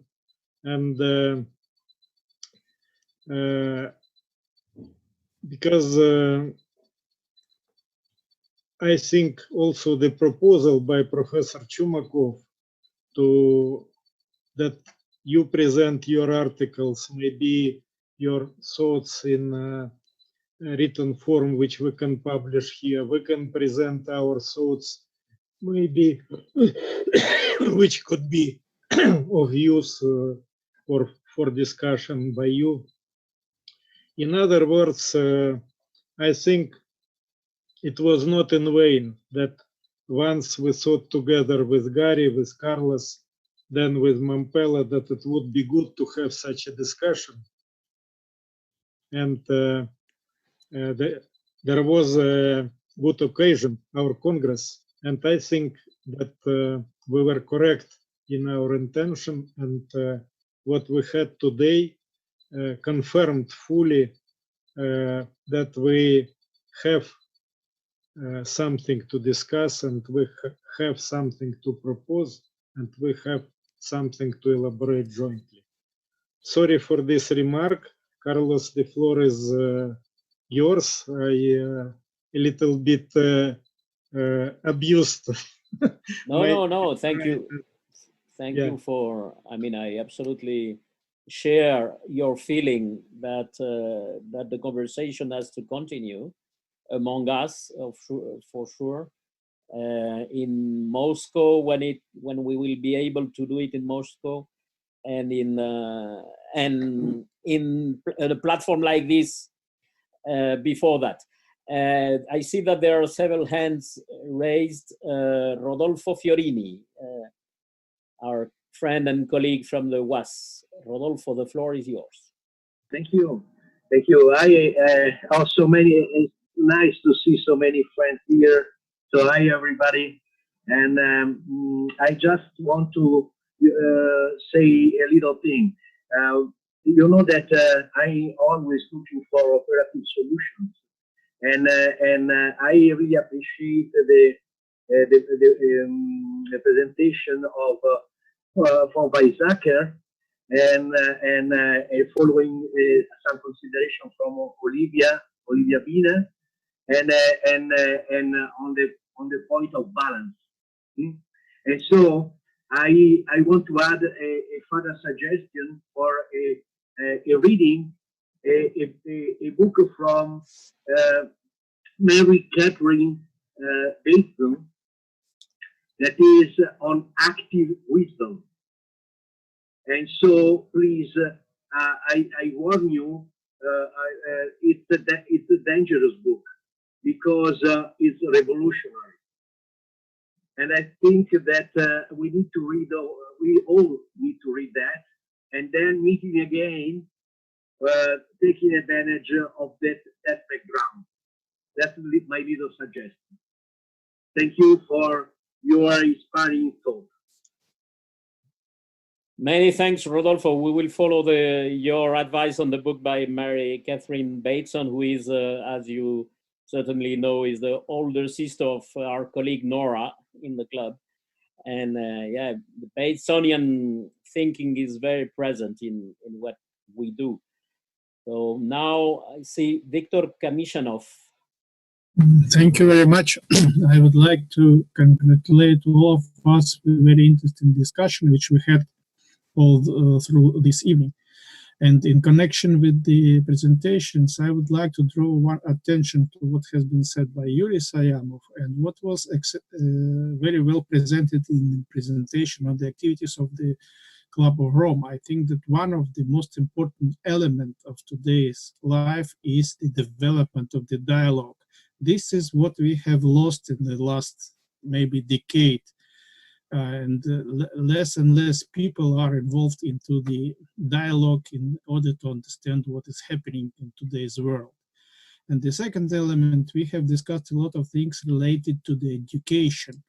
And this is very good to educate young people. This is very good to have a dialogue between the scientists. But what do you think in the Club of Rome about the importance of the education of the powerful people, of those who are at power and who, it seems to me, quite for a long time have already lost access to the education, because today's world demands improvement of their knowledge about what is going on in the world. And once again, I support the idea of having more and more the discussions and the dialogue between the people who have the opportunity to influence today's world and our future. Thank you. Okay, I will make a comment later if possible, so on education, but Carlos, first, yes. If you permit me, I'll show you for Dr. Weizsäcker a book written by Ernst von Weizsäcker, but another one who was his grandfather. Yes. And I hope that when you come to Moscow, you will sign for me this book. Okay? I will. Thank you. Very good. It belongs to the library of every diplomat, because the grandfather was General Secretary of the German Ministry of Foreign Affairs. Thank you. We are getting with many things to read to this conference. So, Professor Igor Peliciari, are you with us? He raised his hand. I'm not sure he's still here. No, yes, looks he has left. Tal Ronen.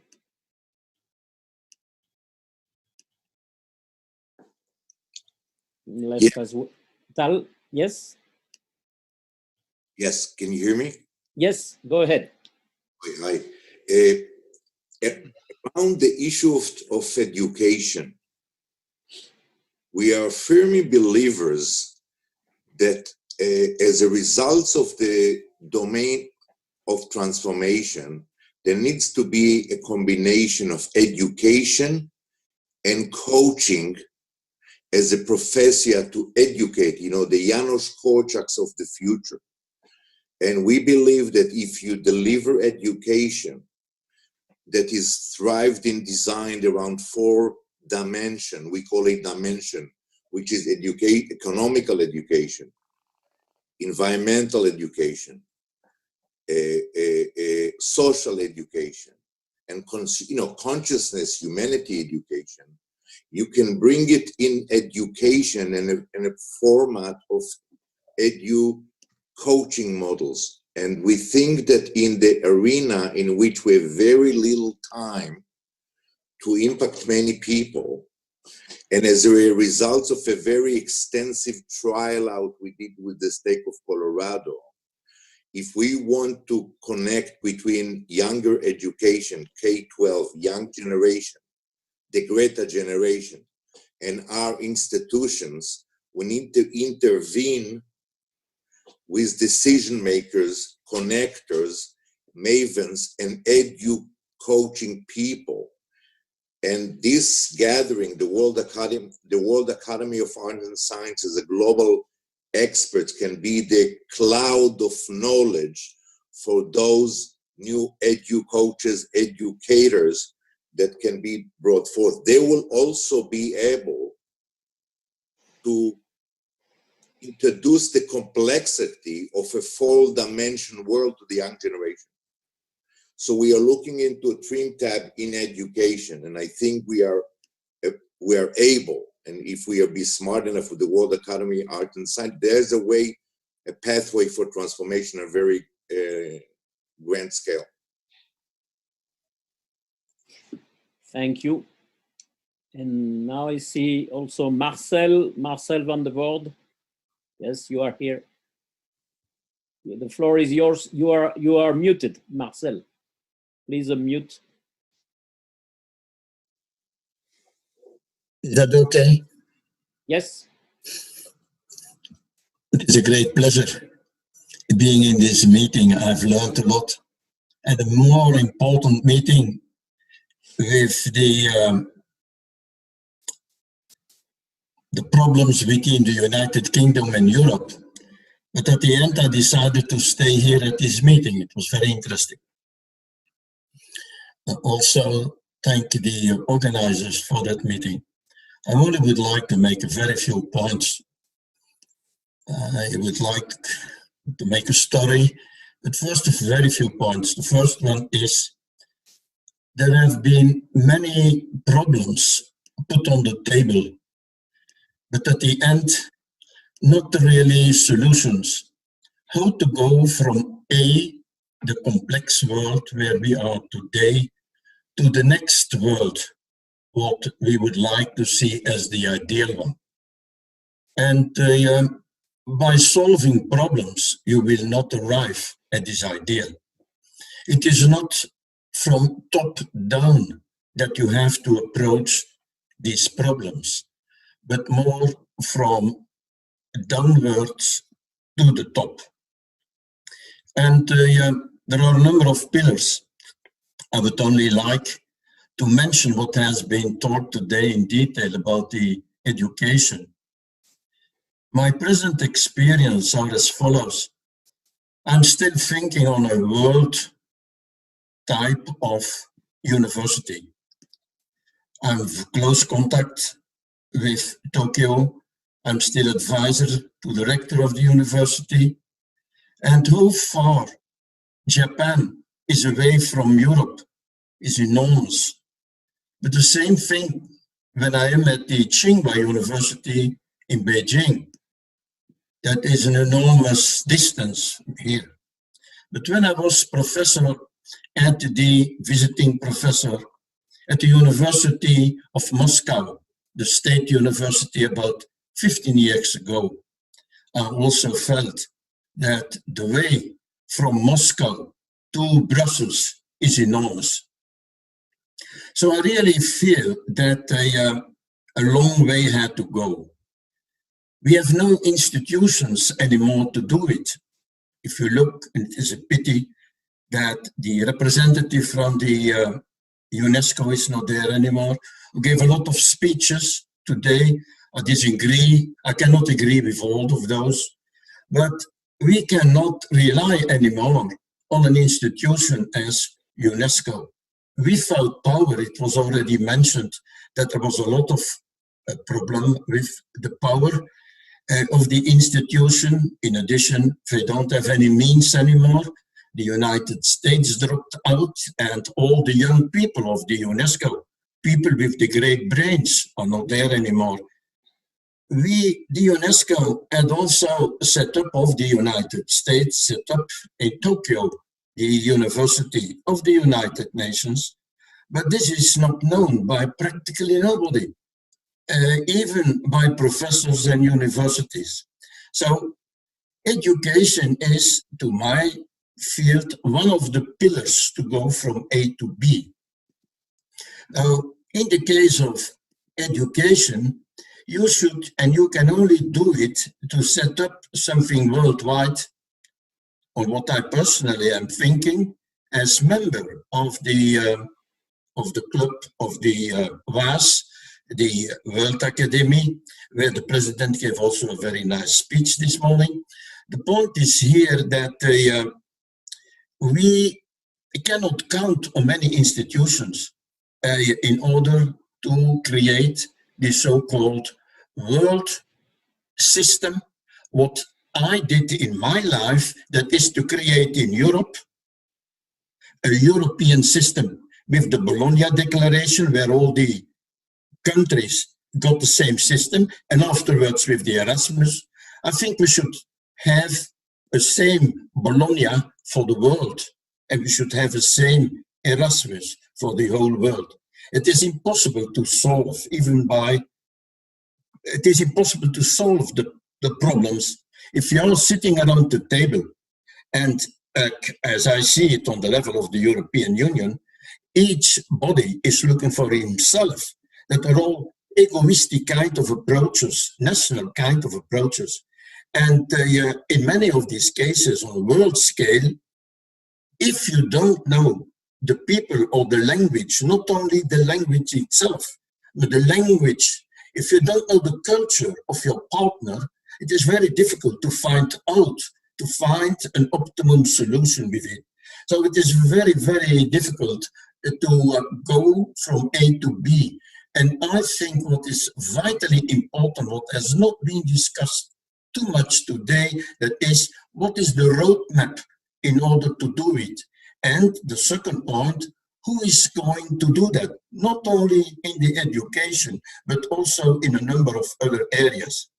Now, let me a little bit be critical. I was a little bit critical now on the UNESCO, but also when I was a young student, I got some excellent professors and excellent people, I'm Belgian, but excellent people in Europe who were in the Club of Rome with wonderful ideas. And these ideas were also followed by governments and by other institutions. But today, I think there is something, a kind of a problem. Where are all the great ideas? If I saw from Carlos the future program, what we have now for the Club of Rome, what has been approved last year, I didn't know that. I'm still also a member of the Club of Rome, but a very, very simple member. But I really see that the so-called fundamental aspects are not there. They try to solve problems, but in order to solve a problem, you must understand it. And as a physicist and a chemist and a medical, in order to clean and to solve a problem, you have to understand it. And I really see that also in the program of the Club of Rome. I would call that applied physics or applied engineering. But the fundamental sciences, the great inventions, the great ideas, not only there, are missing. And are missing in many organizations. I also see that as one of the directors of the European Union. I also see that our people are putting the paper from one table to another because we have no time. They cannot think. So in order to get thinkers is a kind of a great problem in this world. And what I personally would suggest, as well for the Club of Rome, as well for WAS, as well for the UNESCO, that is to get a kind of fundamental task forces, bringing people together in order to get the new great ideas and to create the new world. It will be difficult only by solving problems, what I've heard today. That is not sufficient. You could not solve to create something which is very vitally only by solving the problem. If you solve now the corona problem, people are now solving, like the President of the United States is taking some pills for other kind of for malaria or something. That is not a solution. You really have, what we are doing at present, also in the corona, in the Max Planck Institutes, we try to understand the fundamentals. How can you go to the new vaccine on the basis of discoveries of that, and not what many pharmaceutical committees are presently doing, to take a lot of research on a number of other topics and try then to combine and find a solution. You have to go fundamentally. And I think if you have to do that for the world, A to B, You have to go for fundamental systems, not only for leaders. If you put another leader on the UN, or if you put it on other international organizations, you will not change much. It is the whole institution which had to be changed. And I have not seen today what kind of new institutions do you want. In any case, one point, what I am behind, also in the framework of WAS, that is to create the world, not academy, but the world university. The university where the brilliant people in the world can be trained, and you could have satellites in various countries. But it should be on the training of the best people, or your best scientists in the world, or the best scientists in economics or in other fields. I was also involved 25 years with CERN in Geneva. And CERN in Geneva is a world organization. All physicists in the world are talking the same language, and we should try to form this kind of models. Thanks a lot. Thank you, Marcel. I mean, I'm almost in the obligation to comment on what you just said, but also on what other people said. So I don't know, Yuri, how much time is left? I don't see Yuri now. Oh, yes, you are here. You are muted. I don't hear you. Hello? Yeah, you are muted, Yuri. We continue, and I'll now write to the organizer of the conference to ask his advice. Okay, so like this. So a couple of comments on education and what you just said, Marcel, because I probably failed in expressing the depth of what we are doing in the Club of Rome, what we have been doing for many years, and what we continue to do. Because it cannot be described as finding the solution to go from A to B. And what I'm going to say is related especially to education. So saying that we need more education, yes, we can all agree about that. But it is missing the fundamental point. And the fundamental point is that we need, I think, in my humble opinion, that I think we need to change the way we think about ourselves and about the world. As described in Come On, in the second part of Come On,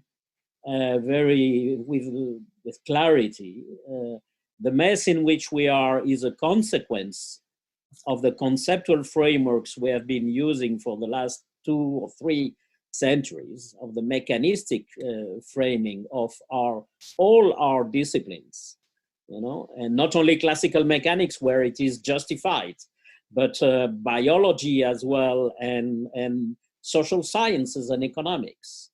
So education, yes, but only provided that we start building new ways of thinking, which we don't have to start from scratch.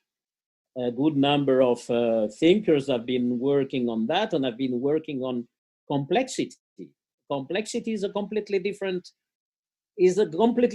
animal, starting by the fact that we cannot put ourselves outside of a complex system. We are not external observers of the complex systems we are trying to transform. So there is no way to design a roadmap to go from A to B, because that's not how complex systems evolve and change. And if it is education to learn together, yes, because it's a process of transformation in which everyone has to be involved, not only the experts, by the way. I mean, the people have to be involved as well, ordinary people, not experts. And it's a process of mutual learning. So we don't have the answers. No, we don't have the answers. But we have a lot of knowledge about how to take steps in a different way from the usual one, starting from the fact that you said, Marcel, that we don't have the institutions we need, and I agree, among other things, because nature and life is not divided into departments and ministries.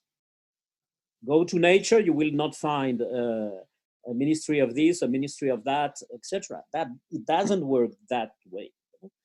And possibly this is one of the reasons why, if you look at the crisis of the coronavirus, if you read the book report done by the WHO on the SARS crisis of 2003, the first thing you notice is that we didn't pursue the research on that because it disappeared. Fortunately, it disappeared, so we stopped. Of course, we stopped looking for vaccines because there was no business left for that, you know. But we stopped the research. But the second thing you find in that book, in that report, is that for the management of that crisis, and I think it continues to be the same now, the techniques of the 19th century, that is tracing the contagion and confinement, etc., which are the same techniques we're applying now, were more useful than the science of the 21st century. This is already saying something about, I think, the limitations of our current dominant epistemologies. So more education, yes, but based on the idea that we need to create, I mean, not to create, because the new epistemologies already exist, to ensure that those new epistemologies, because as Alberto Zucconi said very well, we construct reality. We don't have access to reality. We have to make sure that those epistemologies, which are better to understand complex systems, it doesn't mean we will understand them, inform our new educational efforts.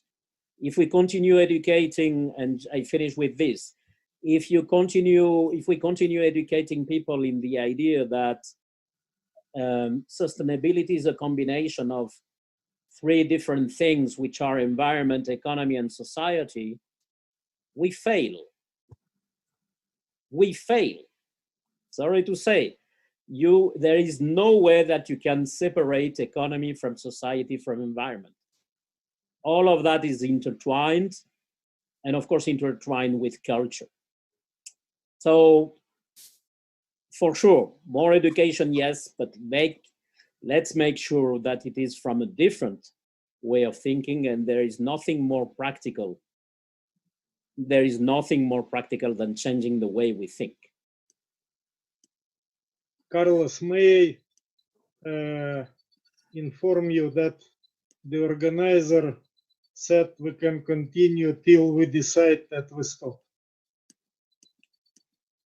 So till we start starving, actually. Ernst, you wanted to say something? I can make one more remark on complexity. Yeah. It's wonderful, Carlos, that you mentioned that. That's very important. I used to be a professor of biology with the background of biological cybernetics, which is essentially complexity, you know. And one of the most important things for our present civilization is the following. In biological cybernetics, you learn that stabilization of a good system requires what is called negative feedback. If our temperature goes too high, you have a negative feedback to bring it back to good. Or blood pressure, the same. Or if you eat too much, the negative feedback is, no, it's enough now, you know. All important stabilization mechanisms are called negative feedback. But today's economics hate negative feedbacks. They always want positive feedbacks. And this is hugely rewarded and is destructive. But economists don't know. So they need to learn from systems analysts like you or biologists like me. So that was my point. Many thanks. I've seen that Rodolfo wants to say something as well. Yes, thank you, Carlos. I mean, I just want to add a little thing like that when this pandemic spread out, our government said, oh, the solution is social distancing. Okay, so I was astonished. I mean, what a wise solution. I mean, something back from the 4th century, you know? And so it means that in 4 centuries, the human society has been completely unable to work out new solutions to handle this kind of situation. This, for me, is a big lesson. But we have to share this big lesson with our government, because it's not the right way to find a solution. We have just to, as you said, Carlos, we have to change our thinking, not just, following, just thinking of following everything, but leading problems, advancing problems, and finding solutions. I mean, going back to Maslow, the first level of Maslow, security for society, health security, and all other things of security. We don't invest enough in that. And that's fundamental, because it's the security of our social system, it's security of our future, it's security of the children, of our children. And we do nothing about that. Thank you. Thank you, Rodolfo. May I add that what is extraordinary is that we don't miss. It's not that we need now to start a new mission from scratch, from zero. I mean, the ideas we are talking about have been there for a long time. I mean, and the name of Vladimir Vernadsky has been mentioned several times today. Yes. No, and that we are talking about almost a century ago. Yes. Around a century ago, and the crafting of the concepts of the ecosphere and the noosphere, which he co-authored with Pierre Teilhard de Chardin. That's a century ago, you know, and the ideas about the reform of education, that's a century ago. And the Club of Rome, that's half a century ago. The limits to growth, half a century ago. And by the way, I think it is very representative of what we are talking in terms of the way of changing the way we think, the evolution, the intellectual evolution of one of the best, one of the most influential systems thinkers, who was co-author of The Limits to Growth, Donella Meadows, who started in systems thinking still from a very, I would say, mechanistic perspective, you know, in the description of systems as engineered artifacts, and coined the expression leverage points. So points where to intervene in the system to transform. A leverage point is still a very much mechanistic metaphor. That's obvious, you know. The very last paper she wrote just before passing away is titled, because over time she realized, oh my God, there is complexity. There is the kind of situation that Ernst was describing. There are feedback loops. Oh my God, the world is full of feedback loops. And her very last paper was titled Dancing with Systems, which brings in something which is also very important in our conversations with UNESCO, of course, which is the role of one of the disasters of civilizations has been the splitting between disciplines, but in particular between the arts and humanities on one side and the natural sciences and social sciences, etc. That splitting. So dancing with systems is also a very good lemma, you know, to conclude, I would say. Carlos, may I draw your attention to Professor Abraham, who is from Brunel University of London, and he presented a position paper, but we are not able to show it here. Maybe you can invite him to say some words. But he is with us now? Yes, he is here. Yeah, please go ahead. Yes. Thank you very much, Professor Sayamov. Congratulations. you and your team, the organizers, outstanding, impressive event, but I will not repeat it again because I would like to come in person to Moscow. Yeah, you are invited. Yeah, thank you very much. I attended last year and it was impressive face-to-face Congress again. I would like to, just from my understanding from the previous speakers and my strategic view onto the sustainable development goals, I understand those who look into the values, those look into the environment, those who look into the security.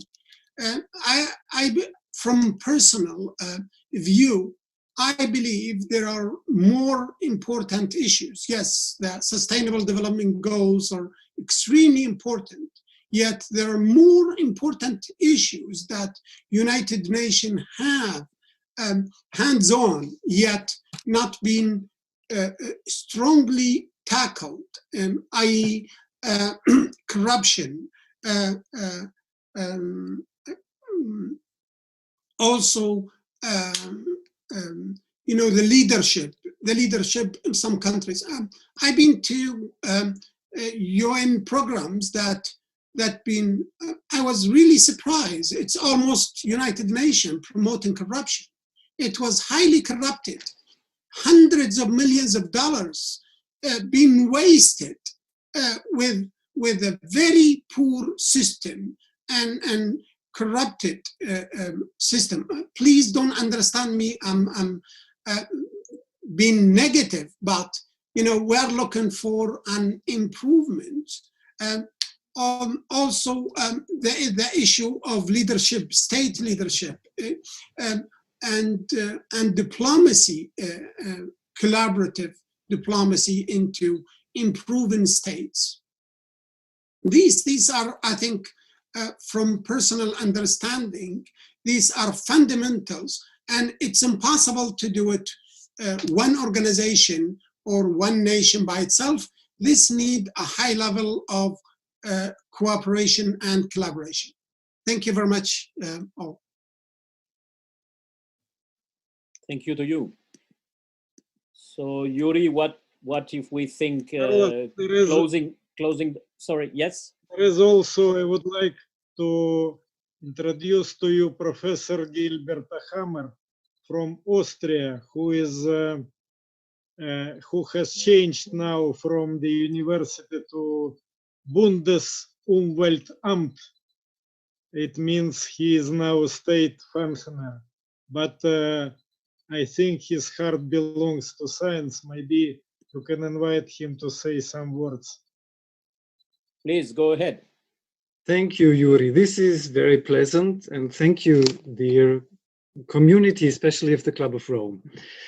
As we all see, our families come closer together, and may I speak about our sons being closer to us, and also my great-grandfather comes into my mind.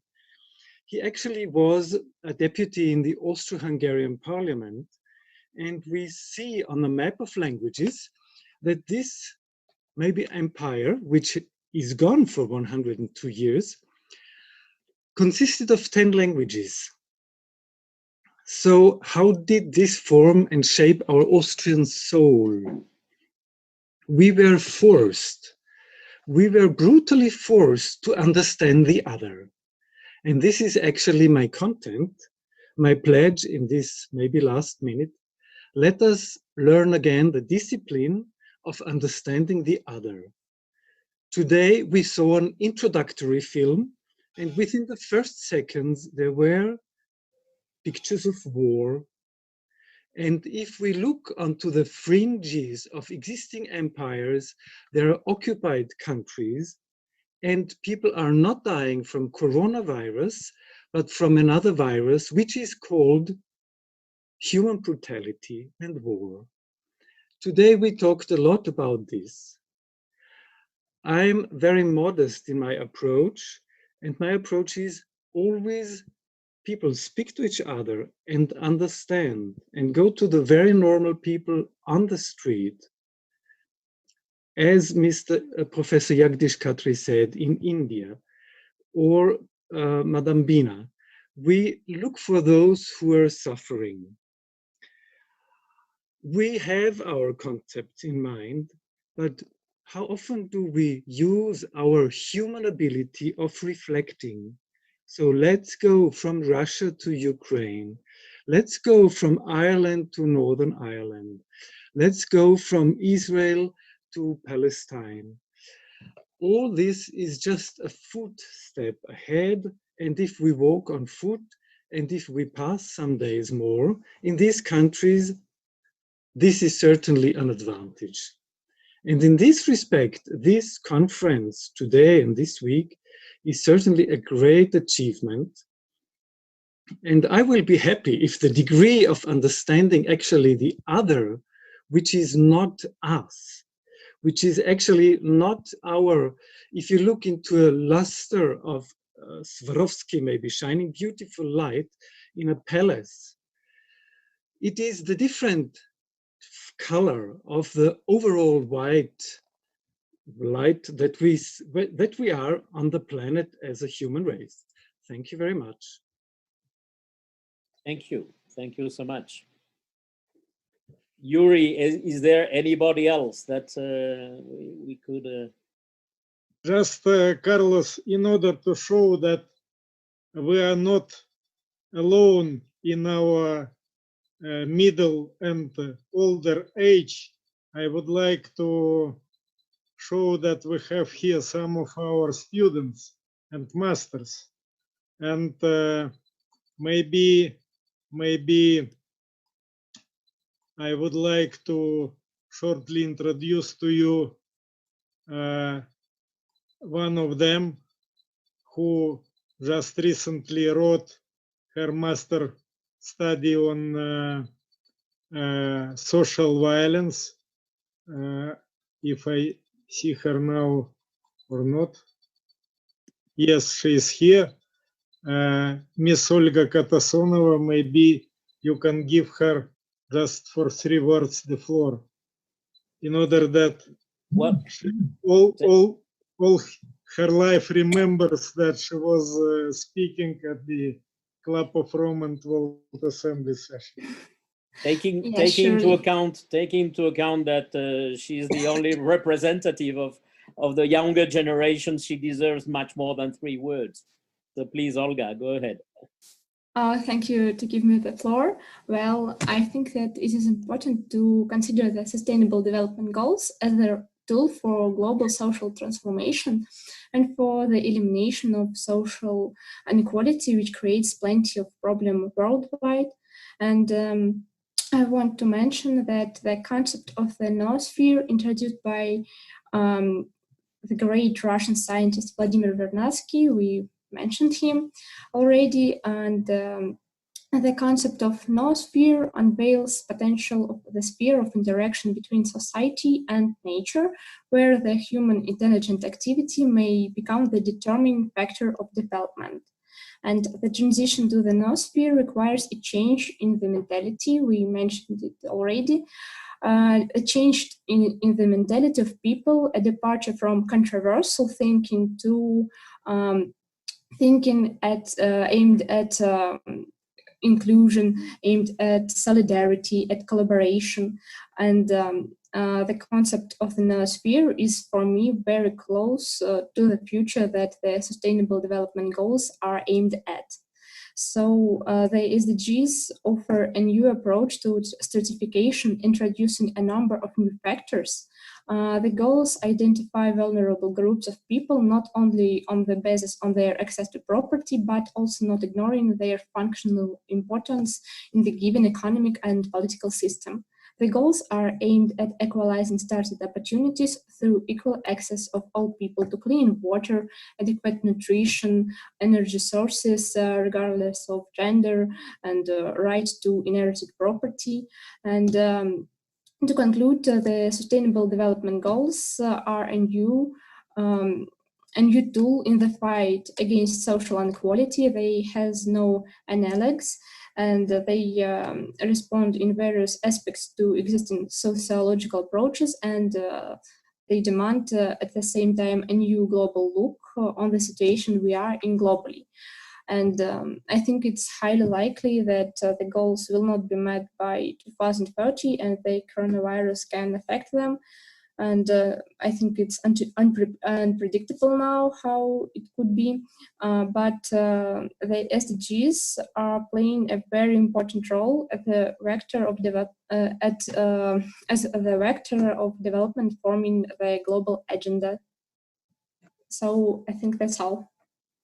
Thank you very much, Olga. May I say that we need also to inoculate the SDGs with the perspective of complexity,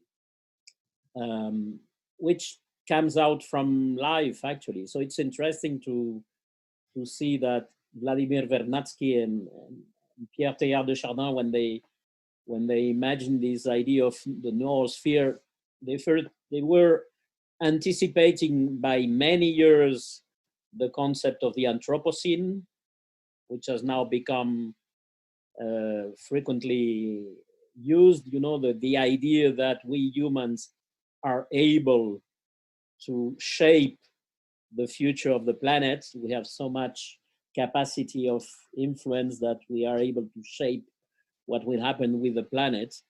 But let me emphasize that in the perspective of Vernadsky and Teilhard de Chardin, it was an optimistic perspective. It was the foresight of the emergence of what has been also mentioned before, of a collective intelligence. They were very much expecting that through our capacities of knowledge, understanding, and technical capacities, we will build up a collective intelligence. Now, if you look at what is being said about the Anthropocene, it is more frightening. I mean, we are not yet, I hope we will, but we are not yet succeeding in the mission of put on ourselves by Vernadsky 1 century ago, which is to develop this collective intelligence. So I think this is something on which we have to reflect more, and to make more visible, because it has been very much forgotten, for geopolitical reasons. Let's say that. Let's put it that way. A short remark, Carlos. To what extent the power of scientific thought could be measured by the fact that Vladimir Vernadsky was a member of the State Council of Emperor Nicholas II, and he was a member of the Scientific Council of Joseph Stalin as well, because he died in 1945. Exactly 75 years ago. Yeah, that's an impressive story. Yeah. Okay, so I don't know. We could continue for hours, but I would suggest that we could to be a good moment with his remembering of Vladimir Vernadsky. That would be a good moment to leave it here, right, Yuri? Carlos, if you permit me to make some final remarks. First of all, on behalf of the organizers, I would like to thank everybody and everyone who took part in our session, in our forum, and especially those who contributed speaking and enriching us with new ideas, with new approaches, with new visions, because the situation we have mentioned many times today and before, the situation the world unexpectedly has found itself in the crisis situation has shown many important lessons. Lesson that the world is very small, lesson that the world is very fragile, lesson that all of us are interconnected and interdependent, and another lesson that people should be very careful with their scientific discoveries and think in terms of Albert Einstein and Bertrand Russell and Robert Oppenheimer and other great scientists, including Lomonosov and Vernadsky, that their findings, their researches, their discoveries should be, first of all, at the service of humanity and at the service of human survival, because people sometimes are not clever enough to understand that they are digging, let us say, for themselves not the best future. And this is why these lessons are to be learned together. And in this sense, I believe that our discussion today made an important intellectual step towards the recognition of those facts which I already mentioned. I would like once again to stress that fact that it was a unique discussion. Never before, as far as I know, Moscow State University, UNESCO, World Academy, Club of Rome came together to discuss the most serious and most interesting issues of our time and of our future. It was not occasional. We discussed it when we prepared the forum with Gary, with you, Carlos. Thank you very much for your deep involvement in the preparation of this session today. We have, let us say, composed the name of this session together: Global Transformations and Civilizational Prospects. Because I don't want to repeat all what was said on this subject today, but it is clear that one is dependent from another. And I sincerely hope that we shall be able to meet again, that we shall be able to continue this very important and very, I would say, sensitive, also in the scientific respect, discussion. I hope that we shall do it in person in Moscow, if the situation permits, in October. But maybe also, if we come to the conclusion that we continue in between, we shall organize something to do it. I thank you so much for this participation. I thank Carlos, especially you. I thank especially Gary. I thank Mampela. I thank Dr. Weizsäcker. And I thank everybody. It was, in my opinion, very, very interesting and rich discussion. Thank you so much. Thank you. Thank you to you. Thank you. An applause. I mean, thank you. And each of us in our at home. Health to everybody above all other things. Yeah. We need to meet safe and sound in October personally in Moscow. And I promise to be your personal guide. Very good. I am at your disposal. Dr. Weizsäcker. Thank you to everyone and good night. Thank you. Thank you so much. Thank you so much. Goodbye from Ukraine. How? Take much care. Bye-bye. Bye. Goodbye. Thank you. Have a good Thank you very much. Thank you. Bye-bye.